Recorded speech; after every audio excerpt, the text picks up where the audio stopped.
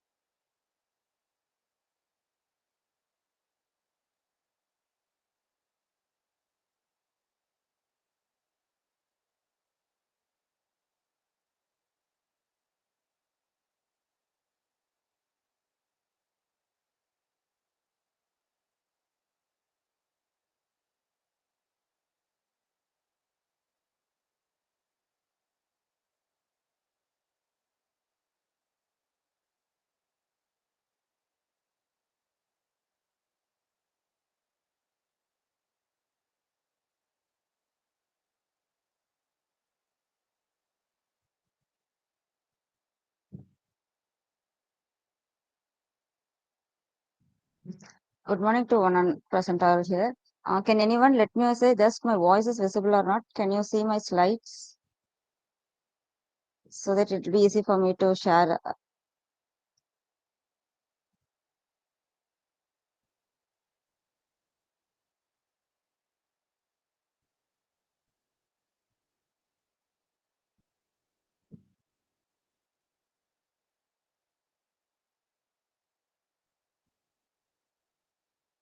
So my voice is audible. Yes, ma'am. Okay, thank you. My slides are visible.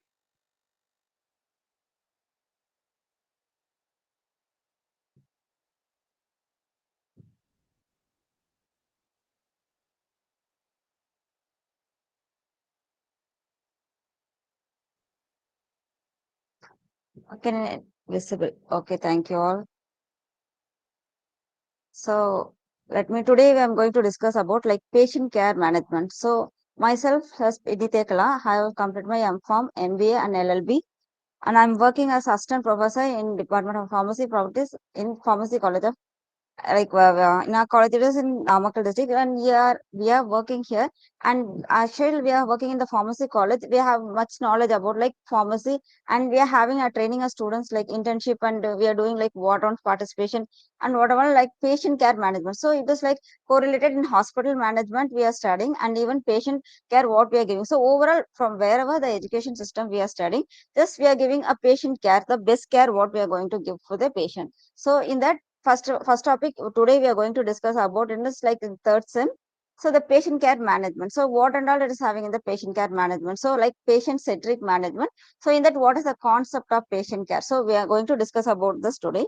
An organization of hospital department. So if it is hospital and what is it the organization is doing, and in this organization what another department is there, and what is the role of departments like managers in enhancing care, we are going to discuss about it, and like brief explanation about patient counseling. So patient counseling is a big picture role in pharmacy, or like dispensing the medications and whatever we are going to discuss with the examples also. And at last, to giving a patient care, we have to finally have to say the patient safety. So we are giving a best care to recover a patient. So we have to give the patient safety and a patient risk management. So today we are going to discuss about this one by one. So first it is like patient centric management. So what is patient centric management? So it is an approach, is a way healthcare system can establish a partnership among practitioners, patients, and their families to align decision with patients' wants, needs, and preferences. So for we were giving a patient care, we will be having a healthcare system. So the practitioners like physician, we will be saying he is giving the best care to the patient. So if patients having health related issues, so they know the patient what they want to need, and what is the preferences. So their treatment or therapy what they are going to give, and the decision making. So it is with the family members or even the patients. So we have to approach them and what is the best care we are going to give. And this also includes the delivery of specific education and supports patients needs to make this decision and participate in their own care. So while making a decision and we are giving the education full support to the patient, so this decision making it will be a big role. So we'll be giving a patient care, we'll be giving an overall covering of the patient management system. So we are saying more around a patient in healthcare setting, there's a teamwork. So individually, specifically one particular only a physician or only a nurse or pharmacist individually they can't completely give the patient care. So each and everyone have a specific role in their healthcare sector. So in that patient will be having physician, dentists, surgeons, and nurses also. So like set up full of healthcare teams they will be having, and another side is like cashiers. So billing and cashiers, receptionists, everything they will be coming, and insurance. So insurance is a major part because it's an economical status. Patient we have to give fully about the financial cost of the patient. So it will be like burdens also they will be patient feeling. So they having an insurance. So insurance it will be like NGO they will be providing, government also giving an insurance. So it does have separate types of insurance. The patient which is affordable they can be easily available, and they will be having insurance schemes, and they will be having. So most of the governments are providing many schemes for the patient care. And as a pharmacist, women a drug related, fully pharmacist as a major role, and lab technician. So lab technician. So once we are saying a patient, how we are saying this is a patient. So if they're having a particular disease, we will say whether the degrees are, they will be taking a laboratory, so blood parameters they will be having. So in the test, they will be having a normal values or abnormal, increase or decrease. So for example, thyroid if they having, so if the thyroid THS is varying, they will be saying like hyperthyroidism or hypothyroidism. So we are having this how we are detecting. So laboratory tests, with the laboratory tests we'll be getting. So according to that we will be noticing and we'll be identifying like what the disease conditions of the patient will be having. So it is a teamwork. So what individual patient, each and every individual patients we are taking, there is a healthcare sector. So healthcare professionals having is an individual, they having other important role taking care. So next is like benefits. So what is and all benefits we are having? So in patient centric approaches have been relevant in the healthcare industry. So we are having this healthcare industries we will be saying. So it is like hospitals and everywhere it will be a separate individually we will be having. So this approaches they will be having in the healthcare system. Fully the industrial have they have many technologies have developed. So there's a lot of technologies and innovations are it will be very useful in the healthcare sector and even software development. So the softwares and all it will be you're using in the laboratory paradigms. We will be saying that even a billing session in the reception counter in the for prescription for even drugs and all we have to refer. We will be using like micrometric software. So the softwares and all in the healthcare profession it is very much interesting and will be very valuable for us to use the day-to-day life. This is particularly not for a healthcare profession. Even a general persons can be using, and it will be very beneficial to the healthcare teams or the to treat the patients. So it raises the patient satisfaction level. So if we are having already having an availability resources, and we having a new and additionally we having extra innovations like technologies based, it will be having additional support. So we can give the patient satisfactions level. So it will be benefit for the healthcare providers also and even the practitioners. So even physician if they having any drug related queries as a drug they want to cross verifications, we are having a drug information center. So even the drug information centers if you have any queries regarding the drugs or drug interactions or ads any occurring, so like that individually we can identify. So we have these particular issues what they are occurring, so we can be making the following to the healthcare provision. So we will be using the software. So this technologies and industries are much benefited in the healthcare sectors. I see that during the COVID-19 pandemic, so even everyone knows the COVID-19 it was so much in the pandemic situation, it was struggled a lot. So, for example, the patients have expressed high satisfactions with their healthcare providers. So, how they are getting the satisfaction? So, in the COVID situation, we can't take, we should not test the patient, and we have that distance of patienting and even giving the treatment. So, it was we feel lots of difficulties, but we had at video conferences calls and even consultations online consultations and everything was upgraded from this softwares and even the full technology development. So even the internet sources we have much benefited in this, and we also started as social distancing, and even though we have the difficulties, but we have provided a best treatment and best care to their patients. So there's the ability to provide the care and guidance they need a right time. So because if a patient is a sick at the right time we have to give the treatment. So if due to this illnesses or the patients have difficulties, so if you are not saying like we have the social distancing, how we are going to treat a patient, so there will be a difficulty. So it is there, this is the right time to take that we are having a proper guidance and the care which we are giving. So it is all will be satisfying the healthcare patients. So this is a pandemic situation also because of the software, this technologies and everything was updated, and we got and we have then another opportunity to treat this also the patients also. And next is like patient centric technology. So technology we are saying like telemedicine. So telemedicine now and all you will be getting like online medicines, online pharmacies and all you will be getting. So doorstep delivery, everything it was like technology development. So once if a patient want to go to the medical shop and they receiving the medicine, so now you will be like you are ordering the Swiggy and Zomato, same like that. Even we can order the medicines also. So telemedicine, even any queries if you are having any doubts or you can ask and you can call directly to the medical. So this telemedicine customer care, they will be supporting a lot. So it enables the patient communications with their providers and get the care they needed regardless of their location. So where the patient is having in their particular location itself, they will be getting like they will be having this facilities as undergoing because of this technology development. We are achieving such a things. The next is this patient-centric messaging platform. So what is this patient-centric messaging platform? So in the COVID-19 situation, it was like a streamlined like testing process. So we everyone were taking this laboratory tests and COVID test sample collections was undergoing. So in this, the effect of minimizing the exposure and maximizing the healthcare services in the time of crisis. So in the particular period of time, it was so hectic, and in that time, it was very much having a patient-centric messaging platform. So that the testing and reporting will be. So we don't want to go and directly collecting the reports. So we can get it in the messages or in the online. You will be getting a data of whatever laboratory tests you will be getting. You can get it in the platform. So it is a messaging platform. So telemedicine also is separated, and even messages and telemarketing, everything it will be in the COVID situation which has a big exposure about, and we know the importance. So technologies and softwares are much it will be useful for us to further will be using in the healthcare teams. And next is like concept of patient care. So in this patient care, so the word concept of patient care, so we having like what and all care we are going to give. So we are having like, we can't say specifically I'm going to give this particular care for a patient. So overall, if a patient coming, so fully they have even the disease condition from acute stage to chronic stage, each and everything we have to follow. So here we are having an ambulatory care and acute or critical care or home health care or long term care. So what is like ambulatory care? So in this ambulatory care, if a particular patient is having a disabilities or a walking error, they will be not having with or without any person's support. If they have facing difficulties like physiotherapy, we are giving focus on exercises, they will be giving. And even if any sorts of injuries or acute or chronic conditions the patient have, will be the critical. So even in that accident or injury cases or critical ill situations, they will be having.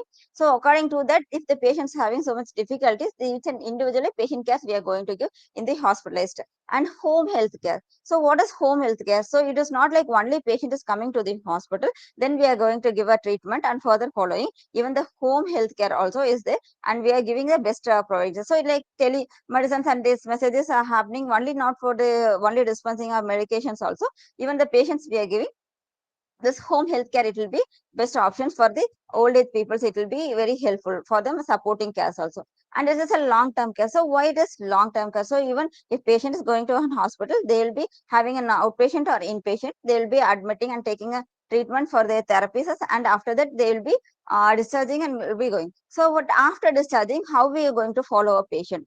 So if conditions if like diabetes or hypertension, if they have it, how we are going to monitor and how going to the follow up for them for a long term. So this is all the care we are going to solve. So if patient is having a review, we have to mention the patient like 15 days your review is there or 1 week your review is there. You have to have a follow up, have to come. So even patient may might have chance to getting forgetting to coming for the review. So we can make a call and reminder, and you having an appointment or you can come for your review, like that we can take an additional care. So this is and all is then hospital healthcare teams, they will be supporting, and they say each and individual having their roles and they'll be giving. So even this concept of patient care, there is a having 5 principles. So what are the 5 principles? It's like safety, dignity, independence, and privacy and communications. So what are these 5 principles? We'll be coming seeing in the upcoming slides. So safety. Safety is the first important. So however we are going to treat a patient, and if even treating a patient, you should not get any harm. So first our motive is to give a best treatment with a safety health.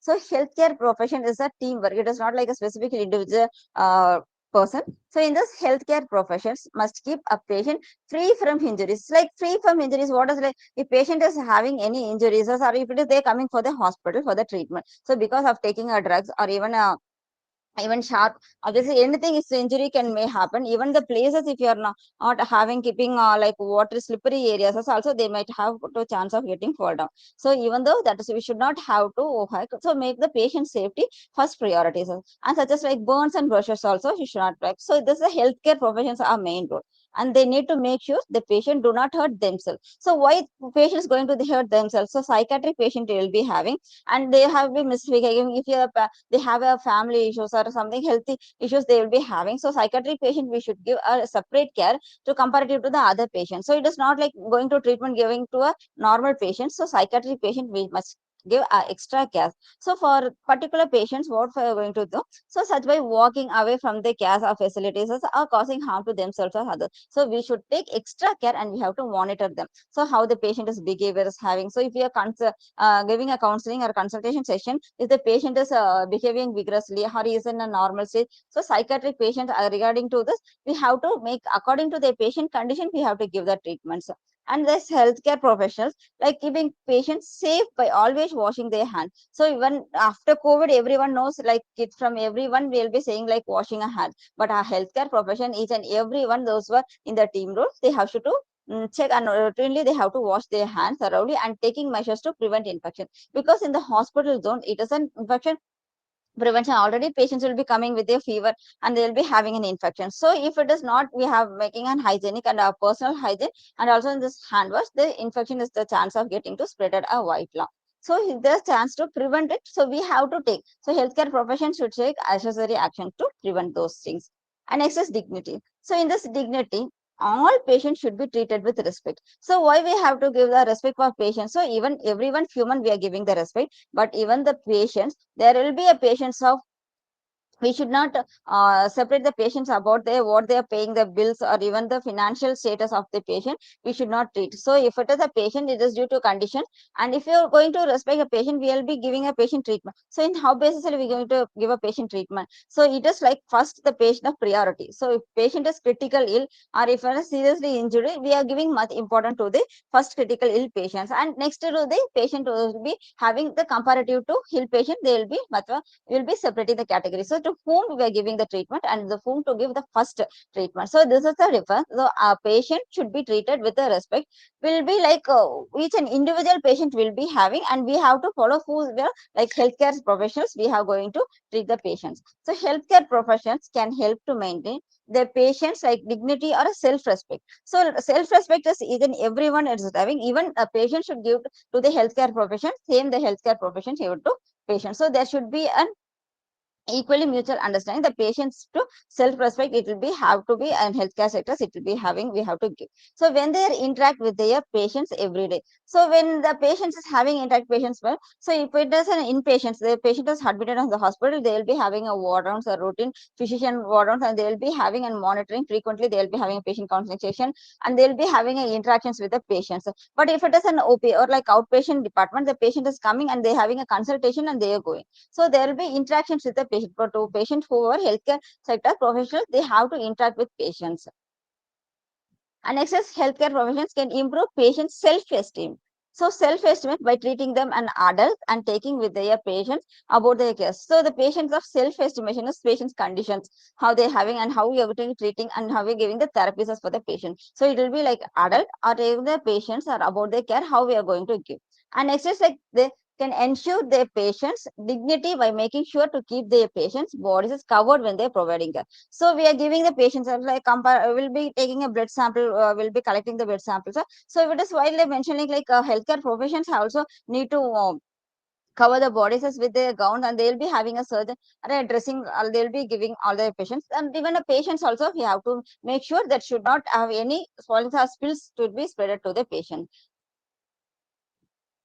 And next is independence. So like we're giving a patient and they are coming for hospital and treatment. So in what is the role of independence? The patient may start to feel helpless when nursing assistant and other healthcare members are caring for their daily needs. So there will be patient will be having, if already a healthy patient, people will be normally feel they will be not having any worries. So if comparative one's patient, so whose patient? One, we are all healthy people. Once we are getting sick, we are also going to be patient. So if we are having a feeling helpless like a patient, they will be having so depressed, and they will have their disease conditions comparatively. If a comparative a cancer patient, if they're having a disease condition, they will be fully depressed and suppression. So they have to, we have to give for them a palliative care. So this is like additional supporting, and will be encouraging to the patient. And those healthcare members each and every road, they should not like once they're coming for consultation, I'm giving the patients for information, and I'm giving the care. It is not like only for specifically towards our daily routines, and we have to give the patient for particular care. So why the patient, they have to feel like they have a support system, they have to overcome their diseases. So that is an important role.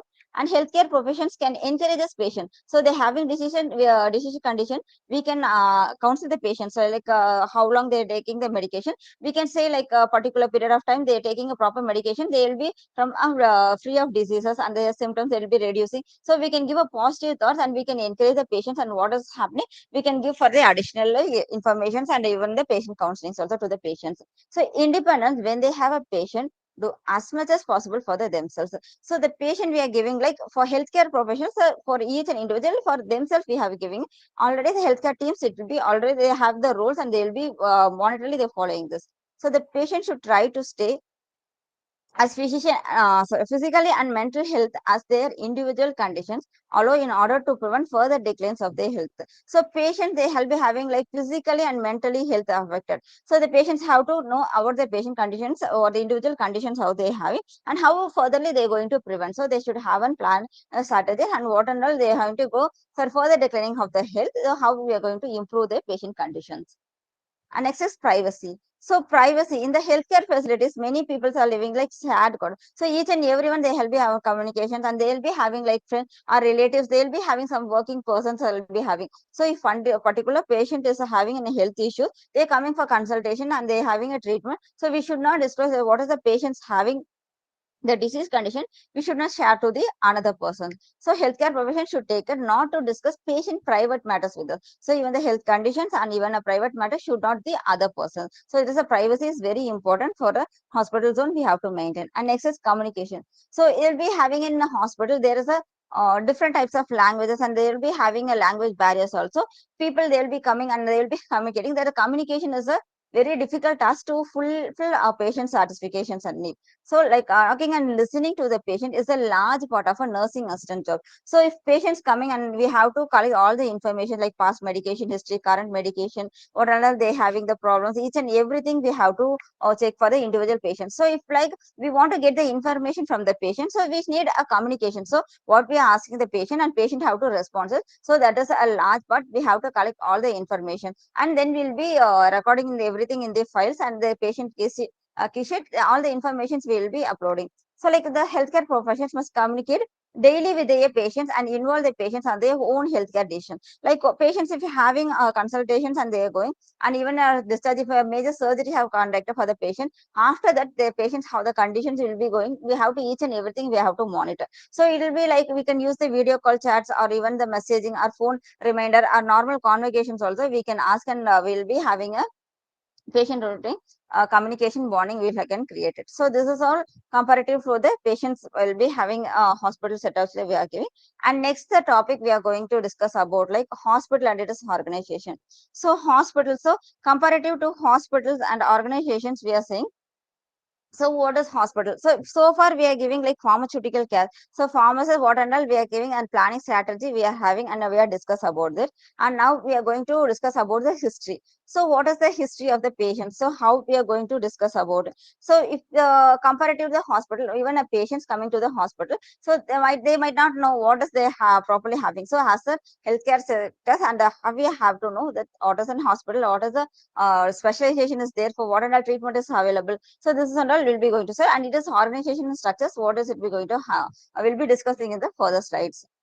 Like the word hospitals. So the word hospitals comes from the Latin hospis, signifying a stranger or a foreigner, hence a guest. So this word is from the Latin hospis. The history of hospital began in antiquity with the hospitals in Greek, the Roman Empire, and on the Indian subcontinent as well as starting with a precautions in an ancient templates in an ancient Greek and there are military hospital in an ancient Rome. So there is a hospital they were having in an ancient period. So in there is a Greek and Rome. They will be having the empire fully. The subcontinent as well. They having the starting initially the hospital was structures was framed. So the Greek temples were dedicated to the sick and infirms, but did not look anything like a modern hospital. So if comparative to modern hospital, the in the ancient it was be very lots of various differences there, and the facilities and providing the comparative now what we are getting the facilities available, it was not in the previous ancient time. So it is a many different tasks while comparing to treat an individual patient. They have faced many difficulties like public hospital versus I did not exist until the Christian era. So the Christian period after his sitting, then only the public hospitals, the government hospitals, and everyone started. So hospital definitions. The hospital is a complex organization and an institute which provides health to people through complicated by specialized scientific equipment. Uh, and teams of trained staff education the problem or a modern medical science. So this is a definition that they have created. And next is like a hospital is a complex organization. It is like fully of the healthcare professions and full they having only it is not like a infrastructures and such as buildings. So even the healthcare profession at team, fully the institution will be giving providing the health to the people, and they will be having a complicated. So they will be having like must tasks also having that maintaining the hospitalization and even the equipment. So equipments will be saying like even from reception will comparing to the OP surgeons and even the physician desk and each and everything, even surgeries, they will be having a vast, even MRI, CT scan. So each and every equipment is even the healthcare sectors will be it is a like team and the trainings. So how we are going to handle the equipment? So hospital we having even the stethoscope and blood temp will be staying like BP will be checking this sphygmomanometer. So compared to sphygmomanometer, how we are going to use and how we are going to check even collecting the blood samples. So they'll be having a kit and how you're going to take the blood samples and syringes. You will be handling a technique. So there will be everything, each and everything will be handling. So we'll having a trained staff. So even the trained staff, the education will be having, it will be like modern medical sciences. It will be even everything will be having and trained from like starting the students. Will be having an internship training program. From the training program, they will be having each and they will be living under the patients and they will be gaining a knowledge. And further, they will be much more. They will be continuing their patients' individual care. So the training and individual health education is very important. And next, it is a specialized complex organization and that makes use of physician, surgeon, and team of technical staff. So the special complex organizations is like they'll be having a teamwork. So for the physician and the surgeon and the technical staff. So technical staff like pharmacy, nursing, and allied health sciences, they will be comparatively all together. They'll be having a team. So in order to provide a facilities for diagnosing. So if patients coming, we'll be first analyzing what is the patient condition, what is the problem occurring. So first we'll be having a diagnosis. After diagnosing what is the patient disease conditions we are identifying, then they'll be giving a therapy. So what treatment we are going to give and particular specific disease conditions or actually what we are going to handle. So after identifying the disease conditions and after giving the treatment, then rehabilitation. So if patient like they can't able to walk or they need another support for patient care attender, if they have to take rehabilitations like ortho will be having ortho department, like other two patients also will be having. So if that rehabilitation will giving an additional support to the patient. And next is like prevention. So if identifying the disease and giving the treatment, so it should be prevented. Like if it is in the acute stage, we should not go to chronic. So we have to prevent it from the acute stage to the normal condition. If it is in a chronic condition, at least we try to come to like acute stages of the patient condition. So prevention is much important. And next is education and researches. So education researches, like if new cases are identifying, example, if you are having an any diseases related, like if a COVID condition, even a textbooks or no literatures, we have been getting the informations much. So if it is comparative to the old textbooks and all, will be not getting a much information. So in this education and research institute, they will be having a researches. So we'll be having like projects and we know how specific particular problem disease conditions having what problem we are occurring. In that we will be taking on a topic and we'll be doing a research and we can identify what conclusion we will be giving for particular problem, what solution we can get it in the live patient we can research studies. And like WHO definitions, like WHO experts committees in 1963, they mentioned like what is the definition? Like a hospital is a residential establishment which provides short-term and long-term medical care consisting of observational, diagnostic, therapeutic, and rehabilitative services for persons suffering or a suspect to be suffering from a disease or an injury or a return. So the patient, if they're having this a patient of a long-term or a short-term, they are suffering from a diseases. So it will be like WHO definition, they are saying like it may be or not also provided services for ambulatory patient or an outpatient basis. So if patient is admitted or long-term condition they are giving, so it will be may or may not be providing the services for particularly what they have on to needed. And next week, like we can classify the hospital. So hospital we can classify it is a number of classified in a number of way of any one institution may fall under the one other than more category. So if we say the in this category anything, it is not like combinedly all to the three, any one it will be underlying the hospitalized classifications. So following three types of classifications like clinical basis, ownership and control biases, and basis of different systems of medicine. So clinical basis, what is they are going to give a patient care in the clinical setups, and ownership of a control basis and basis of different systems of medicine. So we'll be discussing about these three types. So in clinical basis, we'll be having a maternity hospitals and medicines and surgical hospitals.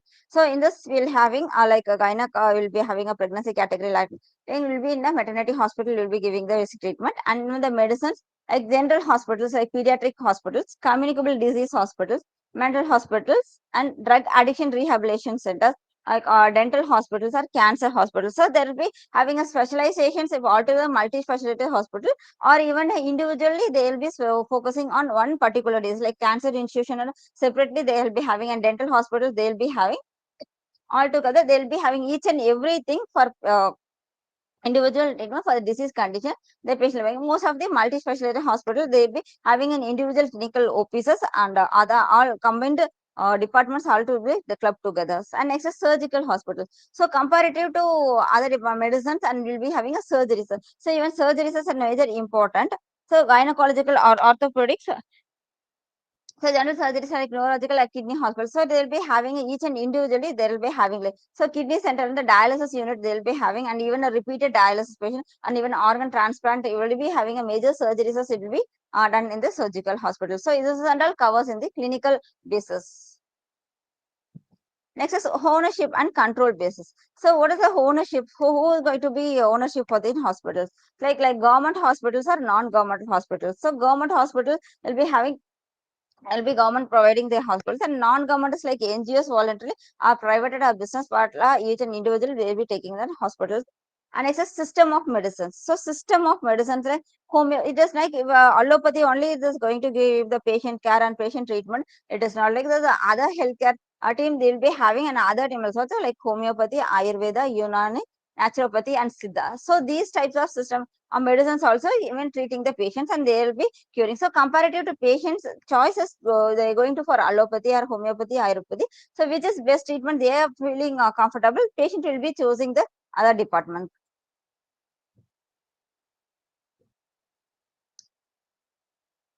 Next is like a clinical basis of classification. So clinically based what we are going to discuss like the word clinical refers to the treatment of a disease in a human being. So in clinic already we say will be coming for an patients I will be discussing like they are coming for clinical visit and prior consultation. So the clinic it will be say refers to the treatment of a disease. So a patient is coming have a disease condition they will be coming and in the OP they will be having what is the problem they are occurring and how going to be treating for this and it will be having will be a wide ranges of disease condition there will be a lot of treatment. So who's going to treatment for giving a human being like a patient.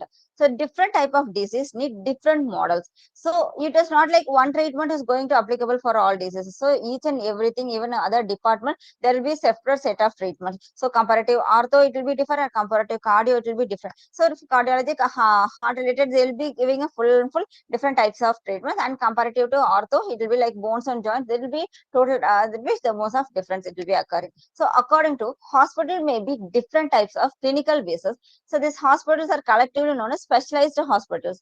So they'll be having all together the collaboratively they'll be having a multi-specialist will be saying like specialist they will be specialized for particular so like cardiology they'll be having our orthopedics or each and every they'll be having a specialized hospital. So only speaking about the hospital, there may be three types.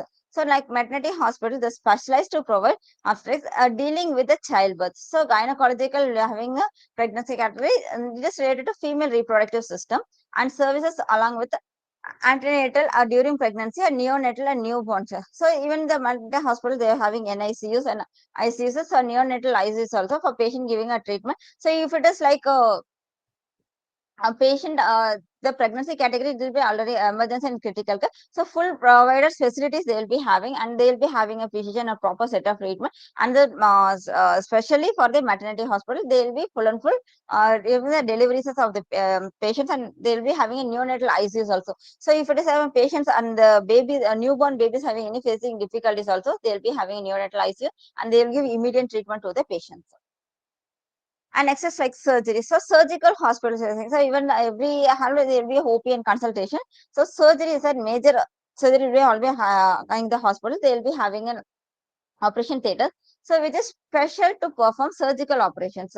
So in that specific operation theater, so we'll be saying like normally or operation theater, they will be having a lot of procedures and protocols and guidelines to follow. So if it should be fully they should be fully sterilized and they'll be having a maintaining a proper hygiene. So even the equipments what they are going to use in the surgical procedures and even the patients and patient attendants and surrounding the physician and other healthcare teams will be having. So everyone will be sterilized and fully will be giving. So the equipments it will be autoclaved. So for a particular temperature, they'll be fully autoclaved and they'll be having the and there should be like a culture sensitivity test also they will be routinely monitoring. So there should not be any bacterial or culture growth. It should not be occur in the operation theater. So they will be having and fully visited and the fumigation they will be doing each and every surgeries after completing they will be maintaining and they will be giving a fumigations.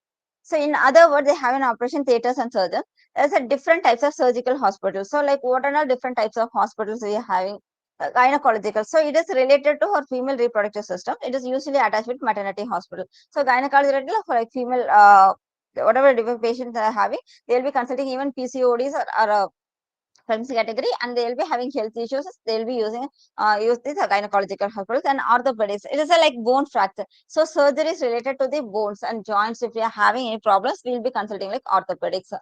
And otolaryngological, so it is related to ear and nose, and ENT will be saying like ear, nose or throat surgeries. Any infection we will be having, we can consult this. And the cardiothoracic, so it is related to the heart and lungs. So if you are having a problems or will be having a major surgeries, we will be consulting orthothoracic. And these days, an open heart surgeries or coronary bypass surgeries, angiographic and angioplasties are common in the hospital. So they will be having like coronary bypass surgeries or angioplasty is another surgery appointment. The cardiothoracic as a be an open heart surgeries and all, it will be they taking, and there is a successing rate also so much they are achieving. So it is fully. Next is general surgery. So general surgery is just like minor wounds or cuts. Even when minor accident is coming, specifically they not uh, going for each and if cardio or ortho, it will be they will specialized for the particular. So if we having an emergency, if they will be getting a surgery or accident if they are getting, so even a first aid or minor surgeries, as they'll be having like general surgery and general medicine, they will be consulting this. And neurological, so nerves related problem occurring, you will be consulting the facilities. You'll be using like surgeries of the brains and spinal cords. If there any occurring like a stroke, or they will be having any patient distress, hemorrhages, they will be occurring. So neurological will be having consultation. And next is kidney hospitals. Like kidney hospital, and that's a type of hospitals involving the kidney transplantations and blood or peritoneal dialysis services. So in this kidney hospital, they will be having a dialysis unit. In this dialysis unit, patients will be having a frequent weekly, twice, thrice. It depends upon the patient condition. They will be having a dialysis. They will be having future the kidney hospitals are giving transplantations and dialysis purposes. And it's just medicines. So these are general purpose hospitals that provides treatment other than the mentioned above. So in this like general hospital, they cannot like margin between the types of treatments are provided. So what the treatment is going to given, and specifically this I'm going to provide. The surgeon can advise about treatment with drugs, and then physician can perform surgeries required. So what treatment is going to given, we will have be giving an advice, and in the surgery, what we are going to perform it. So the word of specialization, there can be a different types of hospital providing. So this case of particularly the types of disease conditions, like general hospital, family physician or treats and advises the patient, and pediatric hospitals where the special cases for the children is taken.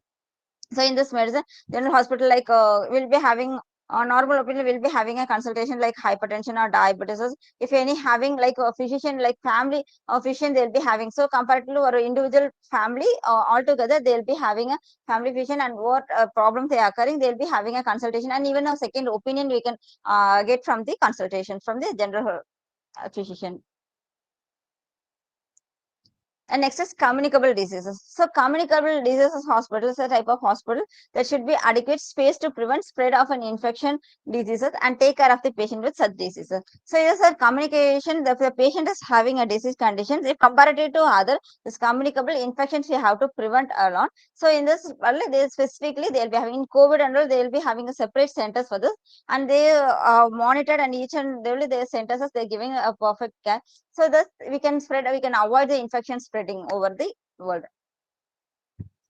It's like mental hospital, so psychiatric disease hospital. So they'll be having commonly multi-specialist hospital. They'll be having, or even the psychiatric. This is a major problem. So once if a patient having any injuries or diseases, they will be having any signs and symptoms. We can identify. We can give the treatment. So patients having such problems, so we can go for further treatment. But comparative to psychiatric patients, they'll be like normal people. So it is very difficult to identify the patient condition. So if they're behaving the vigorously, and if you are minutely watching the patient, then only you can identify. So the patient's behavior, it will be very difficult, and we have to handle a psychiatric patient is not like common patient. So it is a very task to handle a psychiatric patient. So like specialized types of hospital with the facilities as to house or treating a rehabilitation for patient with mental illness. So if patient psychiatric patient, they will be not cooperating. If you are asking any question, they will be getting an irritating a frequent question. If they are admitting in the hospitals also, patient may feel irritating, so they will be not cooperating, and they will be not giving proper responses.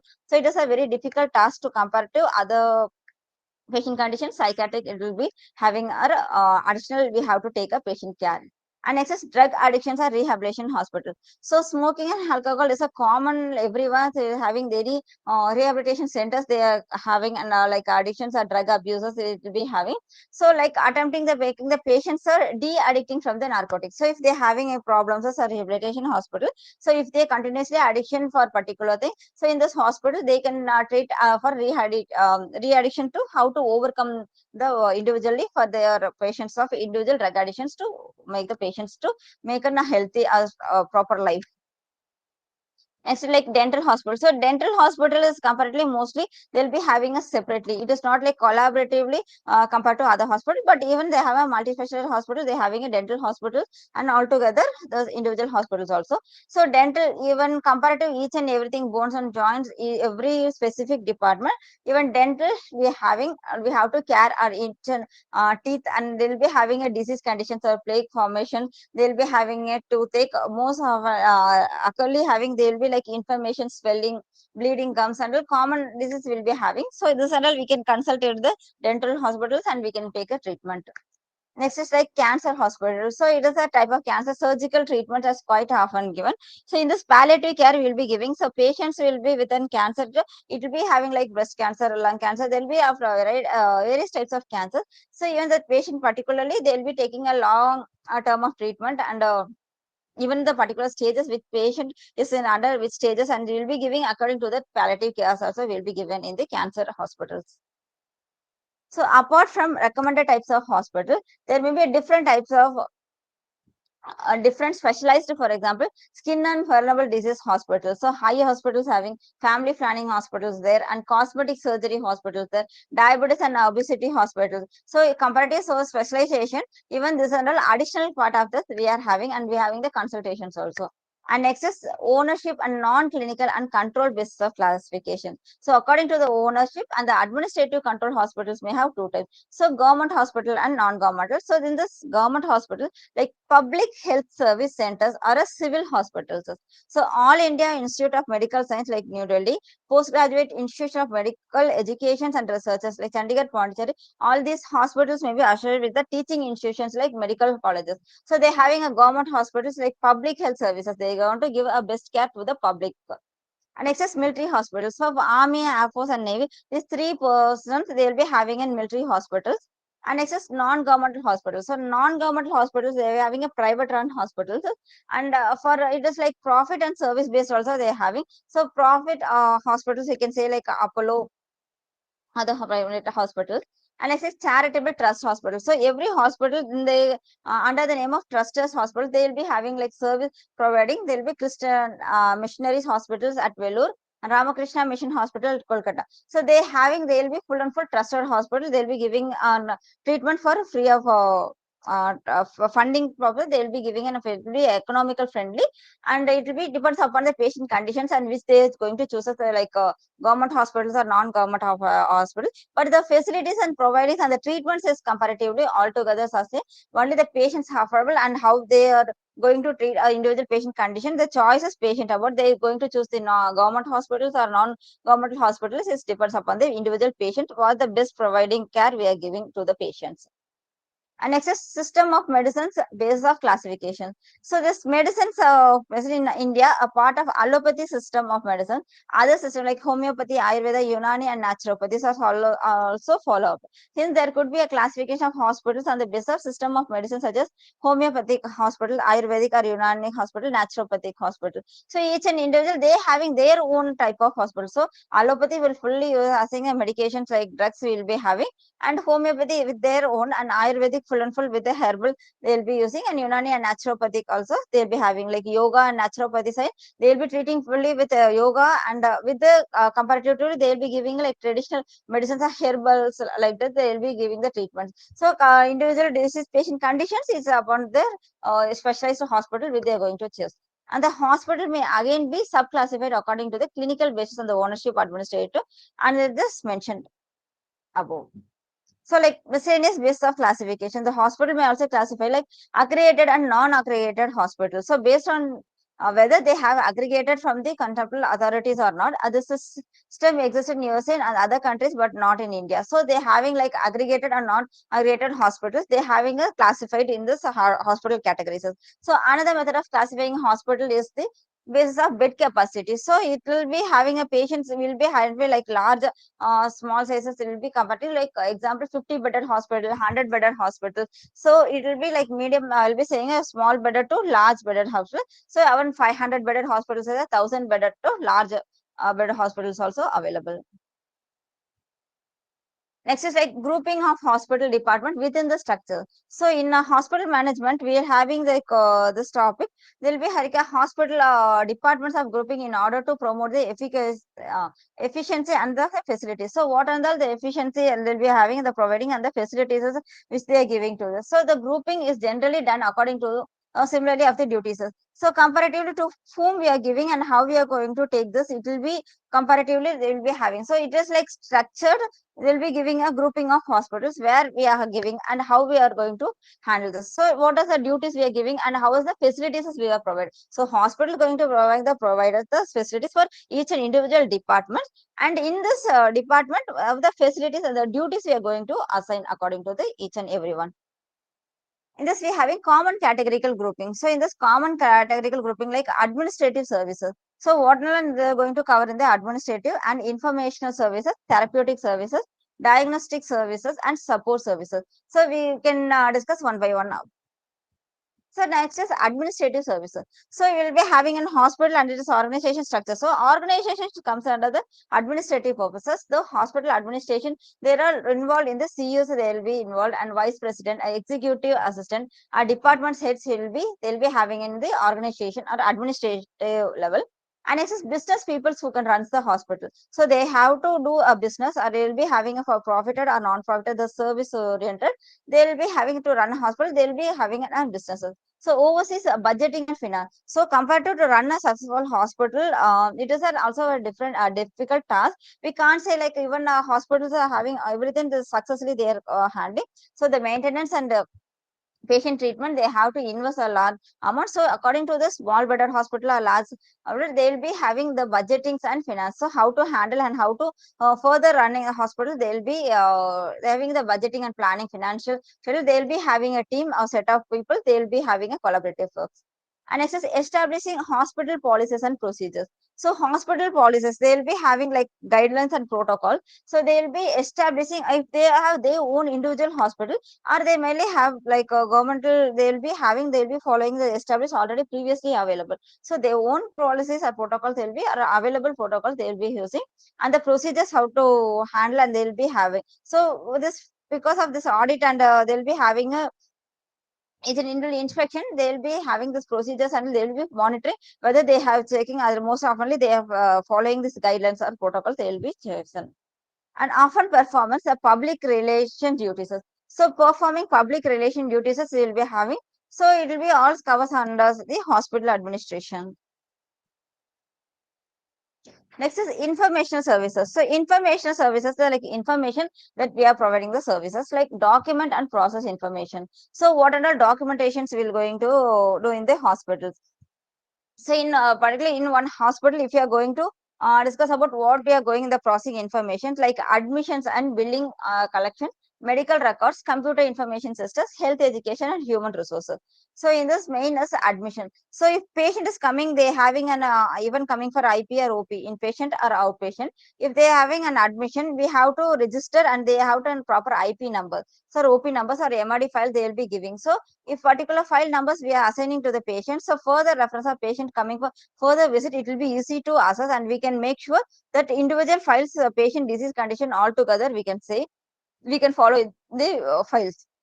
So if patient coming for only particular one disease, maybe they have come for comorbid conditions also. If they have comorbid condition, for them also we can monitor the same register number and we can having the different OPSs we can be following. So the documentation, it will be one file. It will be very useful for the physicians or other consultations. It will be to monitor what the patient conditions having and what the medications have given, what prior condition and patient's previous surgeries, everything documented. It will be doing. And next is billing and collections.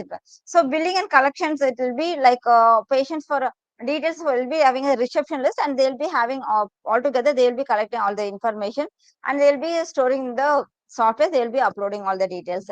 And medical records. So MRD, you'll see like medical records, but it is a very uh, essential, and it will be having like we have to store a medical record for patient is coming to an hospital and they have treated once. If patient is coming after 5 years or 6 years also till 7 years, it is a mandatory. We have to store a medical records, and it is up to 12 to 15 years compulsory we have to store. So it is a 7 years mandatory. We have to store a medical records or files for even a individual, a single patient is coming for one visit also, we have to store the data source. So if medical records, the MRD files, it will be easy accessible for even the study purpose of doing researches or further study or literature review or meta-analysis if we are doing also. It will be very useful for literature based. We can use the medical records databases for further studies as also. And next is computers information system. So if previously they will be not having like computer based, they will be having a manual work. But now it is they have started like computer information system. So in this computer information system, the software, everything we will be uploading. So here we have, you can use like drug information sources, micromedaxes or other healthcare professions they will be having for laboratory. They having it's an individual resource, even a reception and billing system. Everything we have the softwares and we are having the storage data in the computer information systems. And next is health education. So health education is not like education we are providing to only the patients who are coming. We are giving a patient counseling to the students and to the internship or for the public, general public. We should give the health education to awareness. So if we are giving a health education for personal hygiene, and we can prevent the disease conditions of each and individual's patient's health. And human resources. So available resources, what will be having, we will be taking the human resources. So the information we will be getting, and everything we have to document it, and even documented we have to maintain the documentation. So it will be for further references, it will be useful for us.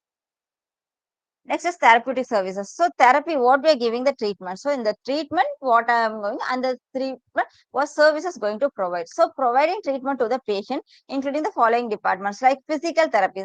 So in physical therapy, the treatment to improve a large muscles mobilities. So in this, they will be giving a treatment for this patients of individual their mobilities, and according to this, they will be giving a treatment. So next is occupational therapy. So the treatment goal is to help patient like fine motor skills. They will be having the patient with conditions. This regain the fine motor skills. The occupational therapy, they will be giving a treatment and will be giving a much patient care. Next is speech and language pathologies. So here they'll be having individual patients having a like speech, they'll be having a difficulties and the language problems will be occurring. So identifying and evaluating and treating this particularly, they'll be having like children or small kids, they'll be having this problem more currently.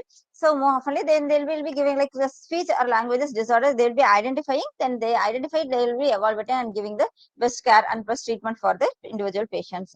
Next is like respiratory therapy. So respiratory therapy, like treatment patient with a heart and lung diseases. So respiratory for pulmo department, they'll be having a pulmonologist, and even the pulmonologist, they'll be giving patients individual disease conditions for lungs, and even for heart cardiologist, cardiothoracic, even the treatment of the patients, each one respiratory therapy, even they'll be giving a treatment.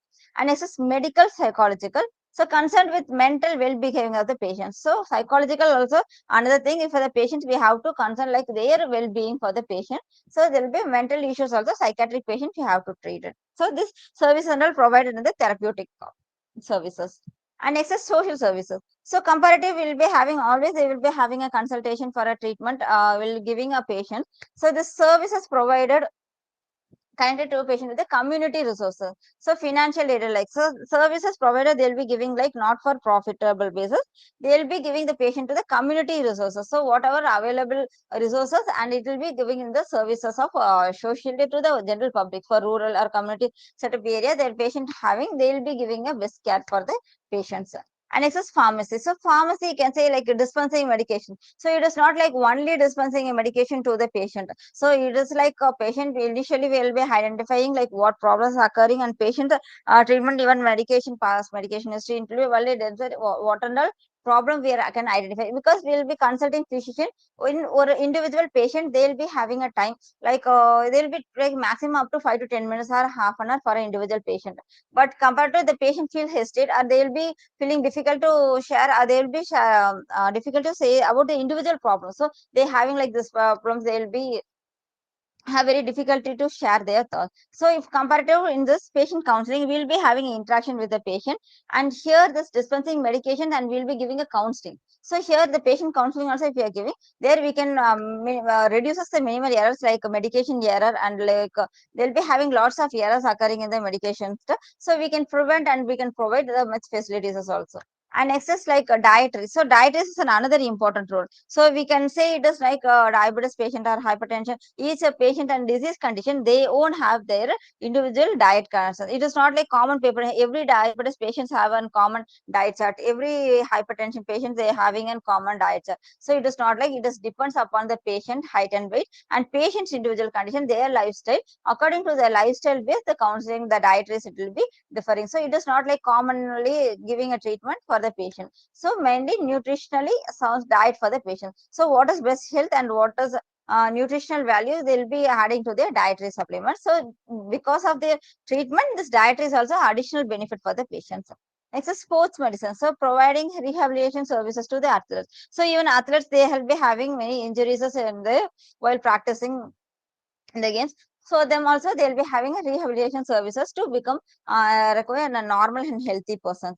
And nursing provides care for the patient. So this is a not simply we can say like nursing giving the care. So each and everything it is having the patients is a major role in the nursing also. So if patient is admitting towards the hospital and towards the surgery and discharging, full nursing chart they'll be having monitoring full setup from initial day of admission to the day of discharge.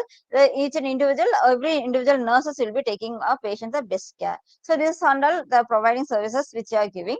And next is diagnostic services. So next is diagnosis. So we are identifying the diseases and what problem we are occurring, everything we are noticing. And after diagnosing services, like determining the causes of illness or injuries. So what are the problems? What are the determination causes having? What are the illness of the injuries have been present? It will be identifying. So like medical laboratory. So medical laboratory like body tissues. So what is the having? Because we'll be saying like what disease having and what of the we are identifying with the blood test. So laboratory report only we are going to hide.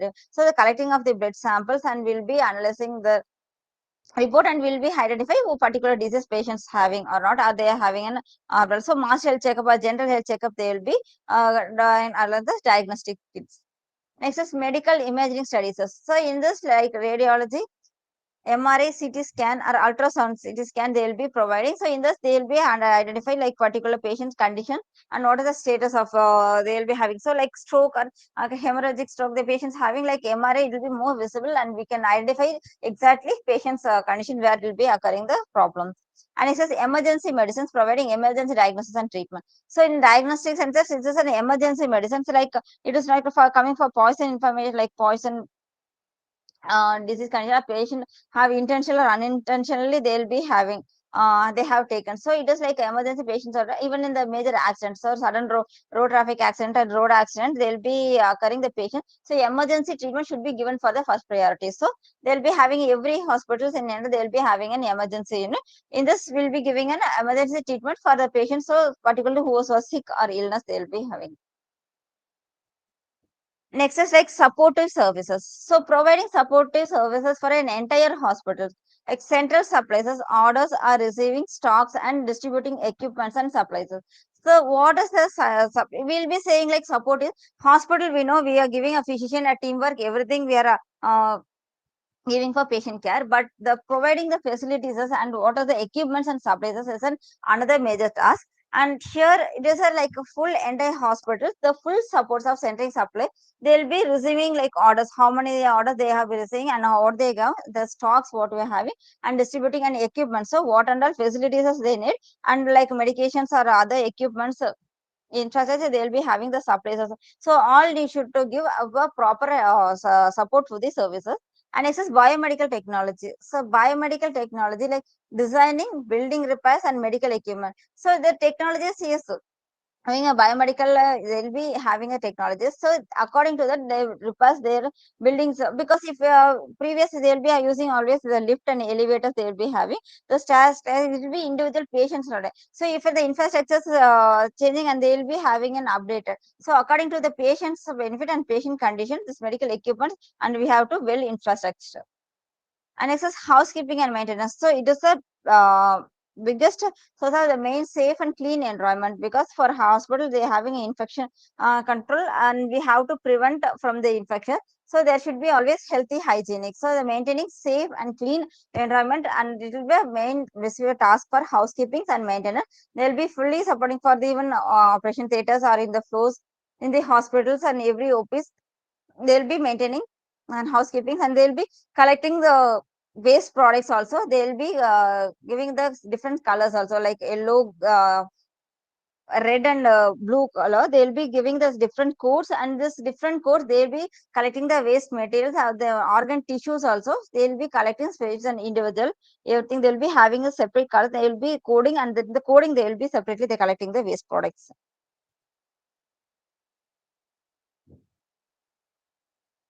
So next is organization administration of an hospital.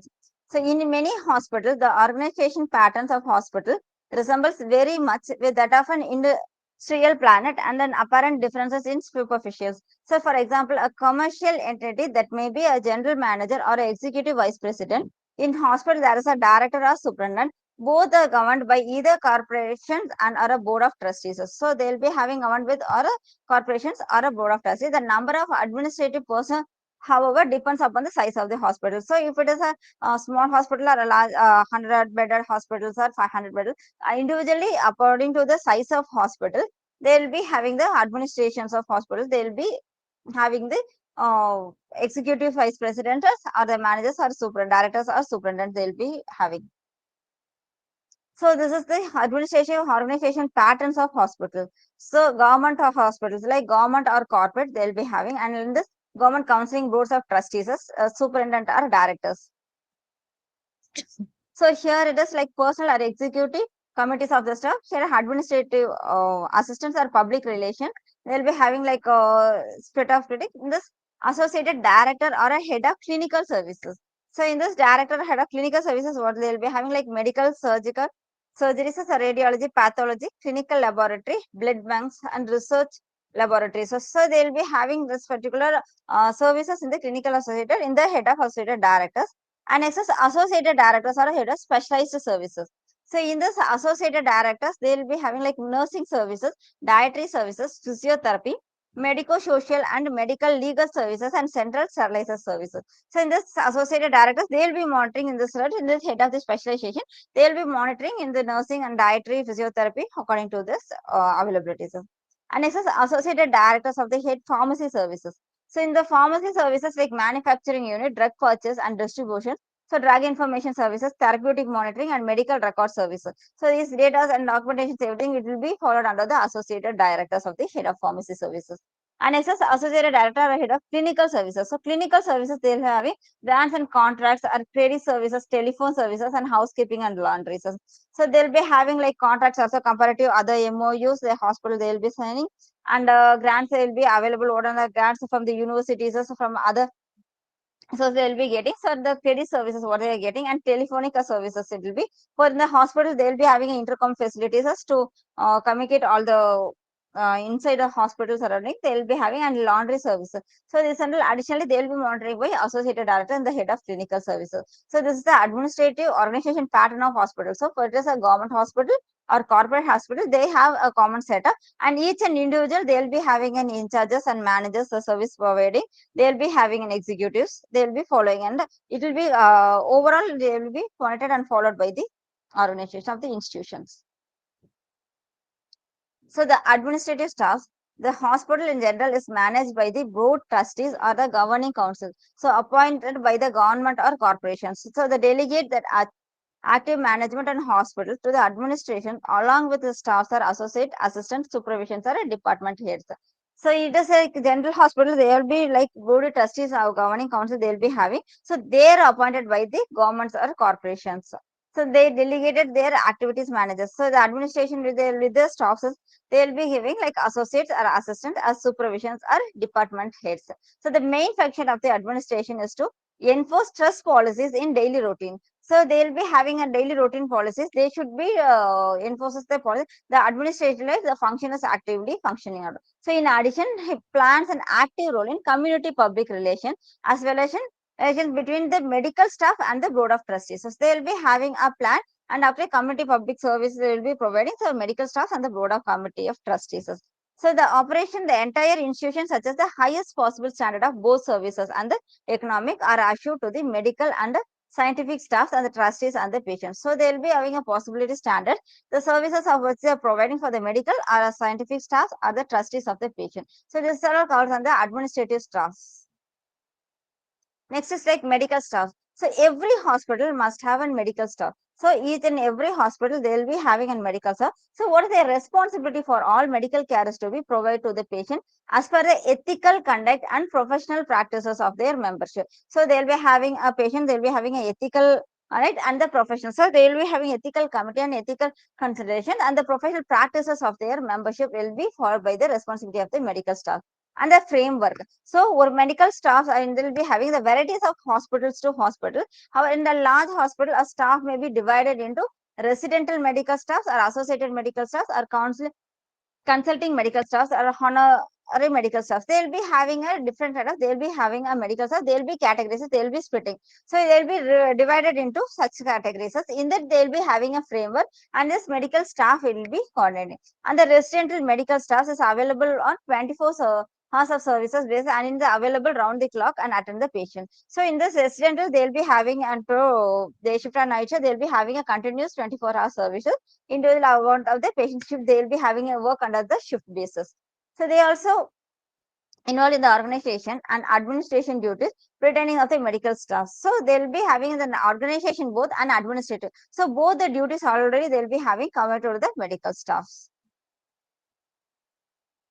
Next, the associated medical staffs, their practice appointed and assigned to various services in the manner as members of the active medical staff. So the associated medical staffs also the practitioners they will be appointing and the same members will be in the medical staff they will be having. So consulting medical staff. So in this consisting of a medical practitioner of recognized professional ability and are not members of other preceding categories of the medical staff. So the medical practitioners recognize the professional abilities. So the consultation of medical staff they'll be having a consulting individual patients they'll be having, so they'll be having a professional ability and not like members of other proceeding like categories. So the honorary medical staff is like a part-time consultation medical staff. So in any hospital the physician they'll be having a part-time consultation. The persons of this group may be retired or emeritus physician or those are practitioners who have their own clinic but provide honor services to the hospital. So they will be having the individual their own clinics and even though they will be coming and giving additional support to the hospitals. So they will be having a honorary medical staff. So the above mentioned medical different clinical division based on their degrees of specialization. So some of the divisions are as follows. So medicine division, so like internal medicine, cardiology, gastroenterology, nephrology, pulmonary diseases, psychiatric and neurology, infectious diseases, allergies, skin and vulnerable diseases, endocrinologists, geriatrics, immunologists, and pediatrics. So this is all under the medicine division, and it's a surgery division. So surgery division, they are having a general surgery, gynecologist and orthopedics, otolaryngologists, dental and oral surgeries, nephrologists, neurological surgeries, cardiothoracic surgeries, and plastic surgeries, and anesthesia. So, surgeries, there is a major part, each and every surgery, there will be an anesthesia. And even although collaboratively, they have a different types of surgery divisions. So, this is a medicine division and this is a surgery division they will be having. Next is supportive parameter services and the staffs. So, there is a supportive staffs. The hospital does not have only clinical department, but also a number of supportive services such as a nursing department, dietary services, laboratory services, medical record department, a central sterilized services, pharmaceutical services, and social services. So, if compared to one hospital, they will be having a various of department. So, in this, they each one have their each and individual roles and responsibilities, and they are giving the best services provided. So, actually, the clinical department cannot function without them. So, we can't skip even a nursing department if there we can't. Effectively we can run even the dietary services same like laboratory services, so medical record department. So when each and every patient they coming, so we have to get easy accessible the MRD files. So if the individual files is missing, we can't say patient previous treatment what they haven't, what is the condition of past medication history, will be not will be getting the each and individual data of the patients. So it is very important. earth central sterile services and pharmaceutical services. So this is along with the social services, each and everything is an important to them.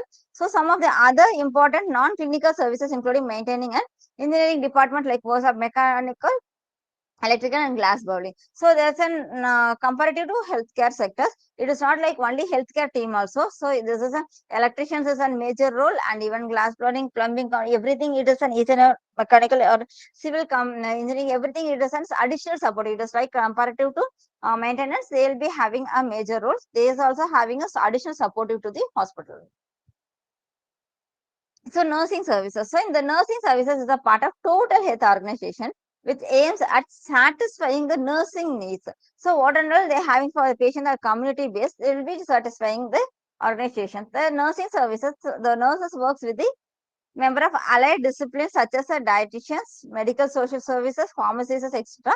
So in service of comprehensive program of a patient care in the hospital. So the nursing services altogether they will be providing the following of basis assumption regarding the nursing care, which one could make about the better health care. So then basic assumption they will be having, and will be having a better care. So the initiating by National Agents of a Nursing in the USA in 1964. So the basic assumption like regarding the nursing care they will be having. So these were initiated by in 1964. So after that, they will be following the nursing services have provided, and the nursing care encompasses the health promotions, the care and prevention of disease and disabilities, are rehabilitations, teaching and counseling, and emotional support as well as a cure of illness. So the patients having the care which we are giving to the patient. So full and full nursing is the responsibility. They are taking a care and prevention of disabilities of a diseases. So it is all together. They will be giving a additional support. And nursing care is an integral part of the total healthcare. So it is a major role compared to other healthcare teams. Nursing is an integral part of the total healthcare team. So it is planned and executed in the combination with related medical, educational, and welfare services. So in this executed the combination related medical education services, they will be giving our integrated part of the total nursing charge. So nursing person should be respect individually dignity, right of every person regardless of race, colors, national origin, social and economical status. So comparative, we are giving going to hospital and the treatment, and we are giving the best providing. So nurses giving their best care. So for that, we have to respect each and individually. We have to give the dignity and the rights of every person. And next is dietary services. So dietary services are important. The functions under the nutritional department. So each and everyone they'll be having a disease condition. They'll be having something nutritional deficiencies. So in particularly what nutritional deficiency they'll be identifying. For them they'll be giving an exact counseling. So they aim to provide nutrition and palatable food while maintaining high standard of hygiene, sanitation, production and the services to all the patients. So this is the nutrition. They will be having a dietary services. They will be giving the best for our dietitian. They will be giving us a standard of hygiene. So it is not like only the nutritional level they will be giving with the standard of hygiene and sanitation, productions and the services to the all the patients. The services are usually in the charges of qualified person and supported by adequate number of dietitian, technical and clerical staffs. So they'll be having a qualified person. So with the dietary services, we'll be giving additional supporting staff like dietitians, technical and clerical staff. They'll be having an additional support. So in addition to the purchasing, planning and preparing of menus, both the patient and the employees. So both they will be having, even the employees and the patient. The dietitian is generally responsible for recording dietary histories of a patient, especially about person with food allergies. So we know come across us in the file, they will be having like past medication history, even everything they will be having a frequent question, you have any allergies?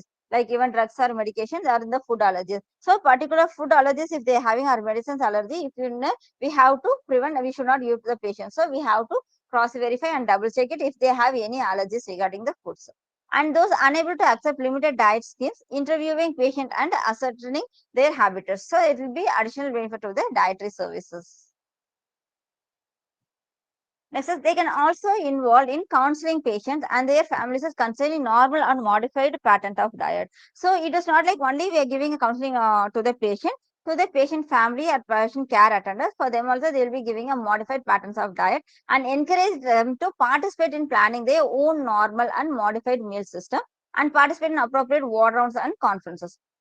So it isn't easy while saying you should follow the diet, and it is a patient, it will be a very big task. So if it is compared to dietitian patient or sorry, diabetes patient, or even a patient or comorbid condition they will be having. So for obese patient, they will be giving each an individual types of food and dietitian menu. So according to that, we have to follow and we have to participate in the patient to involve them, and we have to encourage them to uh, support these dietary systems. Next is medical record services. So it is an MRD is a very important documentation file, and in the hospital it is required to maintain adequate medical records to their patient. There must be accurately documented, accessible, and it should be easily used for retrieving and compiling information. So the purpose of which the medical record is required to maintain the services based for planning of the continuity of the patient care. So once patients coming and we are giving the proper treatment, and we have to document each and every details of the individual patient, and it will be easily accessible for further reviews or further visit of the patients, and to provide means of communications among the physician and any professional who can contribute to the patient care. So the providing information, the communication will be giving to the physician and the professional who can contribute the patients. So their information what they're giving, and the professionals how they're taking for the individual patients. So they'll be contributing each and everyone for the patient care. The furnishes documentary evidences for the course of a patient illness and the treatment during their each hospital stay. So the documentary evidences for the causes of a patient illness, they'll be giving for each and hospital stay, they will be having that evidence-based patient illness conditions, and to provide data for users in research and education. So if I are having an MRD files, they will be having like in a intern student or we will be doing a project. So in this project, the MRD files, it will be very useful for all healthcare professionals. So they'll be having the data sets, and we can assess it like retrospective or prospective studies. So already if it is having a data like backwards data, it will be used say as a retrospective. So retrospective data we can use in the MRD files, and we can make a study, and you will be utilizes with that.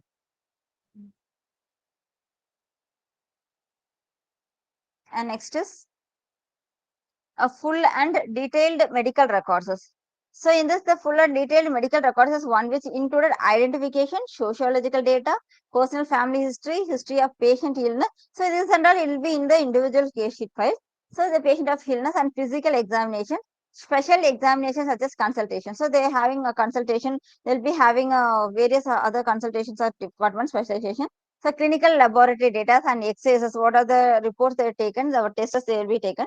It is also include professionals or working diagnosis, medical or surgical treatments, drug prescriptions, process or microscopic pathological finding, progresses notes, final diagnosis, conditions of discharges, follow-up and autopsy finding. So these are all data you will be collecting, you will be having in the MRD. So in this full data, it will be having in each individual patient's case sheet, and the file they will be having, and medical recorded storage documentation they will be filing each and everything. So the medical record should contain enough details to enable another practitioner to assume the care of the patient at any time when given effective and contributing care to the patient. So it will like initial say they will be giving a continuity of patient care. The medical record consists of they'll be having enough details, and the practitioner will be. So if once files we will be having, once we go through all the data, it will be available. So in the final diagnosis of previous surgery, what they have done for previous what treatment they have taken, everything will be easy accessible for us to documentation, and we can follow that.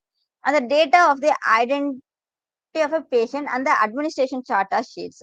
So in this, the data what they are providing and the administration charts and sheets. So the medications are patient they will be having, and the daily follow-up routine. They will be having like vitals they will be checking in the sheets, and they will be having a follow-up medications and daily their routine changes and drug. They will be having an admission chart.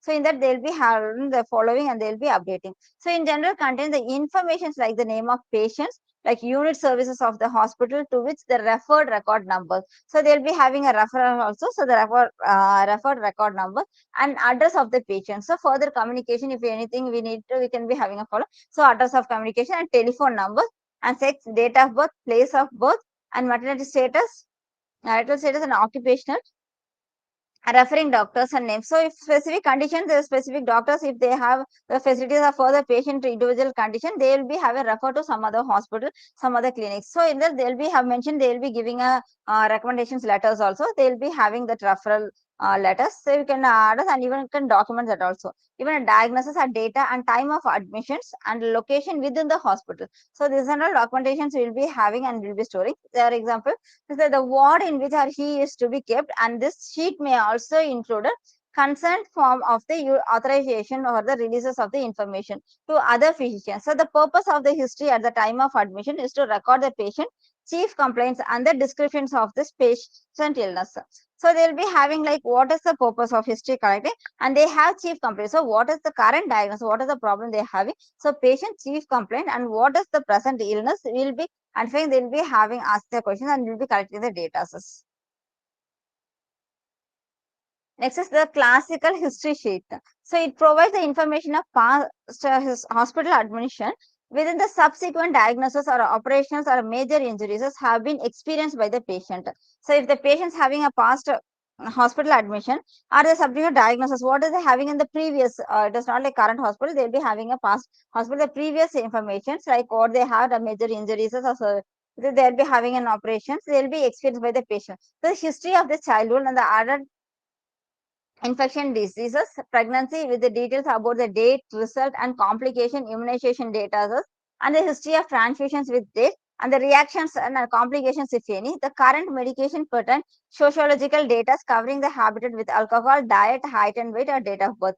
So this is classical history sheet. They will be having all the information we will be collecting. So if the patient's having any previous comorbid conditions or further treatment they have taken, for it is like 5 to 6 years back, they will be having a surgery. So due to the surgery complications also have a current problem may occur. So it will be interlinking, we can be cross verified. So it will be cutting a patient medication history interview. It will be very much useful. And the patient's sociological data like alcoholic and diet, height and weight. This is also an additional, so like casual sheet, they will be collecting the histories of the each and individual patient. Next is like physical examination sheet. So in this, the record information must about routine systemic reviews of the skin or head or neck, cardiorespiratory or breast, or gastrointestinal, urinary, genitalia, endocrine or metabolic state, lymph nodes or muscular, skeletal and extremities as an allergies. So the record information about is like systemic review, they'll be having like physical examination. So these and all they'll be having the examination and they'll be having the data celebrating. So this data is received by the physician before proceeding to the line of treatment. So before starting the treatment, so they'll be having collecting the examination sheet and the treatment to be followed during the patient stay in the hospitals. And next is laboratory sheet. So in this laboratory sheet, they will be having obtained from chemistry or hematologic or microbiological, serological, pathological, as well as radiological department. So in laboratory sheet, they will be having what and all tests they have taken, CTR, MRI scan, even any culture sensitivity test. So like blood culture, they will be having, so hematological test, what will be having. So what are the variations if it is abnormal, increase or decrease, what is the state, and even they will be mentioning the assay, what type of method they have seen, everything they will be given in the laboratory sheets. Next is follow-up and medical treatment sheets. So all procedures for the treatment carried out of the patient, they'll be recorded in the medical records. So operative notes are also included in the record and contains both the descriptions of the findings and as well as the detailed account of the technique used. So there'll be the tissue removed. So the follow-up of the medical treatment, what they are giving and what the procedures ongoing and how they'll be storing the data. So like operation notes, they'll be having the procedures, what are all procedures they have given, they'll be mentioning the sheet and they'll be giving the additional details. And progress notes and made in the sheet and medical record for the purpose of providing the physician with a chronological picture analysis the clinical courses of the patient. So in the patient setup, they'll be having the medical recorder, they'll be noted in the physician the treatment courses and there will be operational note. So this overall they'll be covering like courses fully of the patients and they'll be follow up and they'll be giving a medical treatment sheet. And next is discharge summary sheet. So at least they'll be giving a summary sheet. So in the summary sheet, they will be mentioning like upon discharge from the hospital, the patient record is entered into the discharge summary notes. They will be transferring this from summary sheets. The purpose of this is to provide recapitulations of the patient hospitalization. Some hospital do, however, send a copy to the discharge summary within. So if specifically they will be giving a discharge summary while the patient's condition, they will be discharging, they will be give towards date of admission, towards discharge, what under treatment they have given, what are the medications they were given, there will be short summary they will be giving. Next, the patient, whenever he is transferred either to the another hospital or to an extended care facilities or the nursing home, some of the items included in the discharge summaries included A brief history, result of physical examination, laboratory data, descriptions of the patient hospital courses, the diagnosis, the patient condition, the present condition and the medication that have been sent with the patient, a list of operation performed, complication, conditions of estimated length of disability which may be expected. So in this, we'll be having the examination, like physical examination, we'll be observing what is the patient condition. So brief history will be collecting. So in this discharge summary itself, they will be giving the history. So what are the physical examination and what are the laboratory data? In this laboratory data, what are all abnormalities? In this abnormality results, they will be mentioning, and this after identifying the abnormalities, what are the treatment further given, and after that patient how was recovery phase, everything it will be mentioned, and the description of the patient hospital courses. So length of stay, how long the patient have stayed, and due to what are the treatment and medications they are given, and the diagnosis process and present condition what they have given. And while discharging, they will be mentioning like what are the complications and the treatment, what is the outcome of the patients or conditions, and even the stable or healthy, everything it will be given in the summary sheet. Next is Central Sterilized Services Department. The department supplies all types of sterile items required for nursing units. So the sterile linen or like sterile kits or operational theater packs, needles and syringes. So sterilization department, they will be having like autoclave method, they will be having an autoclave procedures, and they will be having a guidelines and protocols. They will be following this nursing unit. They will be giving before the surgeries or treatment function. They will be giving all the sterilized process, and they will be giving current updated to the patients. In addition, this department also provides the personnel to clean, inspect, repair, assembles, wrap, and sterilizes by special treatment and prepare the types for the various nursing units, operational theaters at this development under the supervision of qualified pharmacists. So in this, they will be giving a personal like inspection. They will be having like what and all repairs are having, or to have to assemble and wrap the sterilization, and they will be having a gauze, and they will be sterilizing, and they will be having a sterilized cloth, and over that they will be having a second sterilization. They will be fully covered with the surgery materials, and the special treatment and the preparation of various nursing units they'll be having in OT. So in this operation theaters, they'll be giving us supervisions also, they'll be following and monitoring. Next is pharmaceutical services. So although the pharmacy department is one of the main division of the hospital, it exerts a lot of influences on the professional pictures and state of the hospital, as well as upon the economic of the total operational cost of the institutions. So the experts of law influence their professional pictures only will be giving. So the economic conditions, so how much cost is involving and the operational cost of the institution. So they'll be having, and they'll be having each and individually, they will be having a clear picture to ensure the safety supply of the medicine. So we have to each and everything before surgery or on the treatment process, hospitalized we'll be having, we have to ensure that all the medications is available, so it is safely supplied. And next, they are involved in activities like procurements, dispensing, distribution, storage, and control of all pharmaceutical used within the facilities and the monitoring of a patient drug therapy. So all will be providing like dispensing and distributions of then the storage is also important for the medications, and they'll be giving a pharmaceutical care. So we have to maintain all the facilities and we have to monitor the drug therapies. Next is associated medical services. So in addition to the medical staff involved in diagnosis and treatment of the diseases, there are some other medical services wherein medical staff is the chief and help main medical staffs for the diagnosis and the treatment. So it will be having an additional medical staff. So already having so many departments in this additional staff, they will be having the diagnosis and treatment of the disease condition. So they will be having chief and help main medical staffs for diagnosis of the treatment. Next is pathology and clinical biochemistry services. So in this, the important services wherein medical tests for various sample of blood, urine, sputums, fecus, they will be present in the pathogenesis, infections or abnormalities in biochemical parameters like sugar, urea, etc. are carried out as per the instructions of the physician. So physician will be giving the instructions due to the pathological report. They will be identifying the head of the services in the medical persons qualified in the branches of pathological medicine. So they will be having a pathologist. They will be identifying this infectious disease, what they are having in the clinical biochemistry test they will be giving. So they will be collecting the samples. In this, they will be identifying, they will be giving specific what type of culture they will be having, like bacteria, fungi, viruses, or what is the present in that. They will be identifying, they will be giving a complete picture of result.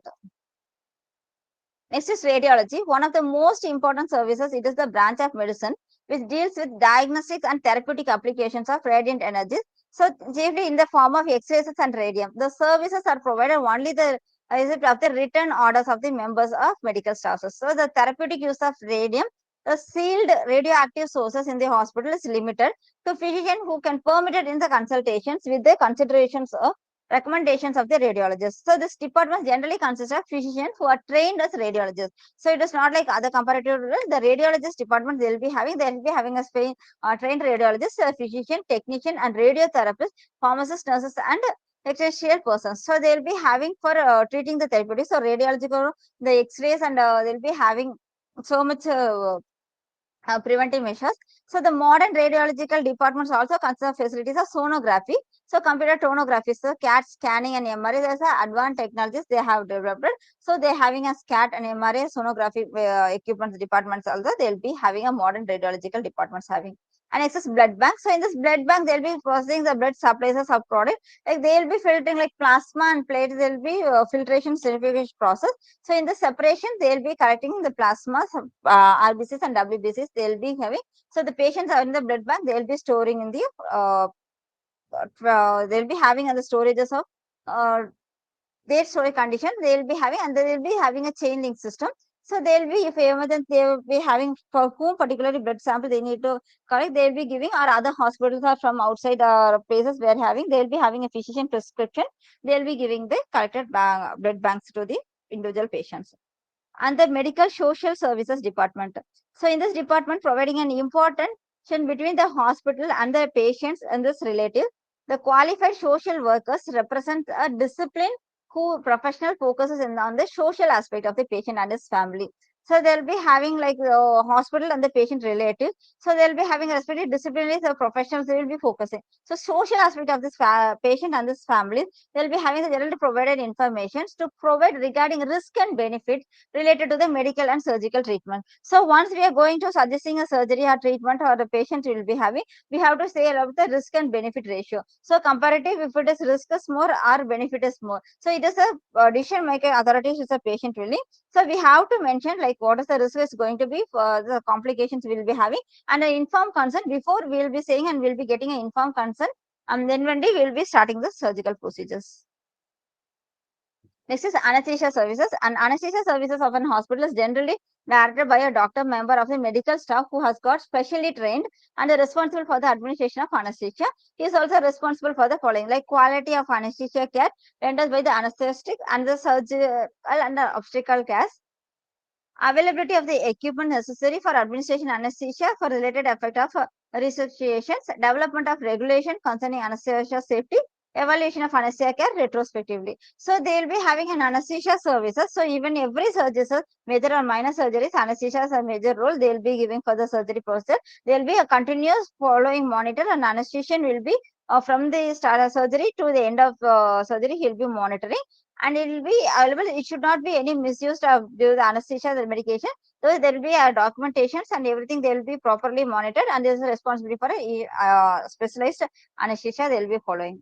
So this is the board members, and this is the administration. So like informative services, therapeutic services, diagnostic and supportive services. So what we have discussed, like admission, like billing and medical records, computer lab, we have discussed about in this. This and all will be covered under information services.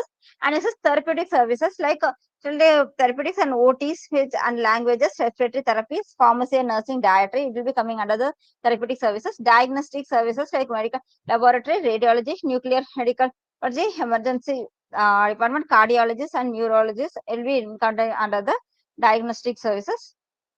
And support services like central supplies, biomedical, housekeeping, maintenance, dietary, and transportation. So these are all from the administrative. They will be having 4 subcategories. In the 4 subcategories, they will be following the further categories.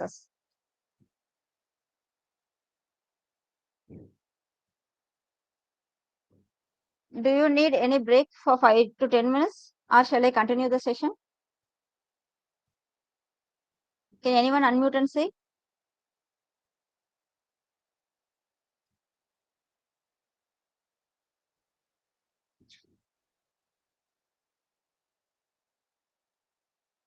Can you hear me?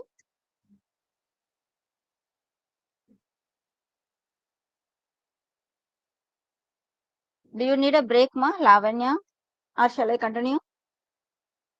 Okay, ma, thank you. So next is functions of an hospital.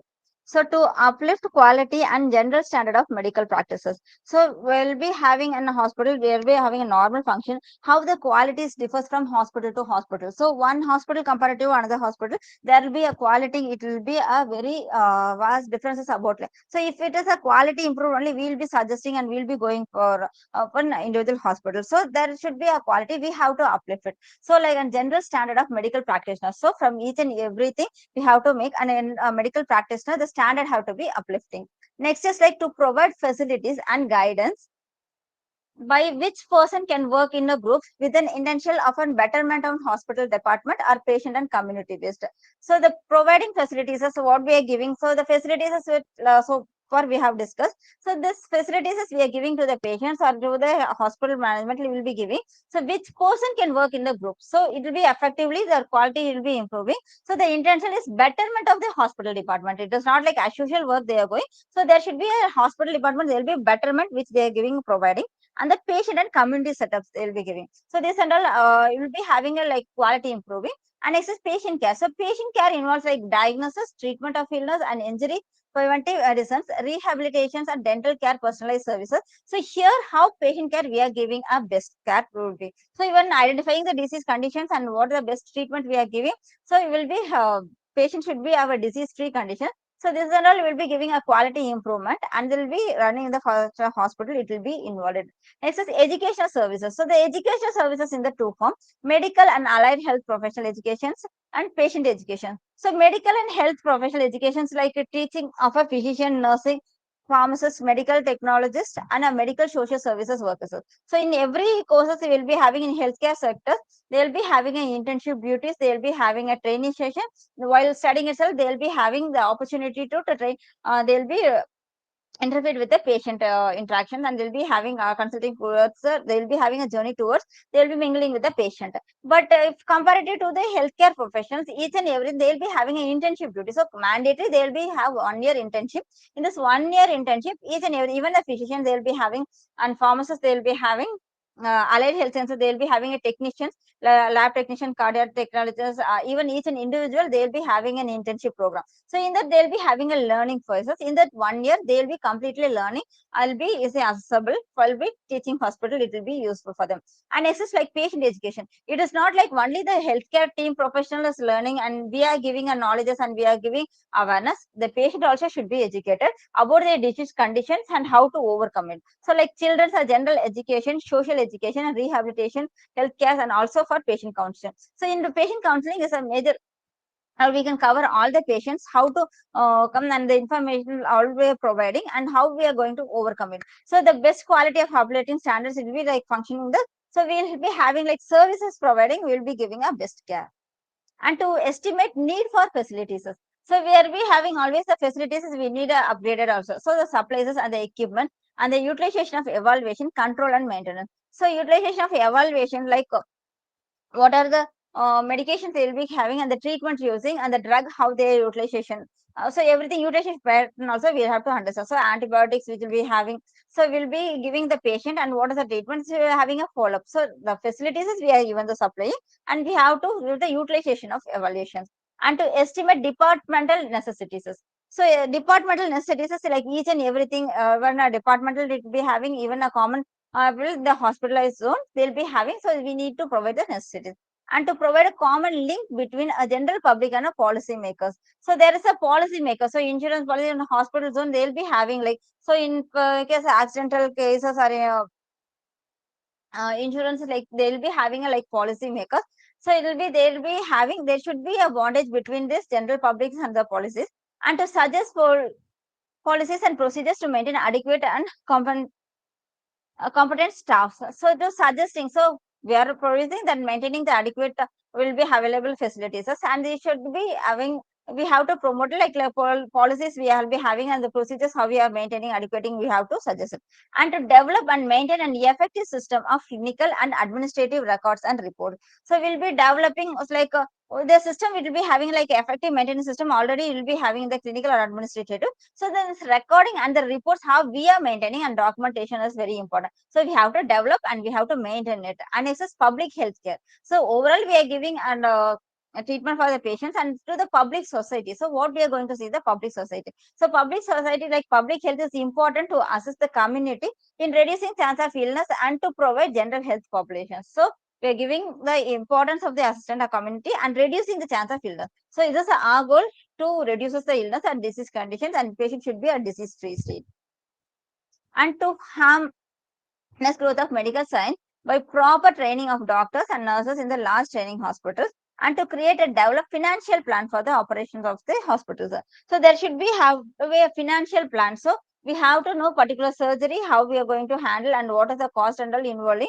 So each and everything he will be splitting, and they will be having a planning and budgeting system they will be giving. So there will be to create, and we have to operational function. It will be like normally we have to develop and we have to maintain it. And next, to provide facilities for continuing education of all the people. So we're giving the facilities, and the education should be is to the all the people, and to participate and implementing safety programs of hospitals. So they should have to participate and implementing. So if new we are having like implementing, like in hospital we will be having like pharmacovigilance, metrovigilance, hemovigilance, we will be having newly implemented. So it will be it is not like every hospital they are having. So newly they will be having like they need the necessity, they will be understanding this is compulsory we need. So they will be implementing with the safety programs of the hospital. And next, to initiate, utilizes and participate in research projects. So it will be very important for giving a patient care for the hospital services. We will be using a research projects also. In the research project, we will be identifying which it is better we can be identifying. Next is like roles of department managers in enhancing care. So here, so far we saw hospital structures and what are the patient care we are giving. And here is responsibility. So whose roles and in the department of managers. So here the healthcare managers oversees the administration of healthcare system for people who are passionate about a health and medicine but prefer the business side of healthcare organization. Becoming a healthcare managers could be fascinating care path. So healthcare managers is like administration of overall the healthcare system. They will be administration. In this people they'll be having a passionate about the health and medicine. So like commonly the people they'll be having, but even the managers have the full responsibilities. So healthcare managers they'll be having a passionate health and medicine, but they prefer business side. So managers, it will be always hospitalized zones, they will be saying administrative purposes in the business sides also being. So healthcare organization is becoming the manager will be fascinated the career path they are choosing. So healthcare managers understand the health sectors. So working alongside clinician and provider to overseas organizational functions like strategy planning, budgeting, policy making, and agenda setting, administrative personal training and professional development. So this healthcare managers understand the healthcare sector. So organizational function we are providing. So what and all they need. So first of all, they need a strategic planning. So how we are going to handle, how this academic year will be taking, and what are the strategies plan we are going. And excess budgeting. So financially how is supported and what the budget is going to be used. They'll be having a proper structured budgeting for that. Next is policy making. So this agenda setting and policy making, they'll be having a team strategy plan. They'll be identifying the policy making. They'll be set of managers. They'll be activating the policy making. They'll be using for particular for what they want, and the agenda settings for which person they'll be using in the healthcare sectors. And it says administrative personal training and professional development. So personal training and professional development, it will be compared to the administrative. So this and all healthcare managers they'll be using, and the organization functions they'll be overcoming. So we can say like healthcare managers work. So where and all this healthcare management, and it will be healthcare managers is working. So here the healthcare management is an umbrella term that encompasses many different types of jobs in healthcare administrations. So like medical office administration. So medical office director, practitioner manager, front desk supervisor. So they will be having. Next is medical building and coding. So in this building and coding, they'll be having a building supervision. So medical office accounting and finance. So in this accounting and finance, there will be accounting manager, a payroll manager, they will be involving in the medical offices accounting. Next is medical information management. Here medical information managers and healthcare law and compliances. So regulatory finance like reporting managers or regulatory compliances managers regard law and ethical issues will be having. So in that, if we will be handling, there will be a manager's role. It is a major role they'll be having, they'll be handling. So each and individually they're having a different type of work, and they'll be having the task, and they'll be having a managers of each and individual separating roles. So other than additionally, early healthcare organization and healthcare managers, not just hospitals. the healthcare managers can enjoy the long career. So these are all opportunities is like if you want to, like in a hospital management field, we are going for an opportunity. So we have to know what and all possibilities is there and what position we are going to go. So as a fresher, once we will be in the learning phase and we have to grab the opportunities. So like that, you'll be having like public health, private practices, pharmacies, community health, marketing, finance, policy analysis, accounting, and telehealth services. So these and all healthcare managers works. It is additionally we can their roles is very much important here. Additionally, healthcare managers may work in general roles such as a manager role at a rural health clinic. So even the rural health clinic also is a general role managers can be taken place. Other healthcare managers chooses to specialize. A healthcare manager can work as a departmental manager of a nurses working at a radiological lab. For example, it is an administration who oversees a pharmacies. So administrative level, the pharmacy will be having so laboratory or it will be a specialized or health clinic. So the manager roles is very much important. They are having the opportunities. So we have a role and we'll be having an opportunity. But the skill of healthcare managers, so they have some basic skills. So they should have sure communication skills and business savvy and ethical decision making and healthcare leadership. So communication sure we have the patient, they will be having each and everyone, they will be having to interact with it, because it is not like only they are going to attend with common public or patient, even management and organization, both the role they have to make the communication and they have to compensate each and every side of their interaction with the session. And as a business service, we having a business service. So the managers, they key role they have to sustain and the business they have to go to successful path. And as this ethical decision making, so if it is coming to an hospitalized, it's decision making, it is not an easy task. So if we say, for example, if a patient is coming now only seriously they will be mentioning like for accident case and all, they don't want to file an FIR, we can say start the treatment. But previously it was not like that. So if it is decision making, there should be some authorized person need to sign for giving a first aid for the patient. So it is an patient is last, it is a critical position. So there is an ethical decision making. Even the patient, they will be giving a surgery. So when surgery or treatment we are giving, there is a decision making. There should be provider. So in that task, we should be a patient favoring, even in the management favoring. Both the side we have to consider. So if it is patient died, or other side it is like a managemental when the hospitalized hospital name will be getting spoiled. So in the decision making, it should be for mutual understanding. It should be for the hospital sides and even the patient side. Both we have to give a mutual intention. So this is a additional skill they should have in managers. And healthcare leadership. So it is a leadership like healthcare professions. We have to take the role, and every leadership will be extra skills that we handle. So next is like a health experience. So we have managers, they will be having the roles and they will be having the skills and they will be having the experiences. So what and all experience they have? So few professional transition from clinical practices to healthcare management as most come from business backgrounds. So everything will be having an experiences and they will be having a hospital zone. This is a business background.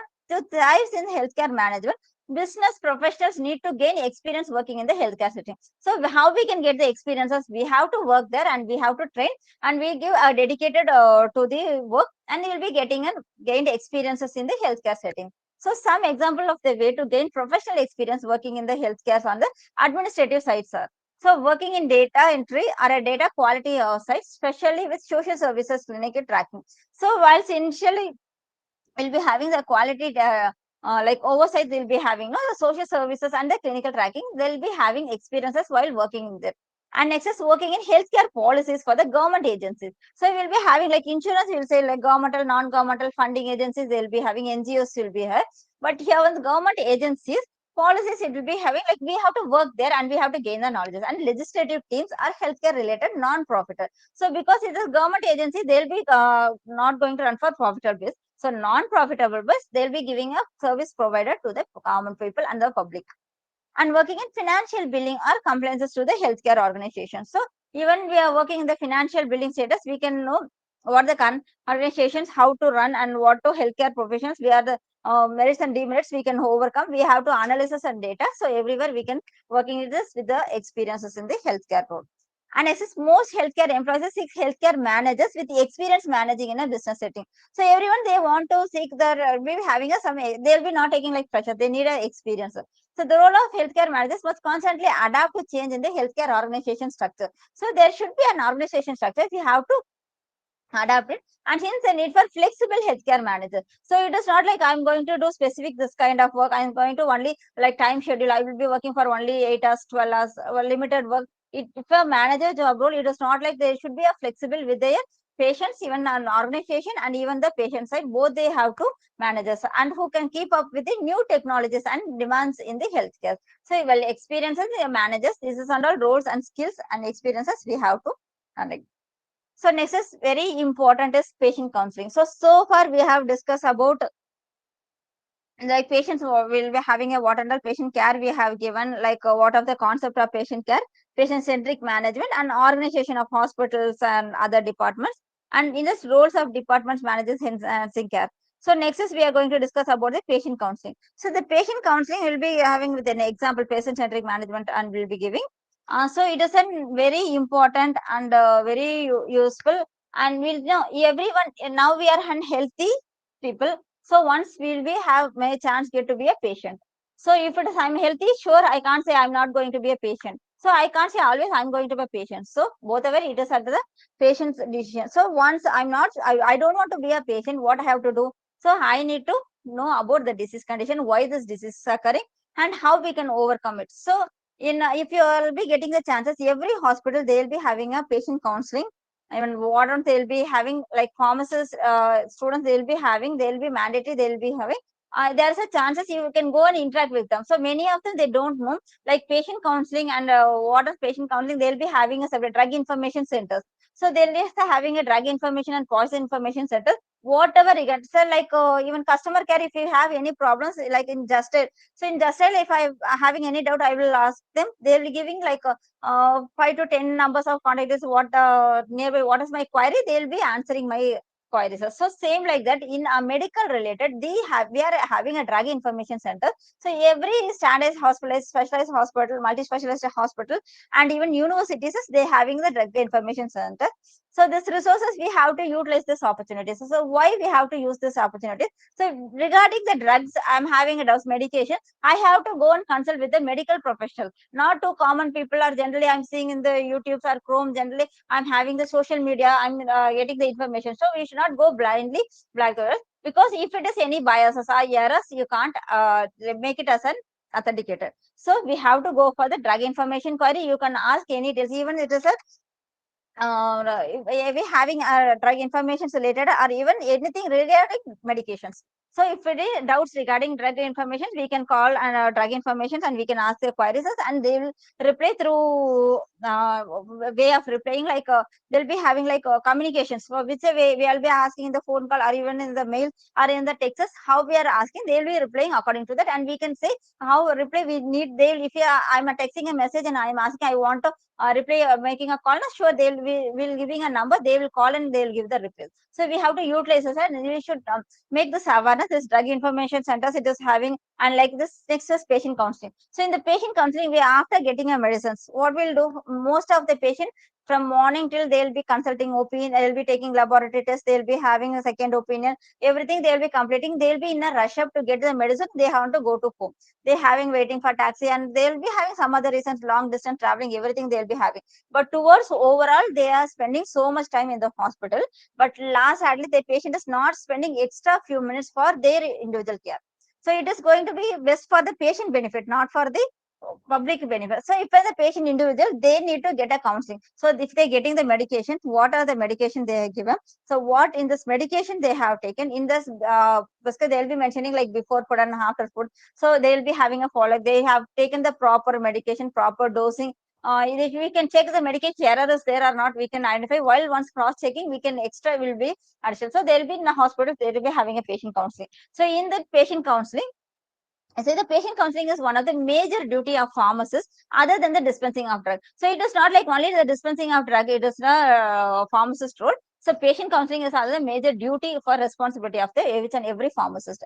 So it is referred to process of providing information, advices and assistance to help patient to use their medications appropriately. So we'll get the information about the patient and I will be giving advice and I will be assistant to the patient And in this medication, they will be having any queries or any everything medications is prescribed for what the physician have prescribed, the responses they got, everything they will be cross-verified and they will be giving the patient counseling. So patient counseling may be defined as providing medication information orally or in a written form of the patient, and the representative are providing proper directions or use, advices on side effects, storages, or diet or lifestyle modifications.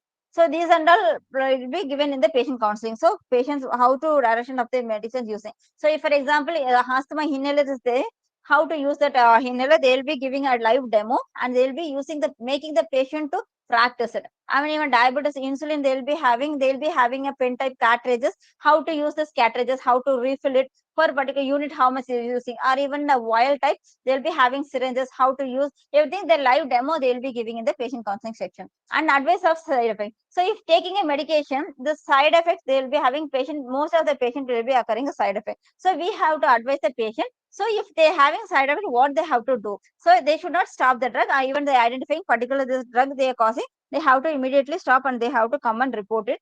We have to consult. So if this awareness we have to give, everything they will be having once come to the patient consultation, we can give this awareness and the knowledge. And as a storage of medication. So there is a particular drugs we have to store in the freezer. They will be it will be in the storage of below temperatures like 8 degrees Celsius to 4 degrees Celsius. Even in the freezers also they will be having. So which degrees we are having which storages, that is an important. And it is like below 35 degrees Celsius, they will be mentioning like under a dark cool place. So we have to mention and we have to highlight it where we have keeping and how their storage is coming. So if the patient is going in the traveling time, how they are going to take this insulin, the storages, they will be having an ice cooling pack. So we have to promote that like cool gel pack is there. It is available in the pharmacy. You can get it, and that is it will be like 8 to 12 hours. It will be having. You can keep it in the pouch and you can close it. You can save this extra additional knowledge for the diabetes patient. So once if the drug it is not under proper storage, the drug efficacy will be reduced. So if I'm paying some amount of medication and I'm getting and I'm taking that medication, but the efficacy is 50% off due to the storage and not proper guidance. So this is and all, it is a loss of money, and even the patient efficacy it is also will be affecting. And diet and lifestyle modifications are so very important. And the goal to provide information direct and encouraging safe and appropriate use of medication, thereby enhancing therapeutic outcomes. So the information which they are giving and the medication therapy, what is the outcome we are going to get. So this is the main goal. And next is objectives. So objectives is like the patient should recognize the importance of medication for his well-being. So if we are going and counseling to the patient, so patient may they will won't listen at what we are saying. So they will be having, they will be distractions, they will be having a phone conversation, or they will be thinking about disease condition, they will be giving a new science, etc. They'll be something, they'll be distracting. So this is for patient benefit. We have to counsel and we have to give the importance. We have to understand this is for their well-being. Next is working relationship and a foundation for continuous interaction and consultation should be established. So there should be a relationship between interactions or consultation. So while interacting with the patient counseling will be giving, there should be a continuous interaction, because if while saying, the patient should understand what we are saying, and the communication part we have to ask open-ended questions like they understand and what type of barriers they will be having a difficulties to understand. So there should be an interaction session with the patient and the pharmacist. And the patient understanding of strategies to deal with the medicine should be improved, because in the medical terms or common terms that patient might not have understand. So we have to understand at the patient point of view and we have to deal with it, and we have to should medications and we should be improved and should ensure better patient compliance. So many patients they will be not taking proper medication, they will be having a poor compliance. So to overcome, we have to give a patient counseling and proper counseling, and to take on we have to maintain and we have to get a better patient compliance. And patient become informed or effective and an active participant in the disease treatment and the self-care management. So we have to inform the patient. So what is about their disease condition and how it is effective, and active participants if the disease treatment they are taking, and they have to take the self-care management. So it's an individual patient, they have to take their self-care management, how to handle, we have to counsel the patients. And the pharmacist should be perceived as a professional who offers pharmaceutical care.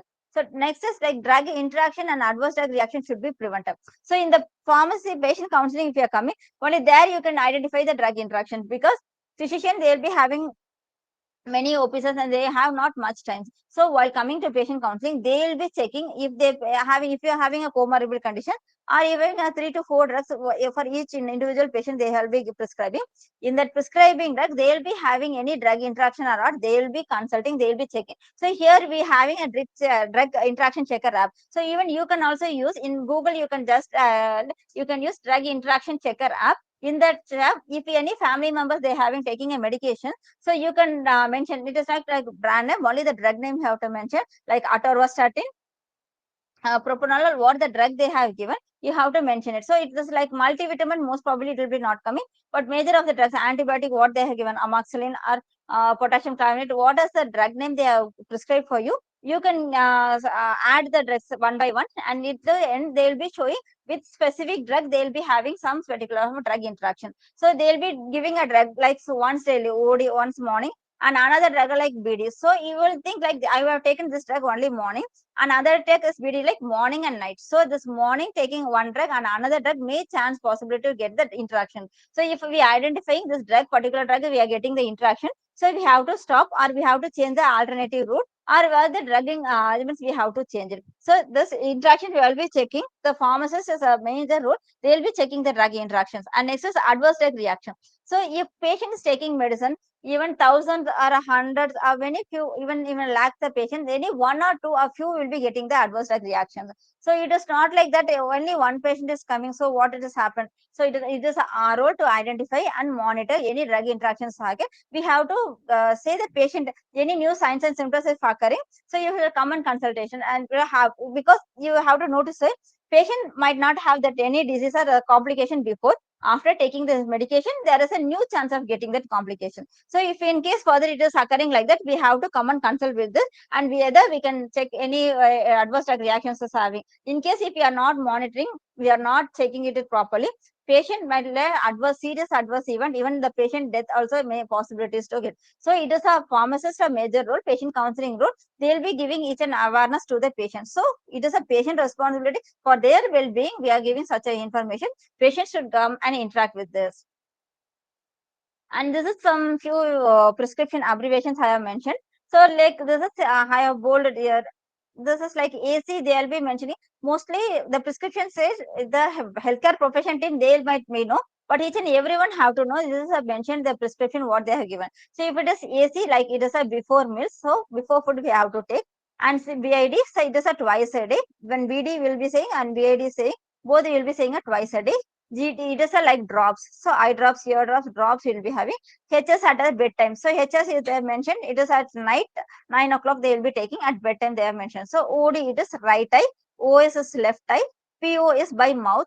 For oral they will be saying like for OS by mouth, and PC like afterwards. So here we are saying before meals, here it will be saying after meals, and PRN as needed. So SOS we will be saying as if we need we have to take, otherwise it will be not necessary. So painkiller they will be mentioning like SOS they will be mentioning.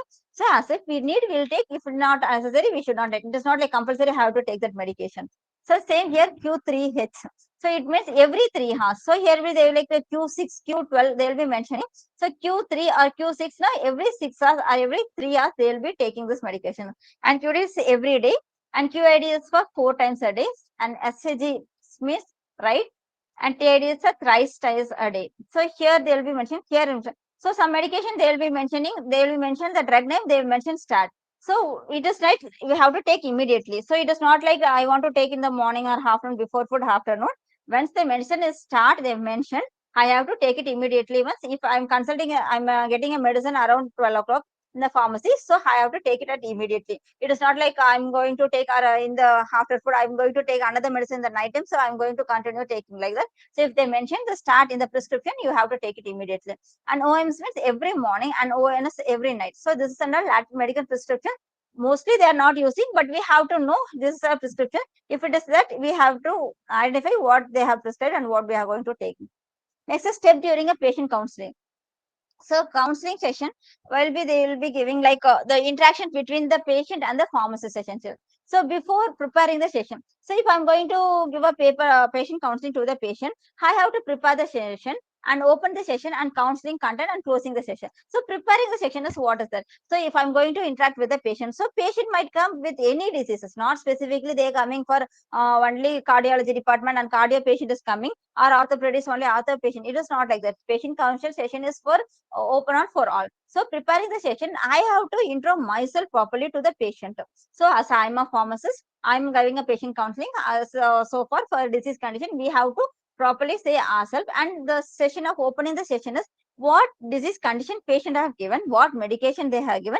We have to check and cross verify, and we have to give counsel according to that. And counseling content is if they have diet or disease conditions, what is the problem they are occurring. According to that, we will be giving a counseling content.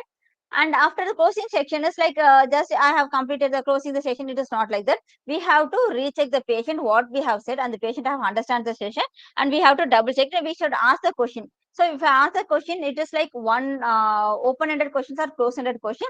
What and why and how we will be asking. Like same the close-ended questions we will be asking the patient of understanding, and we have to ask the patient to repeat it. So if the patient repeating while they're saying, it will be correct, we can identify whether the patient how much they have understand or not. If it is not clarity, we can clarify their doubts, and we'll be giving this is a proper session for patient counseling.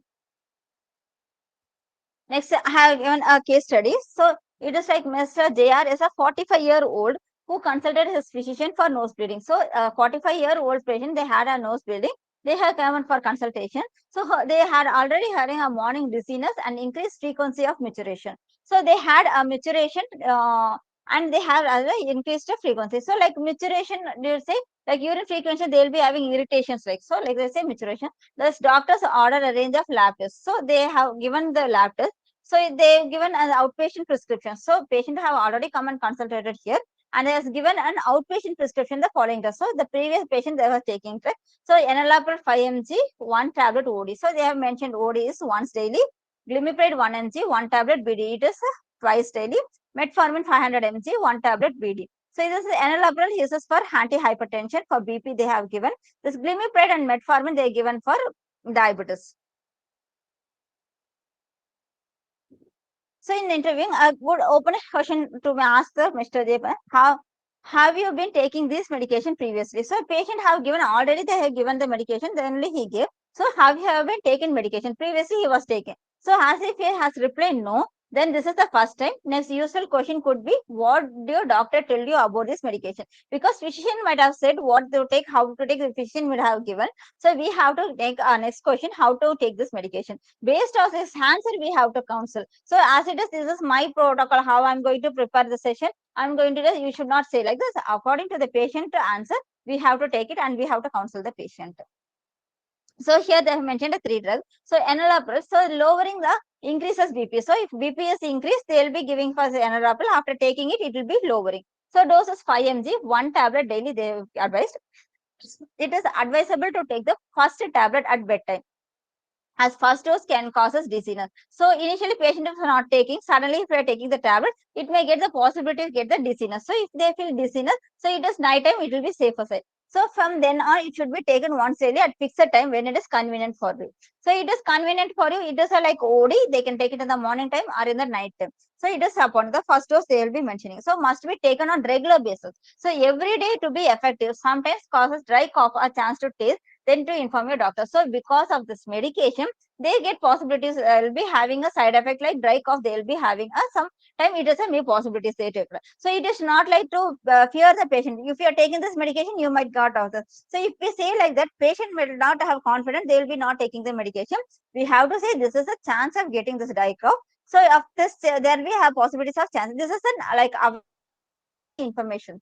So if they are taking the daily basis for the patient or BP, it will be lowering and they will be becoming very effective. Next is like glimepiride. It is given to reduce the elevated blood sugar. So for diabetes, they have given so elevated blood sugar level. Dose 1 mg twice daily. So immediately after the morning and evening meals. So do not take without food. So do not take without food. So what they have mentioned, do not take without food. So with food they will be taking. So if a meal is missed, your blood sugar level may fall below normal. Like if what has happened below normal, so the patient may get sweating, increases heart rate or mental confusion, then eat small sugar candy. So if patient condition low diabetes is having, we have to mention. So this and all before that counseling session, we have to say to patient. This is metformin. So reducing elevated blood sugar level doses 500 mg, one tablet twice daily after morning and evening meals sometimes causes nausea or diarrhea. So then please speak to the doctor. So in case if there is a possibility, if you are getting, we have to check the physician if any problem occurring. So diet and lifestyle based changes are important. So if diabetes is there is a major role, it is not only medication is going to reduce their diabetes level, diet and lifestyle based. So physical exercises and walking and diet, healthy food, sugary content and processed food they have to avoid. So they'll be giving like a proper diet and lifestyle. So comparative with diet and lifestyle, this medication is also going to be an additional support tool for diabetes. And avoid eating sweets, honeys, jams, and jellies. This and all will be commonly missing. And salt intake should be reduced as fast as BP lowering. So patient is already having a diabetes and hypertension. So diabetes also we are going to giving the counseling and hypertension. So both the role we have to give the counseling for the patient. Next is counseling process. So in this counseling process, like verbal communication having non-verbal communication. So even whatever we are saying, this information is well and good. We can understand this patient is getting, it will be benefit for the patient, but it could be response reach to the patient. So this is a major role. Like even if for 10 pharmacist students or 10 will be having people, if they are counseling to the patient, not each and everyone will be giving the full information. So there is a difference between each and individual pharmacist and each and individual difference of patient also. So how a pharmacist is responding, how a patient is responding, both is to have a to achieve a successful or patient counseling to contribute the patient's health. So here it is a verbal communication. So verbal communication is like as a pharmacist, they should be having like languages. So how they are going to speak and the local languages. So wherever they are working and where giving the patient known languages and the particular place where they are having their local languages. So their local languages they have to know and they have to speak with them. And the tone. So the voice and the tone they are speaking to the patient, they should be understand. Should not be too there should be the voice should not be so much harsh. It is not like so polite. So there should be a confident level of tone they're speaking to the patient. And the volume. So how much is speaking the volume? It is volume like not like sound. So the patient, what the information we are giving and the verbal communication to the patient. So the patient also could interact with us. Next, speed. So the information we are giving to the patient. So it is not like I have said one set of details, the diet, this food, these and all foods you have to take, this food and all you should not take. It is not like that. We have to speak to patient understanding and we have to normal speak about the patient condition. So that this verbal communication that will be very useful for successing the patient counseling. And next is non-verbal communication. So these are all the way we are responding as a pharmacist, but non-verbal communication is proximity as eye contact. So proximity is like our body posture gestures and eye contact. So we always want speaking to the other person. Normally we'll speak, we see the eye and we will be speaking so that the patient they will not get any distraction. So if we are speaking and seeing some other wall or pictures or even in the mobile, patient may not get interested and they'll be having a distraction. So there is always we have to speak and we have to see an eye visual contact and facial expression. So it is not like too much smiley faces or too much rude faces. We have to, of course, collect smiley face expression. The patient, what they are saying, once the patient saying the information, they're if they're having a pain or some chance of patients say they'll be interacting with much. They'll be saying their family situations and the patient conditions, and if they having any accident or injuries, they will be explaining what it happened, when it happened. So we have to politely, we have to listen. So without listening, just we should not rush up and we have to cancel the session. I have to end the session. You should not do like that. So with that, everything we have to achieve. So our patient satisfaction, we have to contribute like verbal communication and non-verbal communication. So both the side we have to give a patient counseling process. And function of patient counseling. So effective patient counseling aim to produces the following result: better patient understanding of the illness and the role of medication in its treatment. So we have to understand the patient's condition. So what is the illness and what we have to do, and in that role of medication treatment, what we can give the counseling, and it should be better for the patient. So we have to make effective in that way.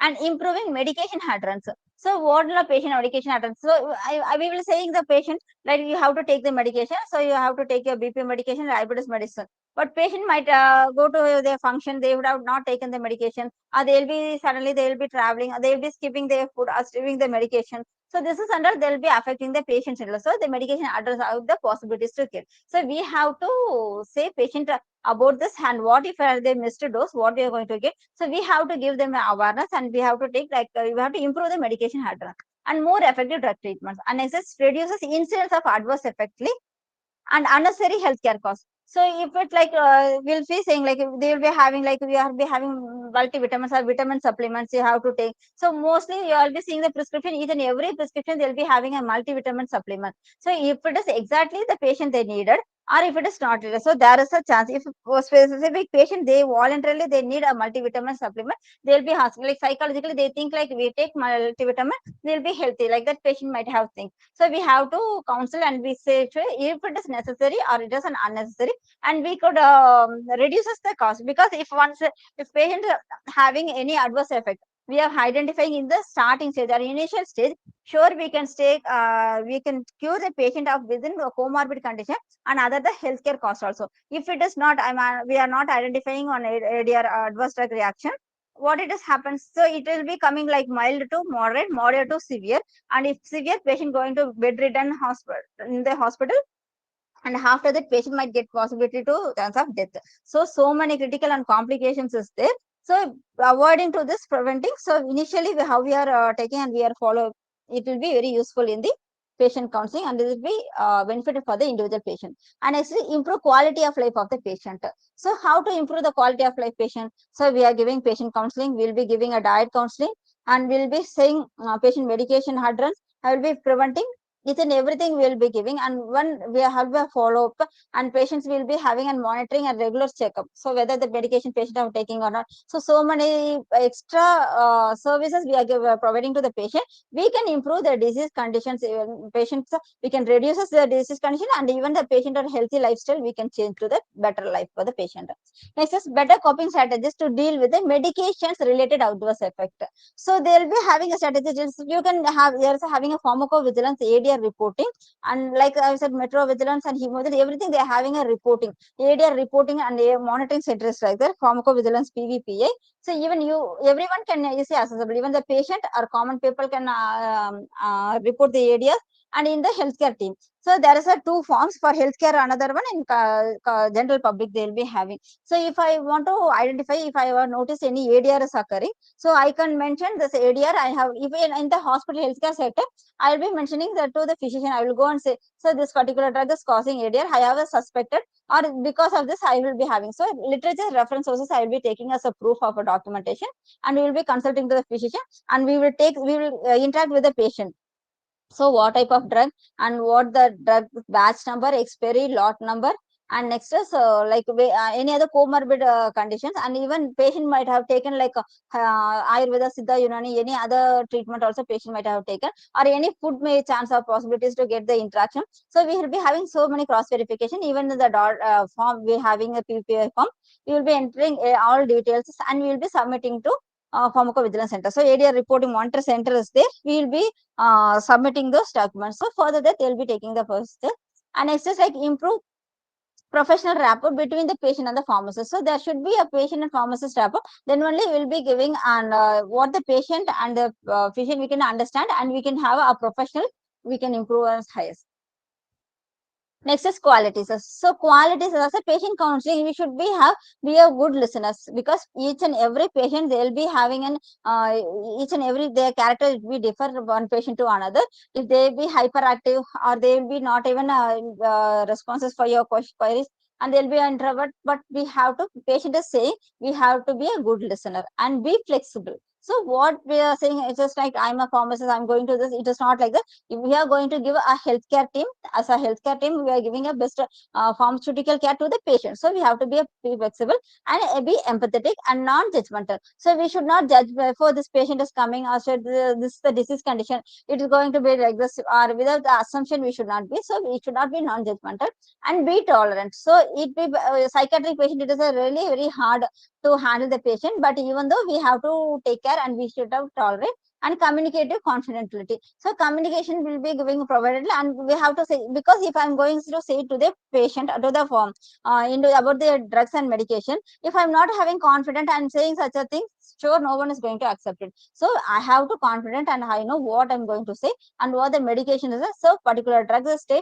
this medication should be stored, even each and everything I have to learn, and I have to give confidently, I have to give. So these are all additional qualities they need to be a patient counseling.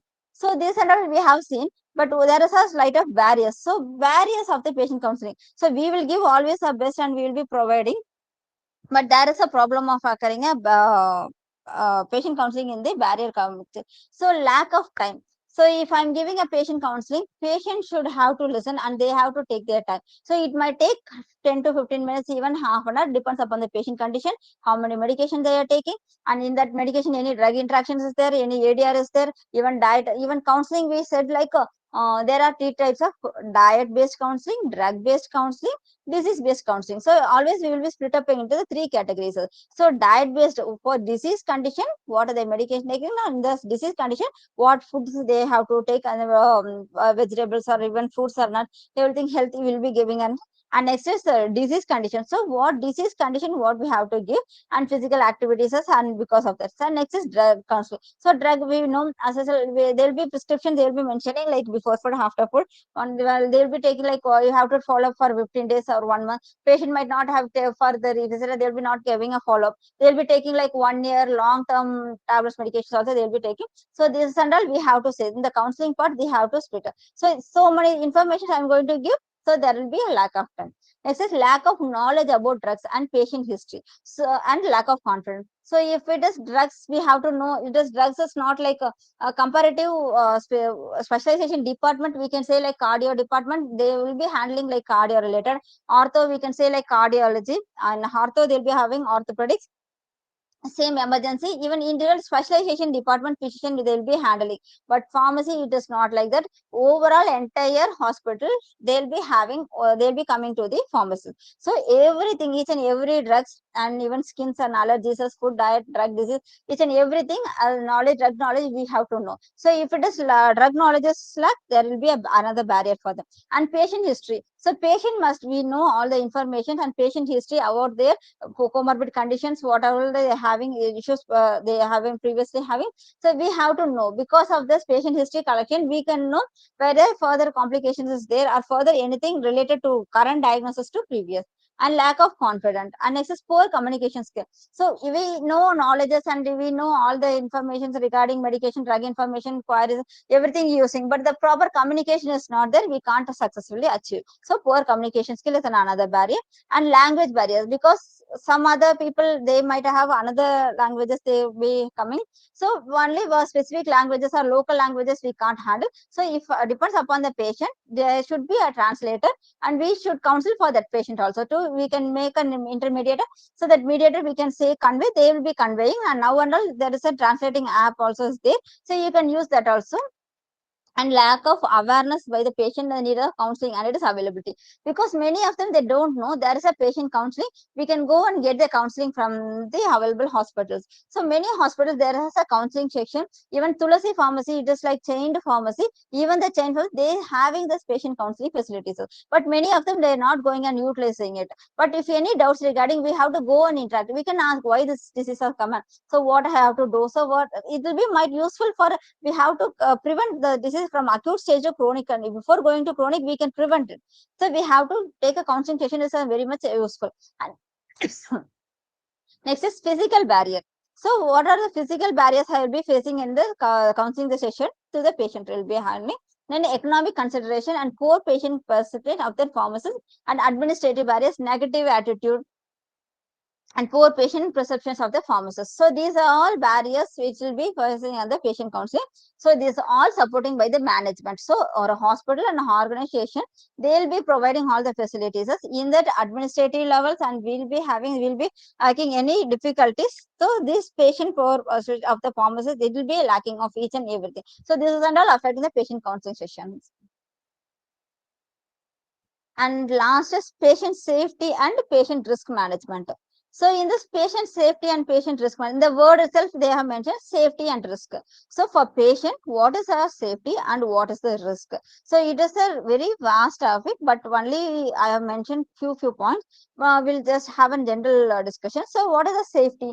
So we know once if a medication, if a hospital, I'm going for a treatment. So in going for a treatment, I'm getting recovered and I disease free. I will be happy and I will be satisfied.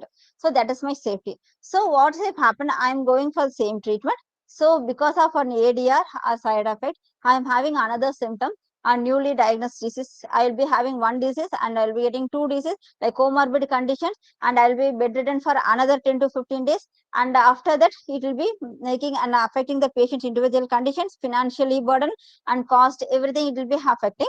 So what is going to have? It is a risk. So safety is another part of risk is another part. But in the allopathy medicine, without risk or like any side effect, there is no medication. Each and every medicine have some possibilities. Side effects will be occurring. So areas it is occurring, it is more complicated. So the safety and risk we have to balance each and before giving a treatment. So as a hospital administrative and man organizational, each and everything we have to monitor. So is and all availability facilities we are taking, and these many problems also we are facing. So how to overcome this and all we will be saying. So patient safety, here patient safety, patient is science that promotes the use of evidence-based medicine. So what is this evidence-based medicine? So already will be medicines and they'll be mentioning. So in COVID we have everyone have taken the vaccine. So how we can say that is because already previously they have taken the trials, clinical phase 1, phase 2, phase 3 and phase 4. So phase 4 post-marketing surveillance we have reached the medication. In that we have known that each and everyone they have taken evidence-based. It is like proven. There is no so much harm. So risk and benefit, even though risk is there, but benefit is more. So we are choosing risk benefit ratio. Even though risk is there, benefit we have chosen that. So that is an evidence based medicine. So I'm having the evidence of particular drug I'm taking. So next is common sense of improvement in an attempting to minimize the impact of human error. So if I say once you're coming to the hospital and we are giving the treatment and they are occurring because of human error. Human error is like a healthcare profession. It might be a physician, might be a nursing, might be a pharmacist, might be a healthcare sector, even a laboratory, whoever it may involve in the healthcare services, there will be a chance of getting a human error. So in case of a physician, they have mentioned like their prescription, their dosing like for insulin, they'll be mentioning like 10 mcg and they'll be having like 0.1 units. So if it is like 0.1, that point decimal is it is not visible. If it is not identified, the dosage it might be even wrong. And same like tablet, 10 mcg, mg, this is under there is a lot. We can say like only mcg, but it is a last 1:10 the portion of the medicines you will be taking an excess, or for the appropriate condition, we might have taken low doses also. So your example, mostly everyone would have occur fever. So in the fever, they'll be giving a paracetamol. So once if if I'm started today, I feel like I'm getting a throat infection. So what I'm going to do? I'll be like doing like a throat in like a salt water, hot water in the salt gargling. I like that. I will be taking a preventive measure, but I'm not going to take the tablet. So next day, what it is happening? It might like it will be reduced, but next day it will be going to increase. So because of this. Bacterial or viral infection, there will be growth, it will be increasing. So next day, what I'm going to do, it is not reducing, I will be going to take the tablet. So if I'm taking the tablet, once I have to take it as a course. So antibiotic, I'm going to take the tablet. Yes, I should have to take for 3 days. If I'm not taking for 3 days, I have taken next day and one day I have stopped it. So one day I will feel like comfortable. Okay, today I have my throat infection, I am fever is reduced. So I'm stopping the drug.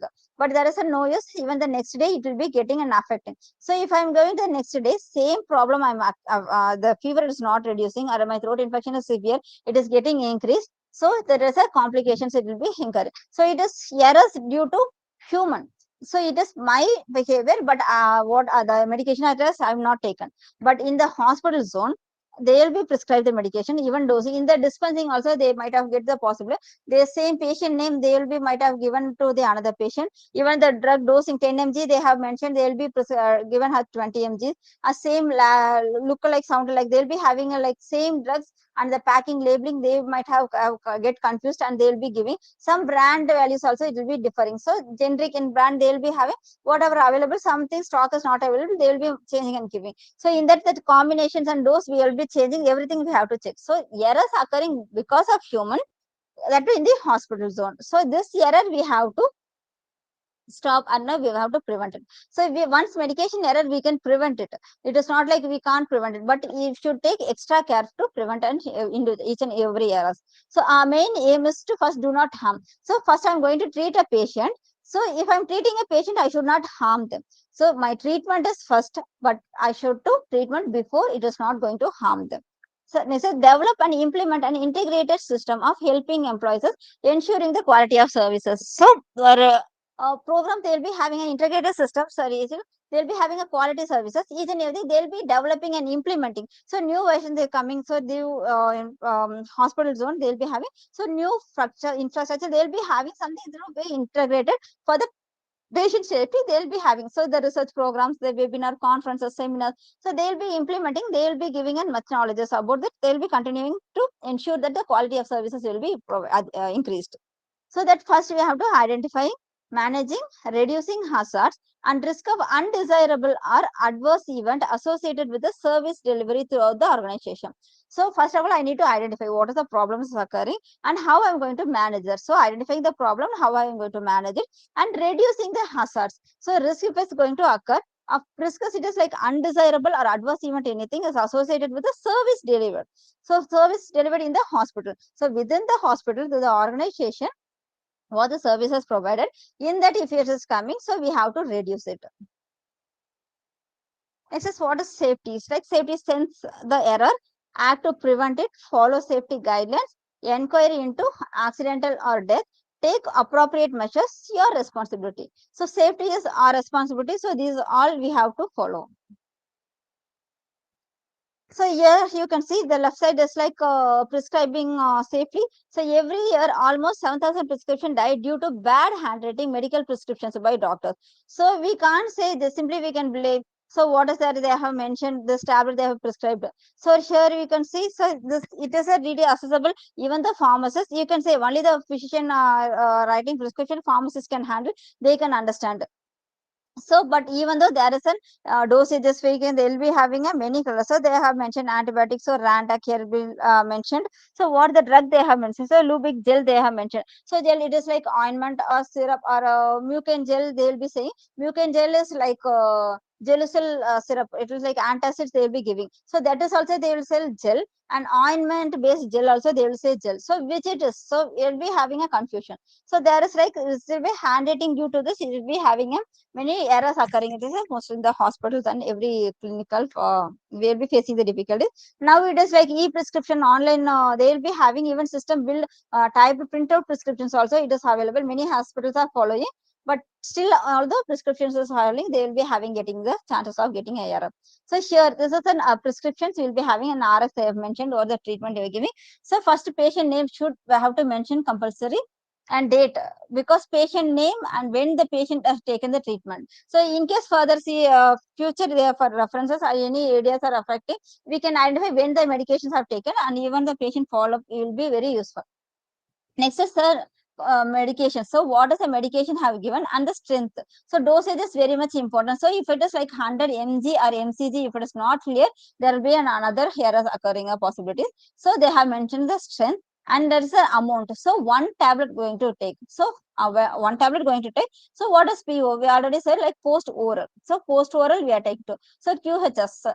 So we are having to take, it is a frequency, how I'm going to take. So which route of to take, and frequency, and how much. So dispensing for 30, they have mentioned like 30, how long I'm going to take. They will be given like a diabetes or a hypertension, they will be mostly giving us frequently 1 month, uh, 1 month period of time. So they'll be having given the medicine and refill. So when I want to, again I have to give. So the follow-up medicine, so they'll be mentioning after review or 1 week or 10 days or 15 days, they'll be mentioning. So next when we are coming, so this symbol if you mention like refill, and here is spell out and the date. So here they have mentioned date of patients when the treatment is started, and then when the review.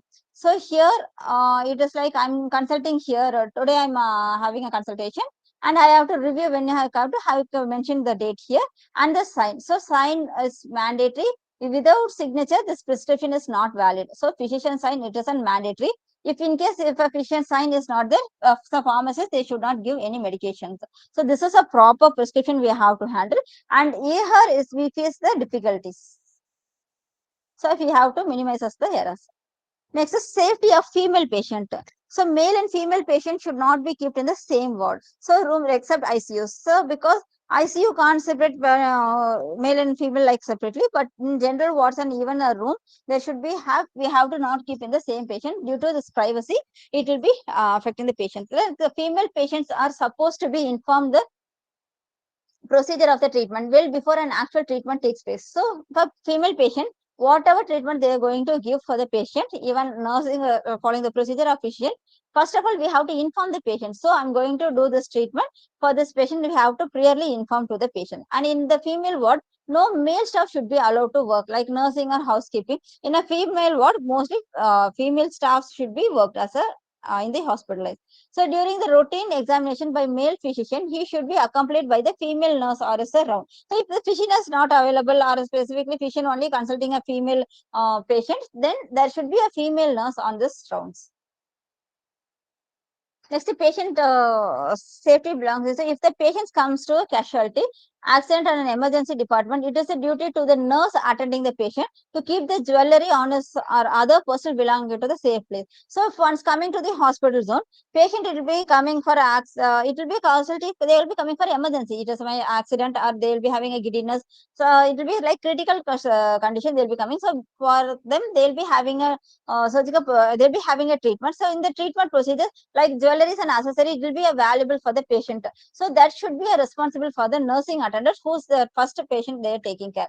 Next, there should be a clear documented policy regarding safety of a patient personal belongings. Since if is unconscious, the sister in charge of the patient look after his belonging and keep them safe with a security officer. So in the hospital zone itself, they'll be having, because if a patient is unconscious, whom we are going, this is this patient particular belonging, I'm taking and keeping, and it is like we can't say, because in the if mostly the hospital zone, the people they will be taking from the roadside, they'll be some woman, they or woman or someone, they will have fall down in the road. So what the emergency, they'll be taking to the hospital. So we might not have the patient details, anything. So on the time they will giving the patient treatment. So their belongings should be taken by the in charges or the security officer. They will be having in the every hospital, they will be having another security reason with particular people. Such safety policy should be conveyed to the patient and their relatives through notice board. So this facilities is provided here, like that we have to give the information, the awareness we have to give the general publics. Next, the real story of harm from a medication error. So the pediatrician orders an injection of vitamin K. The nurse given the baby an injection. Her parents realized that she was no longer breathing after some time. So they rushed her back to the clinic. The baby girl died later than the afternoon. So it was like really happened the story. So the pediatrics ordered the injections vitamin K for the baby. So after taking that injection, the baby had breathing difficulties, and the baby was before reaching the hospital itself, the baby was died. So this is all medical error, which is we can't blame at the healthcare professional team, but even though it is a patient life, so that is a extra important. They will be taking and roles and responsibilities of the healthcare professions. So here mentioned like look alike and sound alike drugs. So in the patient counseling and it's a pharmacy profession, there is a it's a high risk task. Why? Because it's like so the sounds is like same. It will be the pronunciation. It will be like same, but the drug is completely different. So it is like a look-alike and sound-alike. So here you can see this image here. It is like phenylephrine. They have mentioned here, but here is neostigmine. So comparatively, the drugs differ, but the packing and the labeling is resembles the same. So this is if in case it is a wrong dosing, it will be giving this is an error while dispensing. The patient might get very severe. A patient may get severe risk because of this wrong medications will be reach the patient. So handwritten order, some pairs of only confused when handwritten. So beginning of the drug name, so tramadol, here tramadol. So they mention the drug and it will be totally the painkiller and it will be different. So lookalike drugs like hydrolyzine and hydroxyzine. So while compared, we'll be seeing now it will be we will face the difficulty. So in this, it is not like only few example I have kept. In the pharmacy, in the dispensing, there is a lots of drugs like lookalike and sound alike. Only a few examples I have mentioned. So there are also named with or without suffix also mentioned immediate release and extended release of product. So they will be having immediate release and extended release. So what is the immediate? What is the drug will be seeing. So entry quoted, they will be mentioning. So pantoprazole or omeprazole, the drug and all, they will be mentioning like entry quoted tablet, sustained tablet, extended, like they will be having, they mentioned the formulations dosing. So in that they will be mentioning, so for which we are going to take, and we, for which we will be how to take, we have to mention it. So example, potential errors. So there is a new drug amend that is for chemotherapy, the nausea and vomiter they have given. So liquid M end. So M end they have mentioned like M end. So there is a, this is a like codeine phenylephrine. So there, this is treatment for sinus congestion, like running nose and sneezing. So there is a difference between for this and this, you are giving like a look-alike and sound like. This is a few example I have mentioned. There is a many things like same it is occurring the errors. And next and last is like risk management. So we have seen safety. So safety, we are preventing risk is there. So risk is like example in 1854 called outbreak in London. So the John Smith MD determined source of contamination water supply. So establish the broad seaward pump, water pumps, and reduces cholera incidents and improve the water quality. So same like our COVID 2019 outbreak. So we have faced and we see, we know the real scenario, what it has happened and how we have suffered loss. Same like in 1854, same the outbreak and it was occurred. So due to water. So after that they identified and they have fully completed, rectified it.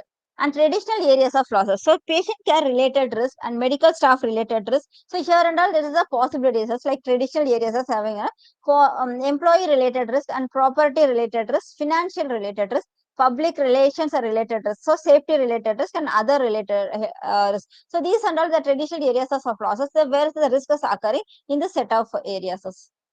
So what to do immediate after an adverse event? So we have identified one adverse event has occurred. So notify the risk management. First of all, we have to initiate that this particular adverse event has occurred. So inform given objective facts. Okay, let the family know and investigate will occur. So take care of immediate needs. Re-establishes trust by communicating a plan for follow-up. So once it's happened, so immediately happened, what is going to do? So we have to go to inform it like adverse event has occurred. So after informing to the patient, they will be know that investigation will be taken over. So after taking an investigation, who's going to take care? So take care of immediateness. So after investigation, we have to know proper documentation because of this drug. This is caused. It is not human medical practitioners error. So we have to mention this healthcare team what is happening. We have to document it, everything, and re-establish trust by communicating a plan and follow-up. So how we are going to follow up? So once happened, how the treatment is going and what and all we have going to make a strategic planning and we will be making a follow-up and review and follow-up. So as the incident reporting systems, we'll be having like incidents. So how many incidents has occurred, and we'll be saying like metro vigilance, medication error, pharmacovigilance, everything we having a reporting system. So MNC will be reporting. So in this particular incident happened in this particular hospital, in this particular place because of this particular drug. We will be mentioning like it is not like I'm blaming my own hospital. If I'm complaining in this hospital, what I'm going to happen? It is not like this is a proper legal ethically. We have to incident reporting system so that we can prevent a patient's life before it is from acute stage to severe chronic ill. And hazardous surveillance rounds. So hazardous surveillance in the hospital zones fully continuously we have to review and we have to follow. And infection control surveillance. So if it is infection control, so particularly if COVID we know one particular person is infected, surrounding people might chance the possibilities of getting infected. Same in this hospital zones, mostly they coming patient with the disease condition. If it is infected, it is a patient of disease condition, we have to individual patient isolations and we have to sterilize the patient and we have to give the treatment and we have to monitor the surveillance. Next, hospital safety committee. So hospital safety, they is already having the committee member. So the committee members will see the hospital safety for patient side and public side. Overall, the hospital zones, the organization is administrative level, they will be taking the committees, they will be taking the role. And infection prevention and control committees. So here we have seen infection control surveillance, here infection prevention and control. So if it is not like once infection coming, after that I'm going to prevent. So prior infection coming, we have to prevent ourselves. So what and all we have to do? So prevention and what we have to maintain the hygiene and how to control this, and control committees they will be having, and we'll be giving a protocols guidelines we will be following. And medication safety. So what and all medications, and because of this medication there will be possibility as a drug abusers. So we have to make drugs are scheduled tablets and all. We should not like normally we are giving and hopefully it is not obviously accessible. They will be having a scheduled rack and they will be giving and scheduled categories as they will be storage like phenylephrine for anesthesia drugs and all in the surgery complication surgery procedures and all. They will be having a proper documentations for specific scheduled drugs. And next is audit and focused studies. So auditing and focus. So overall, everything we are doing in every we'll be having NBA and NAC inspection and all will be getting in the hospital zone. So why they are auditing statement they will getting like so once it is running properly, any problems is occurring, anything it is like not even managers or even organization or management, it is not specifically have not identified the problem. So this inspection, this audit statement, they will be focusing and they will be giving and review and follow for the each and individual patients. That's all. Thank you all. I hope you would have understand any doubts or queries.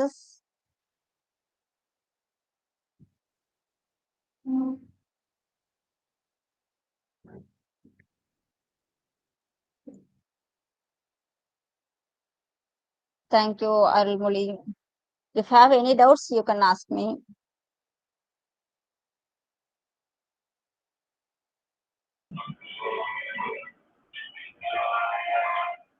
Sir, Louis speaking, but I couldn't hear you. Uh, Hello, excuse me. What about high alert medications? Sir, I couldn't hear you. Your voice is a bit low. High alert medications. So what about the contrast media which is using in the CT and MRI? IV Omnipaque number. Sir, I think so. Network issue, sir. Can you message me? I couldn't hear. Ma'am, can you comment about the important question? Sir, can you in the text messages, sir? I couldn't hear clearly.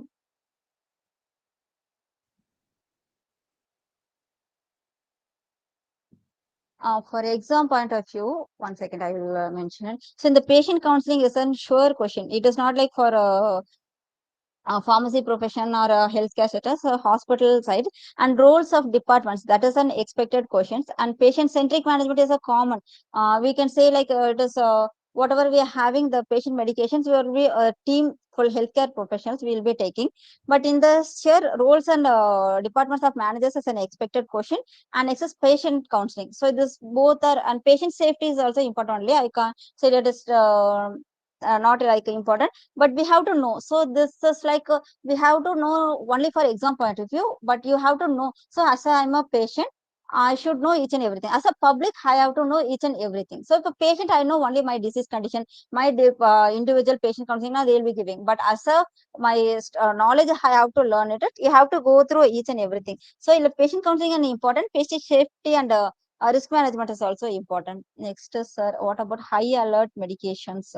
Sir, we specifically we high alert will say it is like areas is occurring about the patient's conditions, sir. Contrast media which is used in CT. So actually I'm as in a pharmacy profession. So CT regarding I will reference sir. Exactly this I don't know. Initial technicians. Because I'm as a pharmacy, I have completed in pharmacy, I'm working in the pharmacies.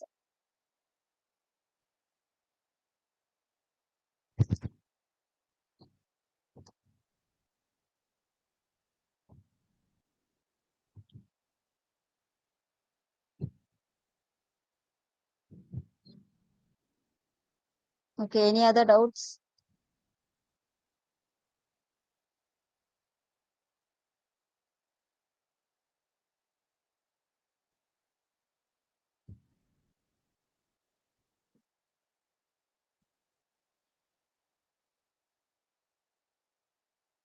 If no other doubts, can we wind up the session? And thank you all.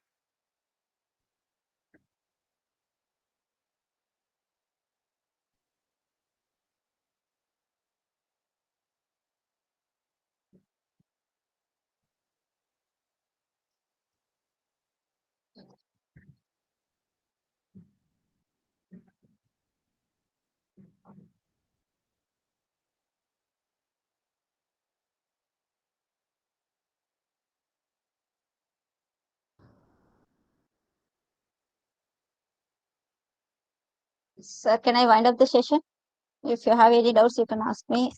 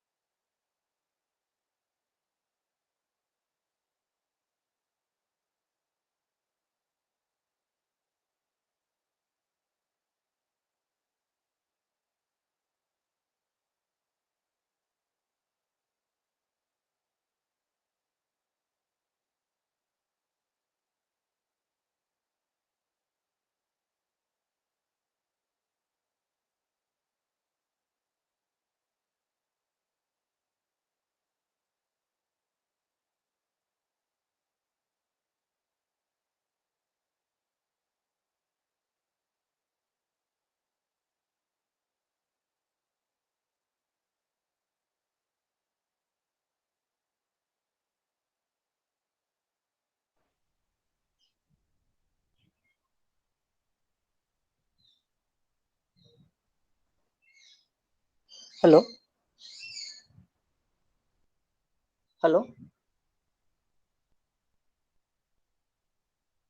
Hello. Hello. Am I audible?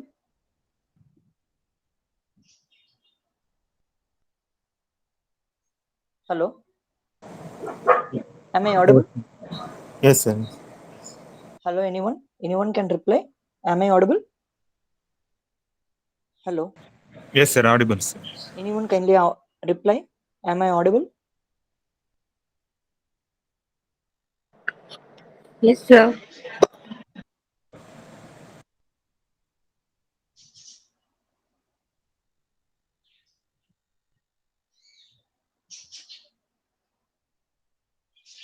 Hello. Hello. Am I audible? Hello. Yes, sir. Audible, sir. Hello. Am I audible to you? Intanya.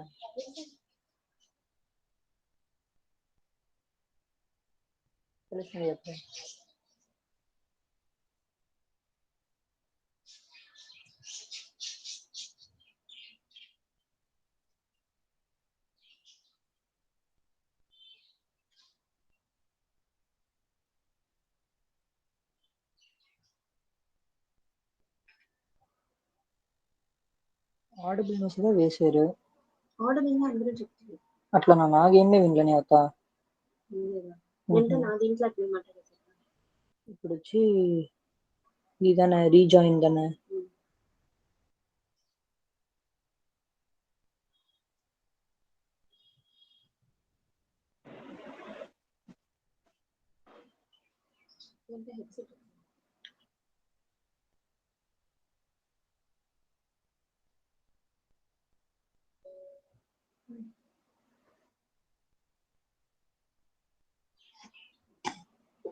Hello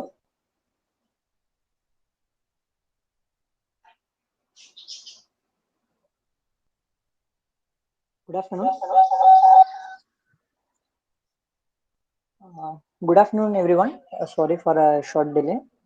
There is a technical issues. Yes, I am Dr. Ramanan, MBBS and MD General Medicine, currently doing neurology. So I am very glad that I am given this opportunity to teach you people a topic on epidemiology. I am indeed thankful to Dr. V. Gopal to making this opportunity to teach you people. Once again, we shall move into the topic.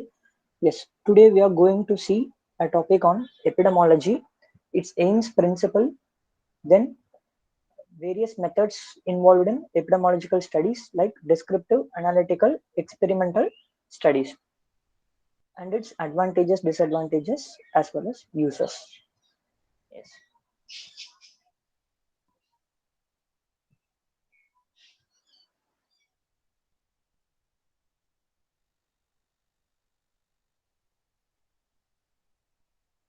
Yes. Coming to the definition, epidemiology has been defined as the study of the occurrence and distribution of health-related events, states, and processes in specified populations, including the study of determinants influencing such process and the application of this knowledge to control relevant health problems. Yes, this definition obviously will seem cumbersome. To make this definition, to make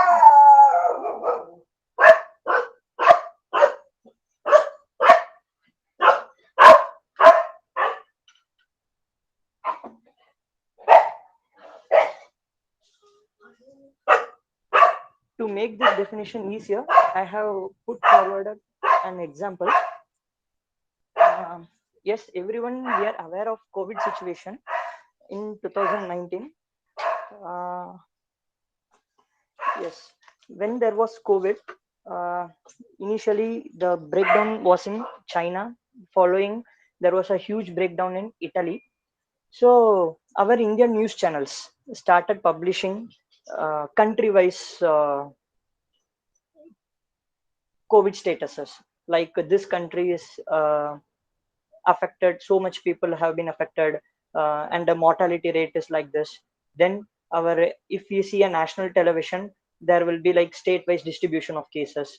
And if we see Tamil television, there will be district-wide distribution of cases. And if we still see a local channel, there may be an area-wise distribution of cases, so and so cases. So why these numbers are important? Yes, this number will help us or help government in making strategies how we are going to overcome this situation. So if there was not a huge breakdown, yes, obviously no one would have been worried about it, and everyone will be doing their own jobs. Seeing a huge number in front of us, the government of India, before the COVID enters into the Indian country, started making strategies how we are going to overcome this drastic situation. So the newer words which we have never been heard before, lockdown, these things came into existence. So these kind of situation have been in very real, very past, where Spanish flu destroyed the world in great numbers. Now again, this COVID brought those words into existence. So like this epidemiology is basically helps in studying these disease states, and also you would have been known like which age groups are commonly affected and in which group the mortality rate is high. So based on this, as soon as vaccine came, the government targeted the high risk population. So without this epidemiology, identifying the high risk population is tough. So this epidemiology, with the help of epidemiological application, we found out an high risk population. And when there was a remedy, the remedy targeted that high risk population, right? So in this various aspects, the epidemiology and its principles are useful. Next, there are various aspects of epidemiology. There are three main aspects which an epidemiologist will look epidemiology as such. So disease frequency, as said before, whenever there is a disease outbreak, measurement of frequency of disease, disability or death, and summarizing this information in form of rates and ratios. Like example, prevalence rate, incidence rate, death rate, etc. These rates are essential for comparing disease frequency in different populations or subgroups of the same population in relation to suspected causal factors. This is a vital step in development of strategies for prevention or control of health problems. In this respect, epidemiology has the features of quantitative science. So in this one slide, you have to take a point, means we are seeing a disease in a quantitative manner. We will see so many parameters of a disease in quantities. Like there is an outbreak of COVID. COVID is an occurrence.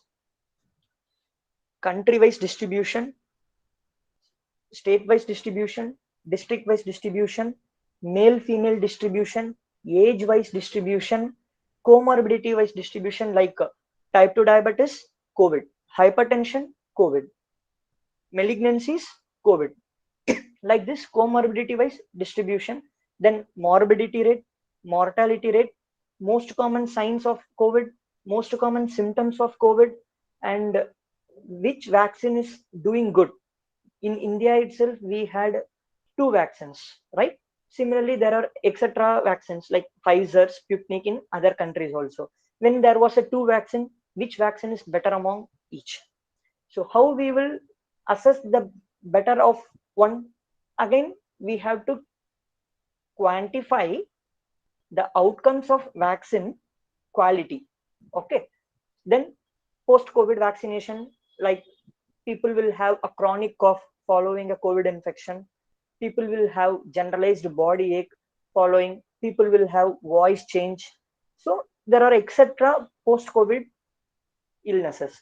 So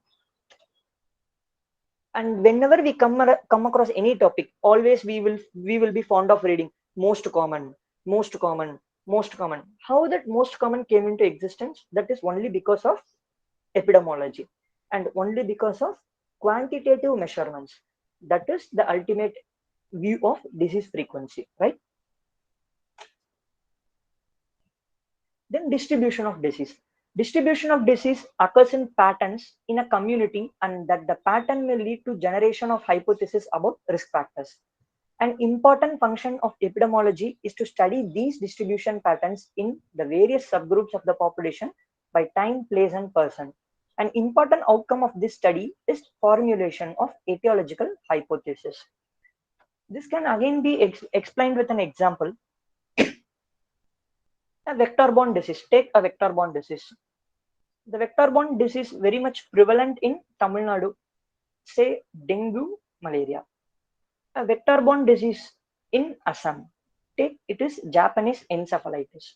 So the vector is same mosquito, but the pattern of disease occurring in southern population is different. In a northeastern population is different. So how, and even organism is also different, but the vector being same. So in like this situations, how the disease distribution is varying in different geographical location. So the geographical location the geographical location can be differed in terms of climatic condition, differed in terms of habituations of local area, and genes and genetics of local people there. So this is how we will study a disease in different areas. This is another aspect of epidemiology. Next, determinants of disease. A unique feature of epidemiology is to test etiological hypotheses and identify the underlying cause of disease.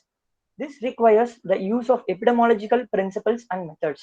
This is the real substance of epidemiology. This aspect of epidemiology is known as analytical epidemiology.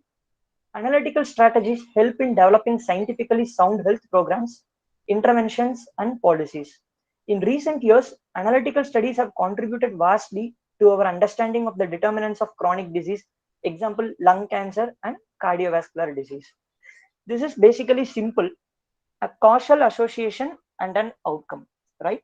So, long before we might not know that smoking leads to cancer, but now we are very fond of, even we are seeing in every cinemas, like smoking ultimately results in lung cancer or oral cancer, stomach cancer. There are a lot of diseases where smoking is a single causative agent, and a single smoking risk factor in different person can result in different diseases.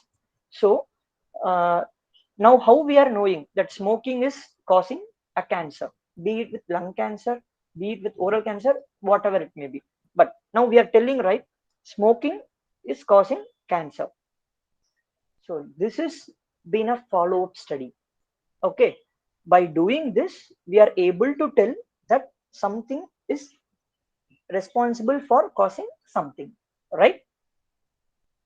This is another aspect of epidemiology. Next, what is aim of epidemiology? To describe the distribution and magnitude of health and disease problem in human population, to identify etiological factors in the pathogenesis of disease, and to provide the data essential to the planning, implementation, and evaluation of services for the prevention, control, and treatment of disease, and to the setting up of priorities among those services. Hope all these 3 points have already been explained. If you go back and just think the examples which I said, these 3 points will be easy to understand. Okay. Now, basic measurements in epidemiology. As said before, we are going to deal with numbers of various aspects of a disease. Okay.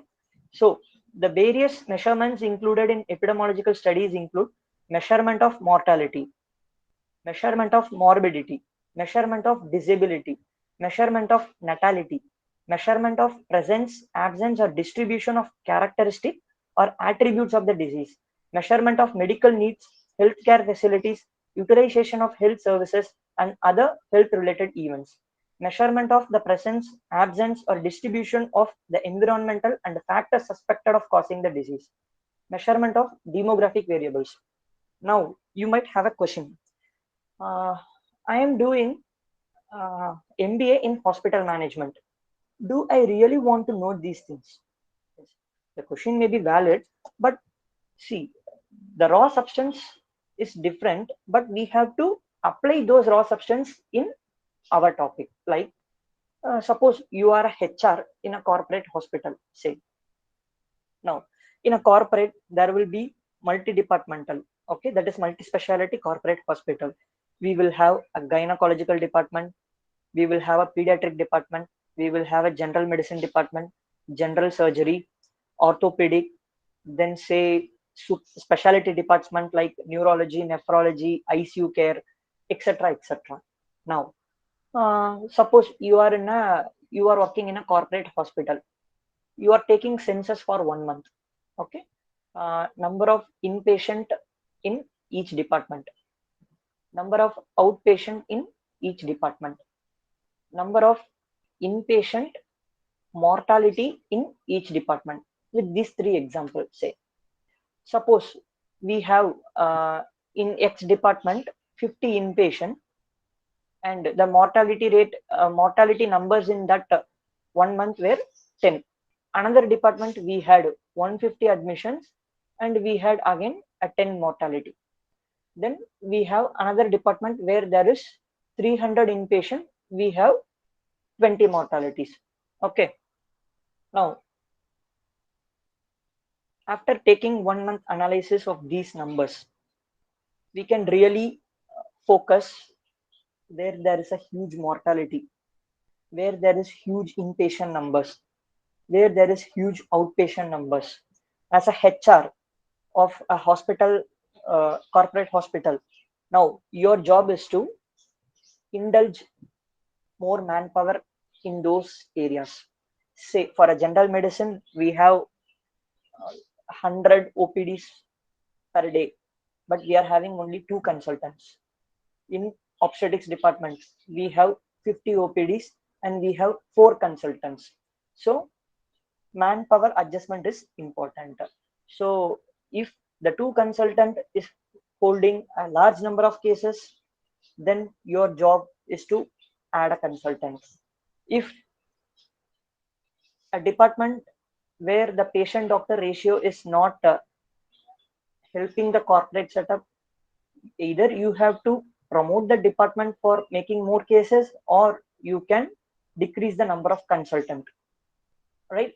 So this is how the raw aspects of epidemiology to be implemented in your subject, MBA in hospital management. Everything, every parameter can be taken as an example, and you can modify those concepts for your own aspects, right? Tools of measurement. So the basic tool of measurement in epidemiology are rate, ratio, proportions. Say 100 people, 50 male, 50 female, you will tell in proportions or even in ratio, 1:1 ratio. A mortality or morbidity will be told in a rate. This is just a basic tool of measurement in which you can express a quantity. Next, classification. There are various studies, various methodology in epidemiology, which include observational studies, in which include descriptive studies and analytical studies. In experimental studies, we will have randomized studies, field trials, community trials. Today, basically, we are going to discuss descriptive study and analytical study, cross-sectional and cohort. Okay.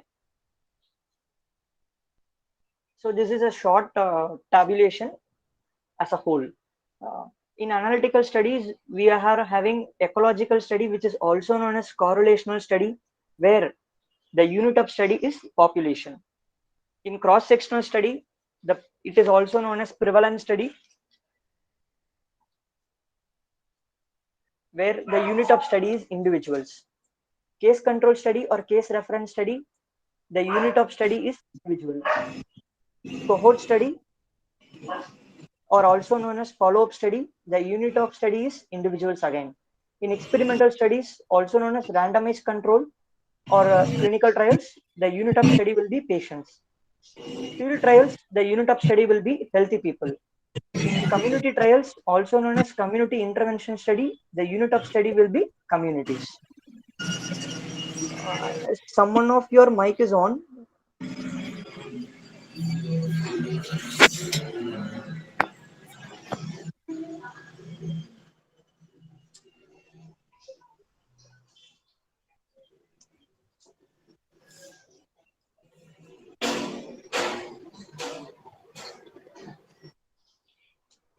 Next, we are coming into descriptive epidemiology. Descriptive studies are usually the first phase of an epidemiological investigation. These studies are concerned with observing the distribution of disease or health-related characteristics in human population and identifying the characteristics with which the disease seems to be associated. Such studies basically ask the question when the disease is occurring, time, where it is occurring, place, who is getting the disease, person. Okay, so the time variation can be a seasonal, yearly, month, week, day, or even in hours. Place, climatic zones, country-wise differentiation, urban-rural differentiation, town, cities, institution-wise distributions. In related to person, there can be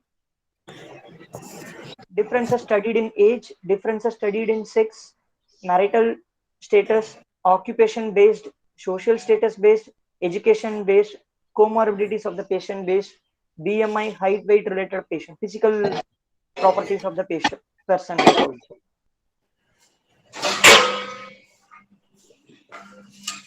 So next, procedures in descriptive study. Defining the population to be studied.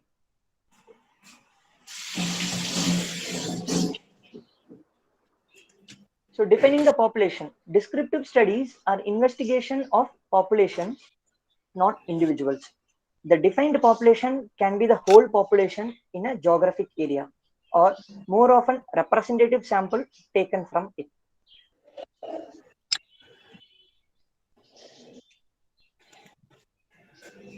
The defined population can also be specially selected groups such as age and sex groups, occupational groups, hospital patients, school children, small communities, as well as wider groupings.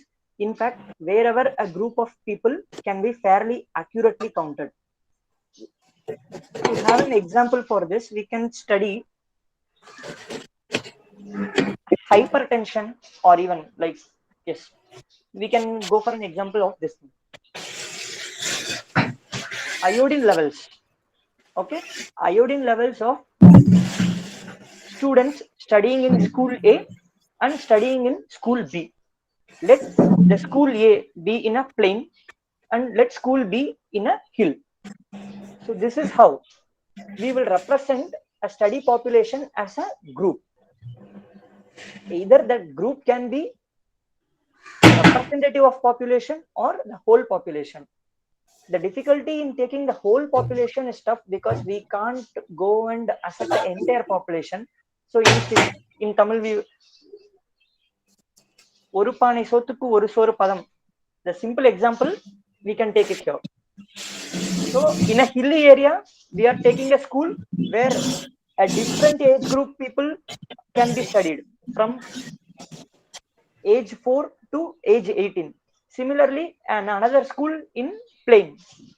Again, from age group 4 to age group 18 can be studied. Both male and female can be studied.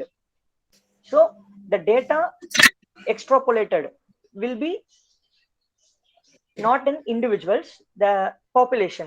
So the group B will represent the hilly area, group A will represent the plain area. So the data will be corroborated to the corresponding areas. Like this, we have to define. Defining the disease under study. Epidemiologists obtain an accurate estimation of disease in a population that is both precise and valid to enable him to identify those who have disease from those who do not. The diagnostic methods for use in epidemiological studies must be acceptable to the population to be studied and applicable to their use in large populations. So this is again, suppose I am studying a hypertension in plane A, in a area A and area B. Now first I have to define what is hypertension. We have to set standard definitions for hypertension, like a BP more than 140/90 is considered as hypertension. Anything less than that will be considered as normotension. A clear-cut definition should be first framed. In that definition, we have to start analyzing. Then for a second thing, for the second point, we can have an example like epidemiological studies must be acceptable to the population to be studied and applicable to their use in large population. See, suppose you have to go for a study on cervical cancer. To study cervical cancer, you can't take biopsy of all the women, right? All the women population of a target. We are selecting 2 areas. There are women of various age categories in 2 areas. We can't go and do biopsy for all the women of that population. Indeed, we have to select high risk population of that selected area. And in order to go for a biopsy, we can do simple procedures like pap smear, which is acceptable to them and which is easily feasible to the setup. Next, time distribution. The pattern of disease may be described by the time of its occurrence, seasonal in occurrence, or any consistent time trend. Epidemiologists have identified 3 kinds of time trends or fluctuations in disease occurrence. They can be short-term fluctuations, periodic fluctuations, long-term or secular fluctuations.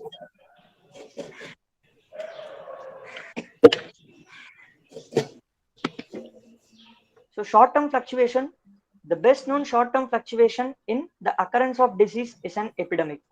Epidemicity is thus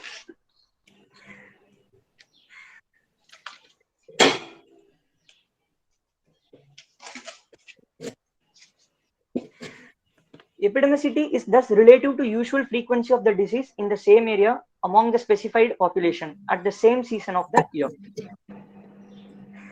Next, types of epidemics. 3 major types of epidemics may be distinguished. Common source epidemics, single source or point source epidemics, continuous or multiple exposure epidemics. A classic example of single exposure or point source epidemics, suppose a well which is contaminated with a bacteria. People whoever consume water from that well will be affected. So the source is single source, which is a well contaminated with a bacteria. Suppose 5 streets are taking water from the well. Within a week, almost all people of that area will be affected. So there is a single exposure, which is a well contaminated with bacteria, and there is a steep rise in case. And once that contamination has been cleared off, again there will be a steep decline in caseload. So this is single exposure or point source epidemics. Continuous or multiple exposure epidemics. For this, we can have an example of, yes, take a prostitute. Take a prostitute. She is having a venereal disease. She will be contaminating all her clients over a period of time. Okay. So this is a continuous or multiple exposure epidemics. Next, propagated epidemics, person to person. For this, we can have an example of hepatitis A. Okay. Then even influenza. A person in a family is getting cold. The next day, the next person in the home is getting sick. Next day, the next person in the home is getting sick. So this is an example for person to person propagation. Next, arthropod-borne or vector-borne propagation. This is very simple example of all vector-borne diseases can be put into it. Example, malaria, dengue, Japanese encephalitis, everything will come into an example. Next, animal reservoir. All zoonotic diseases, example brucellosis, plague, can put into an example where animal is being the reservoir. Next, slow or modern epidemics. This is very, very important because the current era is being affected by this trend of disease. All non-communicable diseases like hypertension, diabetes, cancers will come into this topic, come into this heading. So, graphical representation of the above slide. See, in point source, there is a steep increase followed by a steep decline. In common continuous source, there is a steep decrease and gradual decline of cases. This is a common intermittent source. Next, this is a propagated source from person to person. So this is like one person infecting two person infecting four person infecting. So this is, there will be a step ladder increase in cases. Next, periodic fluctuation.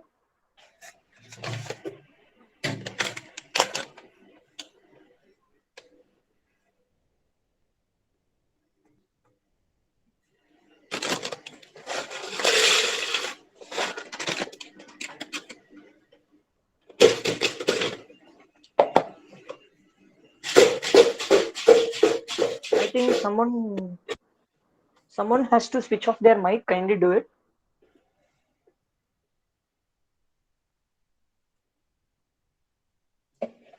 Seasonal trends. Seasonal variation is a characteristic of many communicable disease. Example: measles, varicella, cerebrospinal meningitis, upper respiratory tract infections, malaria, etc. The seasonal variation of disease occurrence may be related to environmental conditions. Example: temperature, humidity, rainfall, overcrowding, lifestyle of vectors, etc., which directly or indirectly favor disease transmission. Non-infectious disease and conditions may sometimes exhibit seasonal variation. Example: sunstroke, hay fever, snake bite. Cyclical trend. Some diseases occur in cycles spread over short periods of time, which may be days, weeks, months, or years. For example, measles in the pre-vaccination era appeared in cycles with major peaks every 2 to 3 years and rubella over every 6 to 9 years. Non-infectious condition may also have periodic fluctuation. Example: automobile accidents in US are more frequent on weekends, especially Saturdays. Long-term fluctuations. The term secular trend implies changes in the occurrence of disease over a long period of time. Example include coronary heart disease, lung cancer, diabetes, which have shown a consistent upward trend in the developed countries during the past 50 years.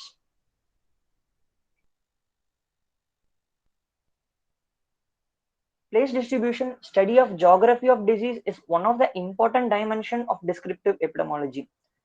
The relative importance of genes versus environment change with migration and the possible role of diet and other etiological factors. These variations may be classified as international variation, national variation, rural-urban variation, and local distribution.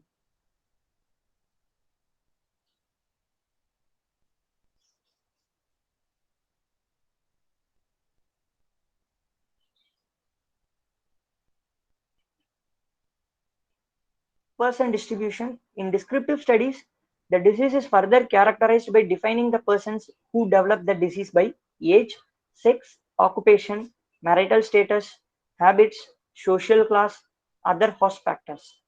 Suppose to give an example, suppose a patient with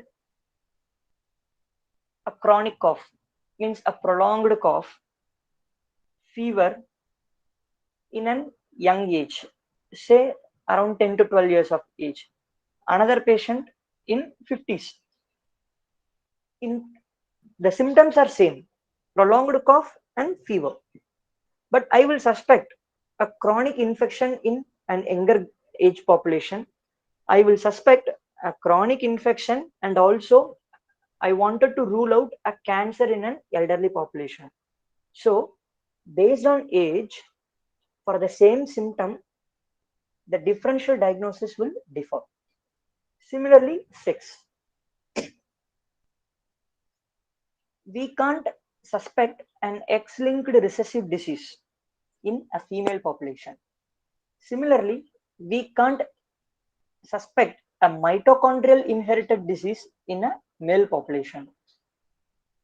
Similarly, we can build up examples for each. So, person distribution means there will be lot of characteristics of a person in terms of age, sex, occupation, marital status, habits, social class, other host factors.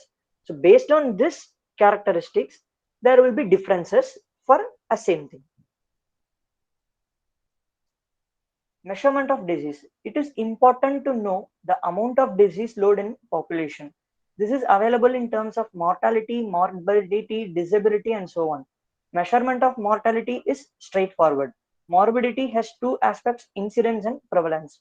Descriptive epidemiology may use a cross-sectional or longitudinal design to obtain a disease in human population. I think I have already explained almost these all points in my very first slide with a COVID. So there is a disease which is COVID, and we are quantifying it in terms of mortality, morbidity, and disability. Right? This is the ultimate aim of descriptive epidemiology. Now comparing with known indices.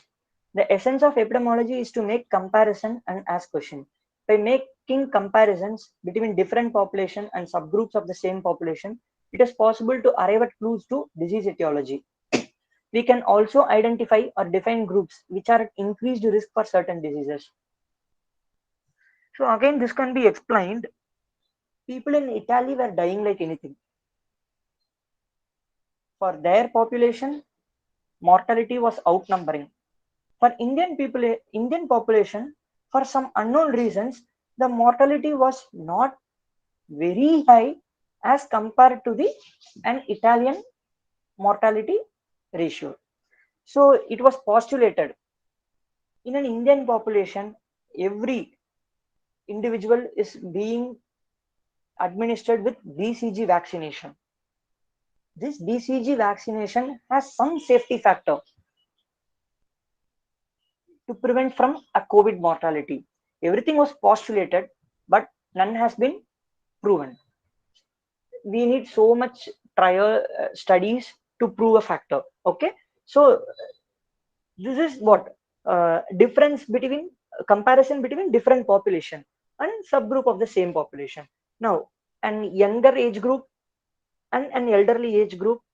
The younger age group was not having much mortality, so they decided to vaccinate them after completing the high risk population. The elderly group was succumbing to death like anything, so as soon as the vaccine came, they targeted the high risk population like diabetes, hypertension, and malignancy. Then they generalized above 18, anyone can get vaccinated. Then they reached below 18 population.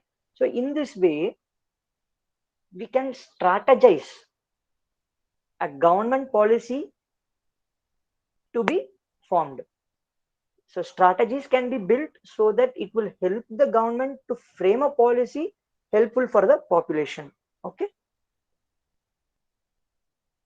Formulation of a hypothesis. A hypothesis is a supposition arrived at from observation or reflection. It can be accepted or rejected using the techniques of analytical epidemiology.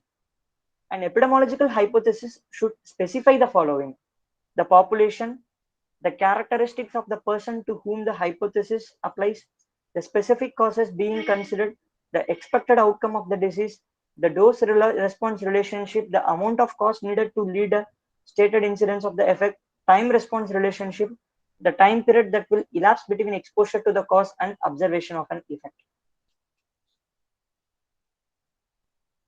Uses of descriptive epidemiology: provide data regarding the magnitude of disease load and types of disease problem in the community in terms of morbidity, mortality rates, and ratios.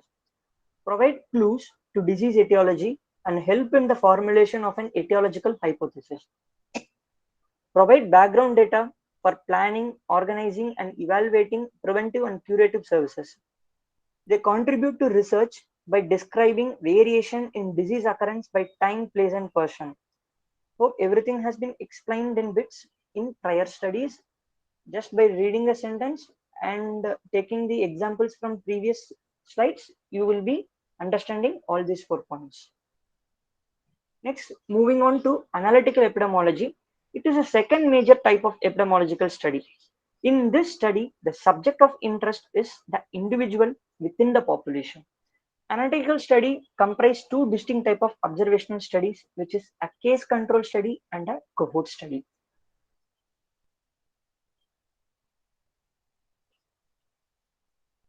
From each of these study designs, one can determine whether or not a statistical association exists between a disease and a suspected factor.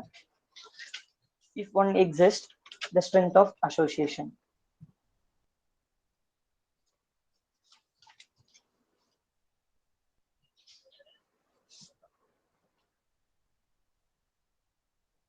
Case control study. A case control study involves 2 populations, cases and controls.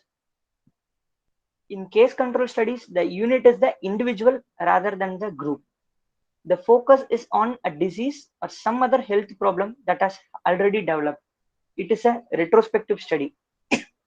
Case control design is particularly efficient for rare disease and for diseases with long incubation periods.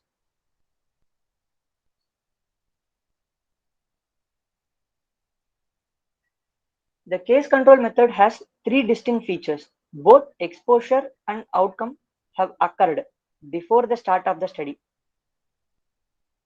The study proceeds backwards from effect to cause. It uses a control or comparison group to support or refute an inference. It will be tough upon reading these 2 slides. Now we will go for this pictorial representation. I think you will grab this concept now easily. So we have selected a population, say Pondicherry. Now, in this Pondicherry, we will select 2 groups. People with liver disease, people without liver disease. So people with liver disease will be the cases. People without liver disease will become the controls. Now, I will put a set of questionnaire. Say I have selected 50 in case group, 50 in control group. Now I will put a standard set of question. Are you an alcoholic? Or you have an previously whether you had any promiscuous sexual behavior, whether you had blood transfusion in the past, whether you have any diabetes, hypertension, or dyslipidemia, whether you have any family history. Like this, a set of questions will be asked. Now, say in among all questions, I am taking only this alcohol as an example. So out of this 50 people in cases, 45 people has given a tick mark for alcohol. In controls, only 20 people has given tick mark for alcohol. So this 45 cases who has given tick mark for alcohol will be exposed. 5 people who have not given tick mark for alcohol will become non-exposed.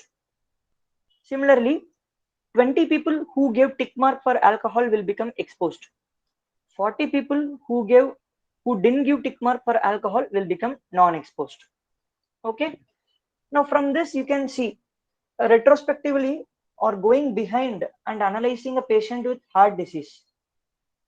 liver disease, most of the people with liver disease has given tick mark for alcohol. In controls, though 20 people gave tick mark for alcohol, they did not develop the disease. So from this we can bring an inference. Yes, alcohol is definitely a risk factor for developing liver disease. So this is how a case control study will move on. So first we will select a population. In that population, we will select 2 groups. In one group where the disease has already occurred, in another group there is no disease at all. Then for both groups, we will ask a common question. Do you have a habit of taking alcohol?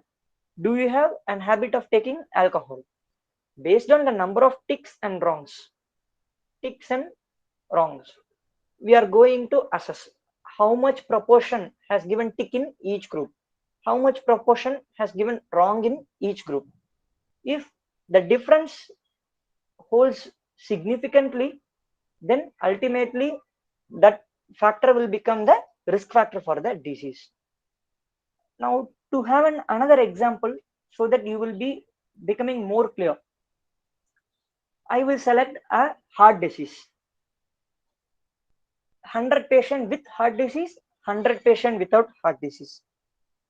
I am going to ask, will you smoke? This is the only question. Will you smoke? In 100 patients with heart disease, 90% has said, yes, I will smoke. In 100 patients without heart disease, only 10 patients smoked. So easily we can bring an inference. Yes, smoking is definitely a risk factor for developing heart disease. So this is how a case control study is going to happen. The steps in conducting a case control study: selection of cases and controls. Yes, from this image, we have selected a population. From this population, cases has to be selected, controls has to be selected. This is the first step. Then matching. Yes, matching is very important. Why? Because see, suppose I have selected 100 patients in cases group and 100 patients in control group. In control group, I have selected 90 numbers less than 18 years. But in cases, I have selected only 10 less than 18 years. Hopefully, an individual less than 18 years who is going to a school will not have that independence in Indian situation to smoke or alcohol. Yes, there are exceptions. We are not dealing with it. So, out of 100 controls, 90 people are less than 18. And if you put a question, do you smoke? Obviously, those 90 people are going to say, I don't smoke. So, we will have a bias. We will have an error in bringing the result. So, we have to match. Suppose I am taking a 90-year-old patient with heart disease. I have to search another 90-year-old without a heart disease. This is how matching. Next, I am selecting a patient of 50-year-old with heart disease. Then I have to select a 50-year-old of person without heart disease. And again, it should be age matched. It should be sex matched. There are a lot of matching factors also. We can match by age. We can match by sex. That depends upon the study topic. Okay. So next step, after for selecting cases and controls, we have to match them. Next, measurement of exposure. See, we have asked whether do you smoke or do you drink alcohol. So we have to measure how many will smoke, how many won't smoke in each group. Then analysis and interpretation, which we'll see in subsequent studies.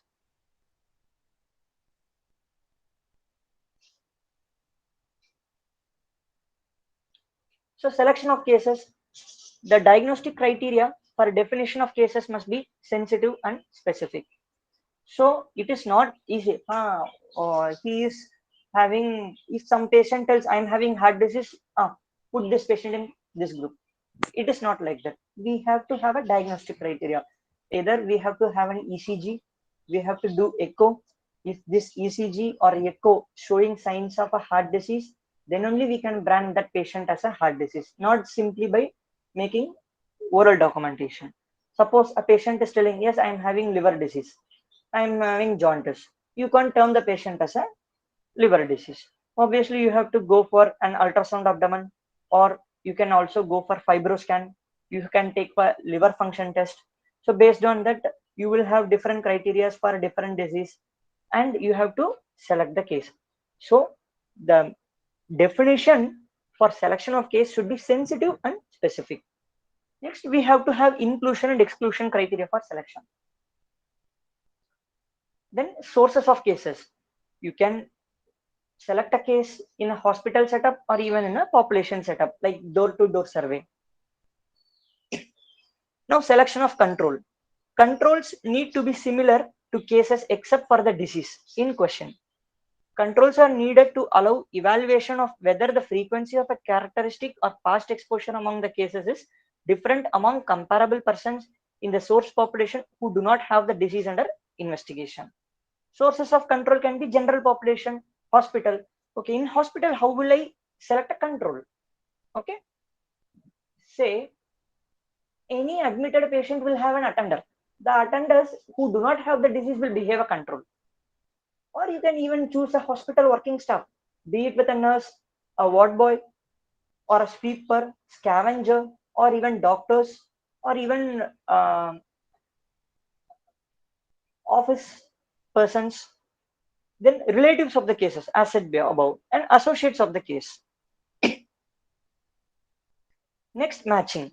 It refers to the procedure where the controls are selected for each case on the basis of similarity with respect to certain characteristics. So that certain characteristic can be an age, sex, ethnicity, place of residence, or socioeconomic status. It may be of two types, individual matching or group matching. Matching must be restricted to confounding variable. Concepts of confounding variable, variables known to be associated with both the disease or exposure, distributed unequally in the study and control group. It is independently a risk factor for the disease. Bias in control study. A bias is a systematic error in the design, conduct, or analysis of a study that results in an erroneous conclusion. There are three broad categories of biases: selection bias, information bias, and confounding bias. Selection bias is again simple, like if we select a wrong population for the mentioned study, you are going to get different results. Okay. Then information bias. So information bias, like you have selected a case, you have selected a control, and you are asking, do you smoke? Do you take alcohol? Patient is giving a wrong information. He will be smoking, but he will tell he do not smoke. So we will have an information bias. Next, confounding bias. So types of information bias, recall bias. Sometimes the patient can forget the past events and they will give a wrong information because they are unable to recall it. Next, interviewer bias. The interviewer who is asking the question might not put the question in an appropriate, understandable way. So the response might be erroneous. Next, misclassification bias, that can be non-differential bias or differential bias. Non-differential misclassification, the errors in classification of one variable do not depend on the level of the other variable. Differential misclassification, the error in classification of one variable depend on level of the other variable. Measurement of exposure. The final step is analysis to find out exposure rate among cases and controls to suspected factor. Estimation of disease risk associated with exposure, which is in terms of odds ratio. So how we are going to calculate exposure rates? See, we have an example. Cases are people with lung cancer, controls are people without lung cancer. Now we have asked smoking history in all of them. Out of 35 patients with lung cancer, 33 will smoke and 2 will not smoke. Out of 82 persons without lung disease, 55 will smoke and 27 will not smoke. Okay. Now exposure rate among cases. So 35 is the number of cases out of which 33 is exposed. So I will divide 33 by 35 and I'm getting 94.2%. Exposure among controls. Among controls who are 82, 55 are exposed. So I will divide 55 by 82 and 67%. So the p-value will be less than 0.001, which is very much significant here. So the frequency rate of lung cancer was definitely higher among smokers than among non-smoker. You understand, right? So those who smoke are getting more cancer compared to those who do not smoke.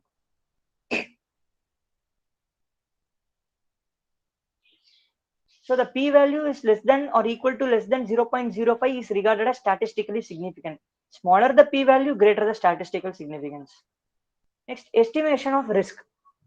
The estimation of disease risk associated with exposure is obtained by an index known as relative risk, which is defined as ratio between incidence of disease among exposed person and incidence among non-exposed person. So how can we calculate relative risk? Incidence among exposed. So the incidence among exposed, incidence of, so smokers are this population, 88 are exposed, 29 are non-exposed. So among 88 exposed persons, 33 are deceased. Among 88 exposed, 55 didn't have disease.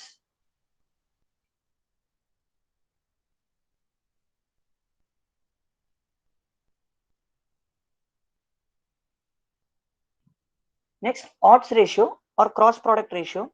Odds ratio, which is a measure of strength of association between risk factor and outcome. The derivation of odds ratio is based on three assumptions. The disease being investigated must be relatively rare. The case must be representative of those with the disease. The controls must be representative of those without the disease. So calculating odds ratio. Since it is a cross product ratio, just we have to cross A into D divided by B into C. Okay. So with this example, 33 into 27 divided by 55 into 2. Odds ratio is 8.1. A positive odds ratio means a positive correlation. A negative odds ratio means a negative correlation. Okay.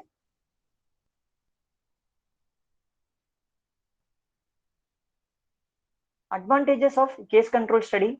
It is quicker, cheaper, and requires less time and effort than cohort studies. Case control studies can study rare diseases. Case control studies can study multiple risk factors bar exposures. They are useful for studying outcomes that take a long time to develop. Example, cancer. No risk to subjects, no attrition problem. Ethical problems are minimal. So the case control studies can study rare diseases. Okay, how? Say we have okay, this will be difficult for you people to understand. Case control studies can study multiple risk factors or exposures. Okay, now we have, say, a liver disease. All we know, a patient who is consuming alcohol may develop liver disease. Patient with hepatitis B or hepatitis C infection can develop chronic liver disease.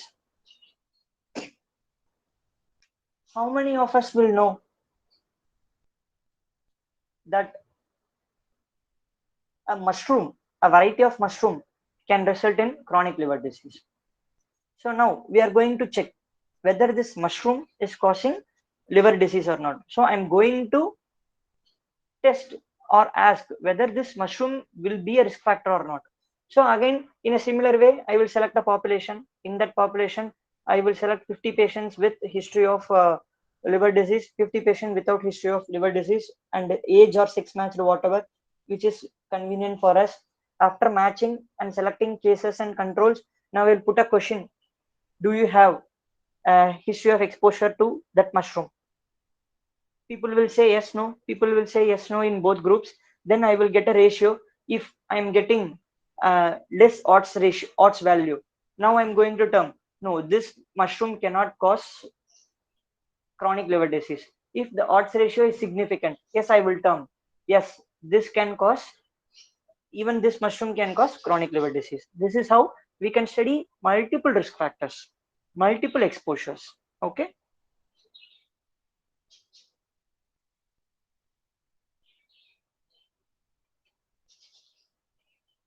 Disadvantages of case control study. Case control studies are prone to selection and recall bias. As mentioned before, they are inefficient for examining rare exposures. It may be difficult to establish temporality. It can be difficult to choose an appropriate control group. Unlike cohort studies, case control studies cannot calculate incident rates, relative risk, or attributable risk. Instead, odds ratio are the measures of association used. Moving on to cohort study. Cohort study is another type of analytical study which is used to obtain an additional evidence to support the existence of an association between suspected cause and disease. Cohort study is known by a variety of names: prospective study, longitudinal study, incident study, forward-looking study.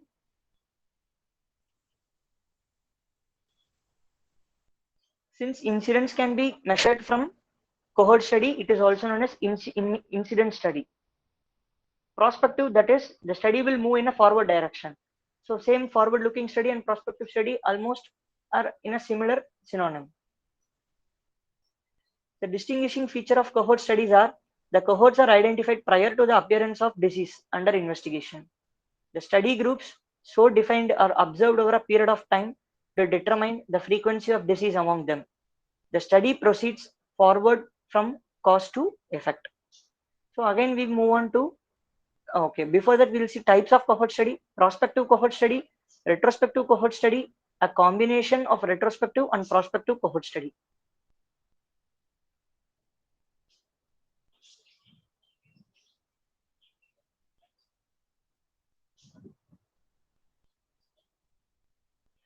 Indications for cohort study: when there is a good evidence of an association between exposure and disease, as derived from clinical observations and supported by descriptive and case control studies. When exposure is rare, but the incidence of disease is high among exposed. Example, special exposure groups like those in industries, exposure to X-rays, etc. When attrition of study population can be minimized. Example, follow-up is easy, cohort is stable, cooperative and easily accessible. When ample funds are available. General considerations: the cohorts must be free from the disease under study. Thus, if the disease under study is coronary heart disease, the cohort members are first examined and those who already have evidence of disease under investigations are excluded.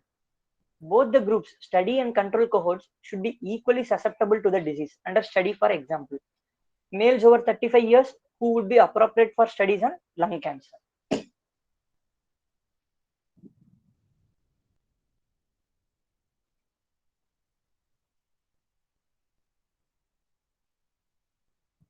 Both the groups should be comparable in respect of all the possible variables which may influence the frequency of the disease. The diagnostic and eligibility criteria of the disease must be defined beforehand. This will depend upon the availability of reliable methods for recognizing the disease when it develops. So elements of a cohort study: selection of study subjects, obtaining data on exposure, selection of comparison groups, follow-up and analyze. Selection of study subjects. The subject of a cohort study are usually assembled in one of two ways, either from general population or select groups of population that can be readily studied. Example, persons with different degrees of exposure to the suspected causal factors.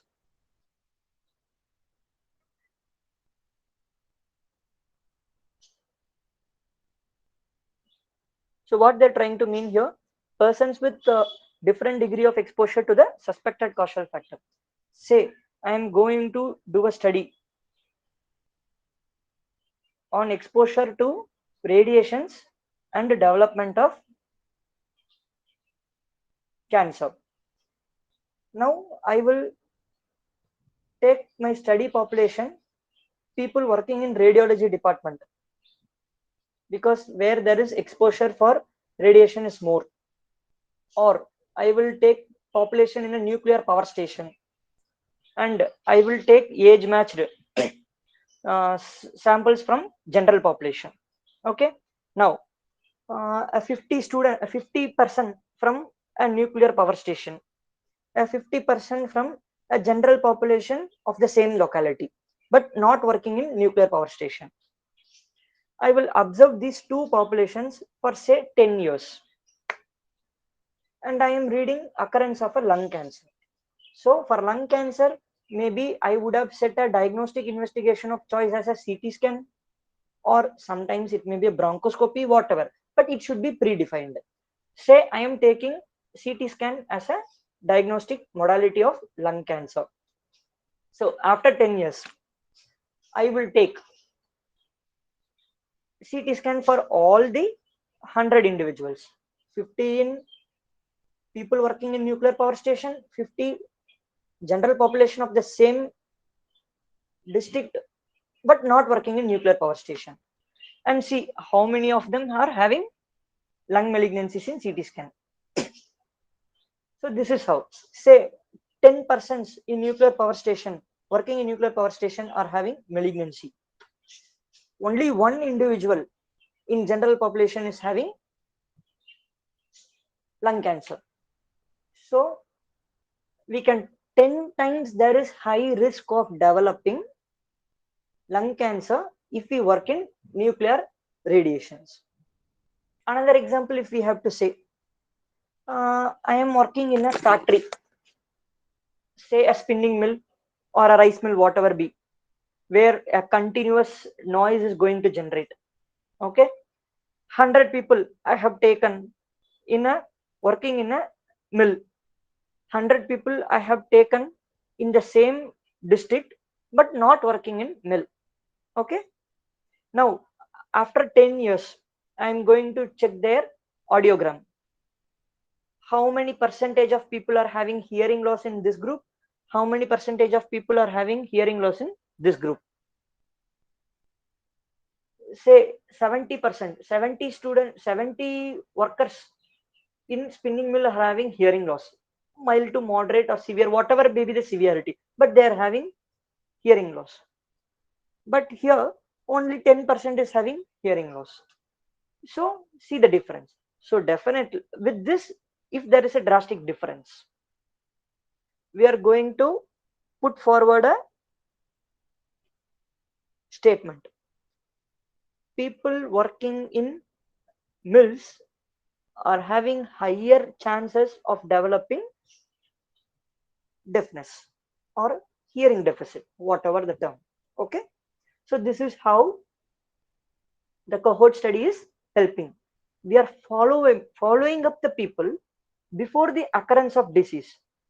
In case control study, disease has already occurred, and we are asking for the risk factor, presence or absence of risk factor, both in cases and in controls. Here all are normal people, but one group is exposed to a risk factor, another group is not exposed to a risk factor, and we are following up both the group for a period of time, and we are seeing whether they are developing a disease or not.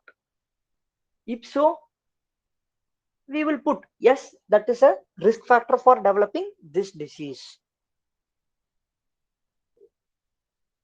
Okay, next, obtaining data on exposure. Information about exposure may be obtained directly from the cohort members, review of records, medical examination or special test, and environmental surveys.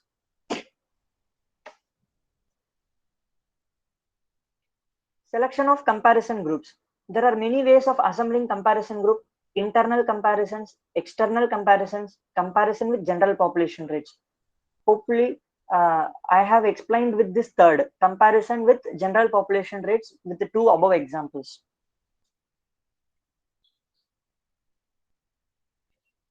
One of the problem in cohort study is regular follow-up of all the participants. The procedure required comprise periodic medical examination of each member of the cohort, reviewing the physician and hospital records, routine surveillance of death records, mailed questionnaires, telephone calls, periodic home visits, preferably all three on an annual basis. So I am not going to follow up all these patients or persons at the end of 10 years directly. Instead, I will put a set of questionnaire every yearly, and every yearly I will be following up them. Not yearly, we can even set up that duration. I am going to follow up every 6 monthly. I am going to follow every 2 yearly. Like that, again, it is prefixed. The data are analyzed in terms of incident rates of outcome among exposed and non-exposed estimation of risk. Incident rates. In a cohort study, we can determine incident rates directly in those exposed and those not exposed. See, now cigarette smoking was the risk factor.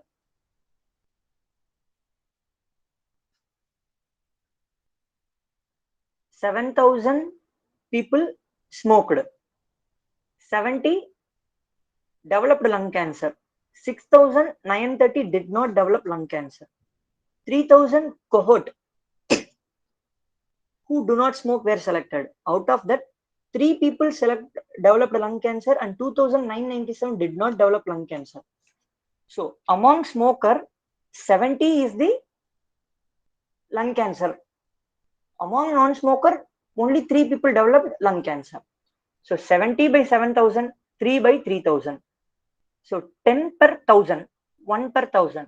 So 10 times there is increased risk of developing lung cancer if you smoke is the inference obtained from this study. So this is how a cohort study will move on. Okay. So this is, we will have a set of people with risk factor and without risk factor, and we will see they are developing disease or not. So we are moving forward. So this is a prospective study. In case control study, already there is a set of people with lung cancer. Already there is a set of people without lung cancer. And I'm going to ask, did you smoke? Did you smoke? So I am taking their past history.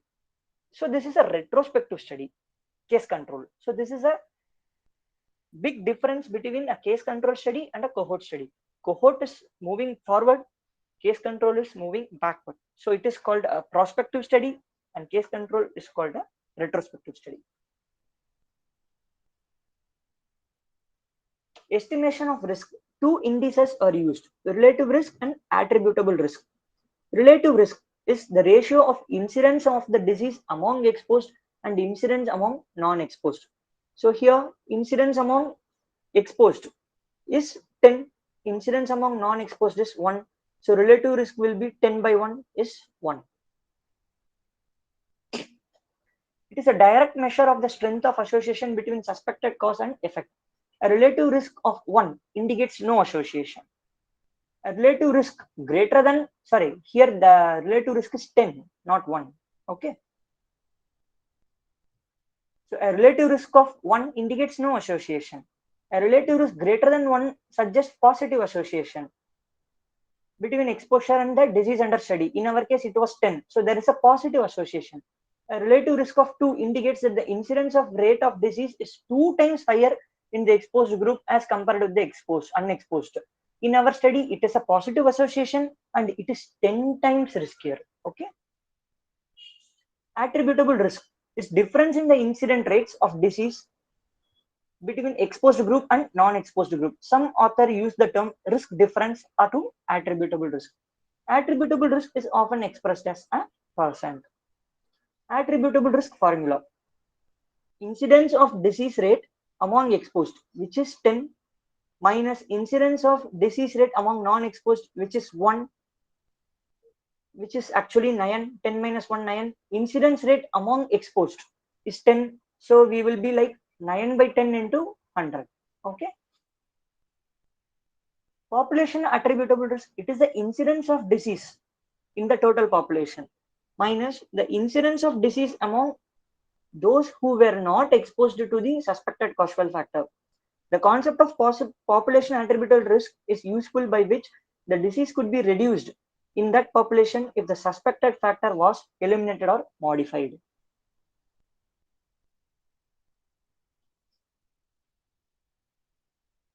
Advantages of cohort study. Incidence can be calculated as mentioned above. Several possible outcomes related to exposure can be studied simultaneously. That is, we can study the association of suspected factor with many other disease in addition to one other study.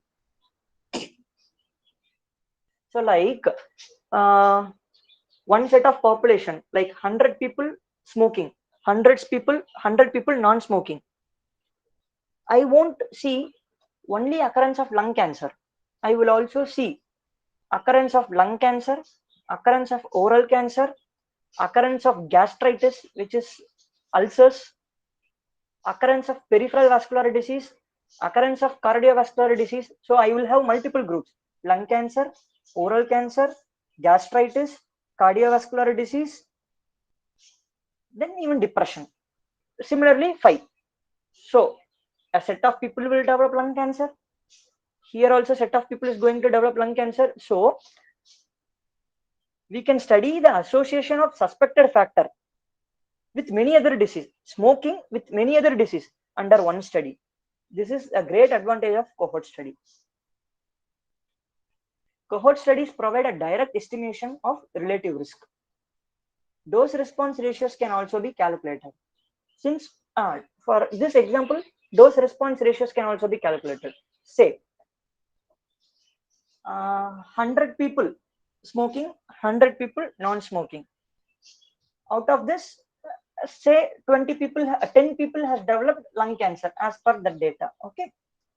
Out of the 10, one person smoked 1 packet per day, another person smoked 3 packets per day, another person smoked just 2 cigarettes per day. Similarly, out of this 10, 431, 432, 442, like how can we have 532. Okay, person who smoked 2 packets of cigarette per day were 5, 1 packet per day 3, 2 cigarettes per day 2. So in this way we can actually dose response ratios can also be calculated. So from comparing the two groups, we can say yes, smoking is a risk factor for developing lung cancer. And from this second example, the more you smoke, the more is the chance of getting lung cancer. We can even tell this example in another way. Those patients who took 2 packets of cigarette developed lung cancer at 5 years of follow-up. One cigarette packet per day developed lung cancer at 7 years of follow-up. Who took just 2 to 3 cigarettes per day developed lung cancer at the 10th year of follow-up. So if we smoke more, we will develop disease early. So this is how dose response ratio is working in cohort study. Since comparison groups are formed before disease develops, certain form of bias can be minimized, like misclassification of individuals into exposed and unexposed group. Disadvantages of cohort study. Cohort studies involve a large number of people. They are generally unsuitable for investigating uncommon diseases or disease with low incidence in the population. It takes a long time to complete the study and obtain results. See, we are following up for a 10-year period. So it is very long time. It is cumbersome and to obtain results. Certain administrative problems such as loss of experienced staff, loss of funding, extensive record keeping are inevitable. It is not unusual to lose a substantial proportion of the original cohort. Say, out of 100 population in smoking group, 10 met with an accident and they are out of study. So this will affect the result. So it is not unusual to lose a substantial proportion of the original cohort. They may migrate. Sometimes they will tend to have settle up in another place, or they will even go for a foreign. So we are also losing by migrating or even by death because of another cause. or they will tell, no, I am not, in every year you are calling me up, you are taking blood sample, you are taking me or exposing me to X-ray or CT. No, I am not interested, I will quit from the study. So loss of interest in the study, or simply refuse to provide any required information. Okay. Selection of comparison groups which are representative of exposed and unexposed segment of the population is a limiting factor. Those who volunteer for the study may not be representative of all individuals with the characteristics of interest. There may be changes in the standard methods or diagnostic criteria of the disease over prolonged follow-up. This we can tell an example of hypertension. Previously, hypertension definition would have been 150/100, now 140/90. Another consensus telling even 130/85 should be considered as a hypertension. So different changing definition of disease is also keep on changing based on different consensus. Okay. So that is also another difficulty in performing a cohort. Cohort studies are expensive. Obviously, to follow up a huge population for a 10 years, you have to put lot of manpower, lot of technical steps. So all these are going to become expensive.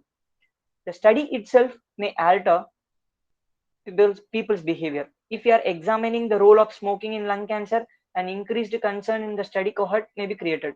This may induce the study subjects to stop or decrease smoking.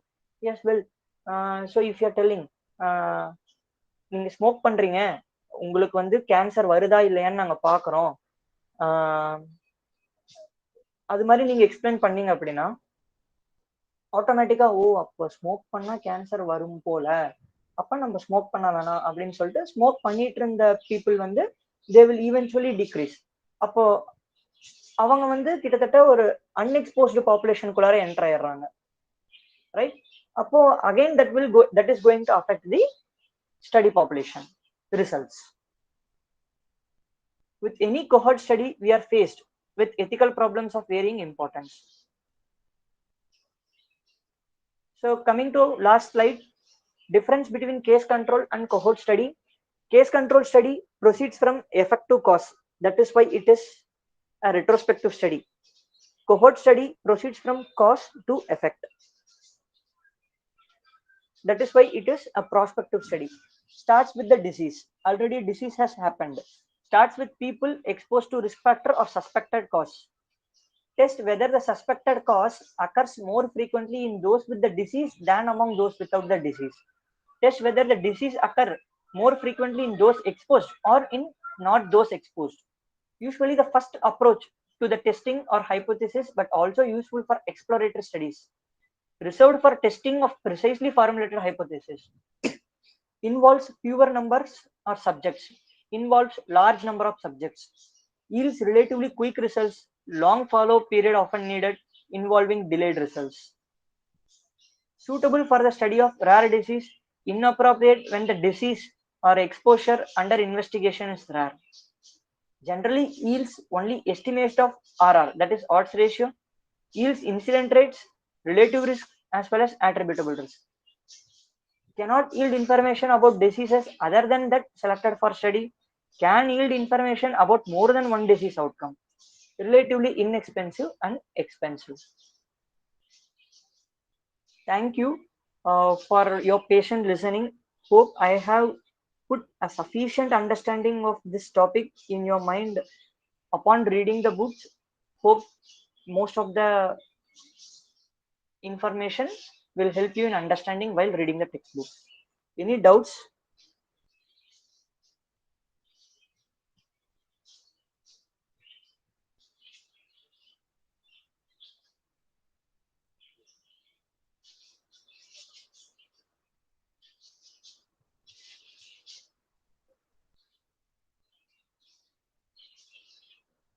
Any questions?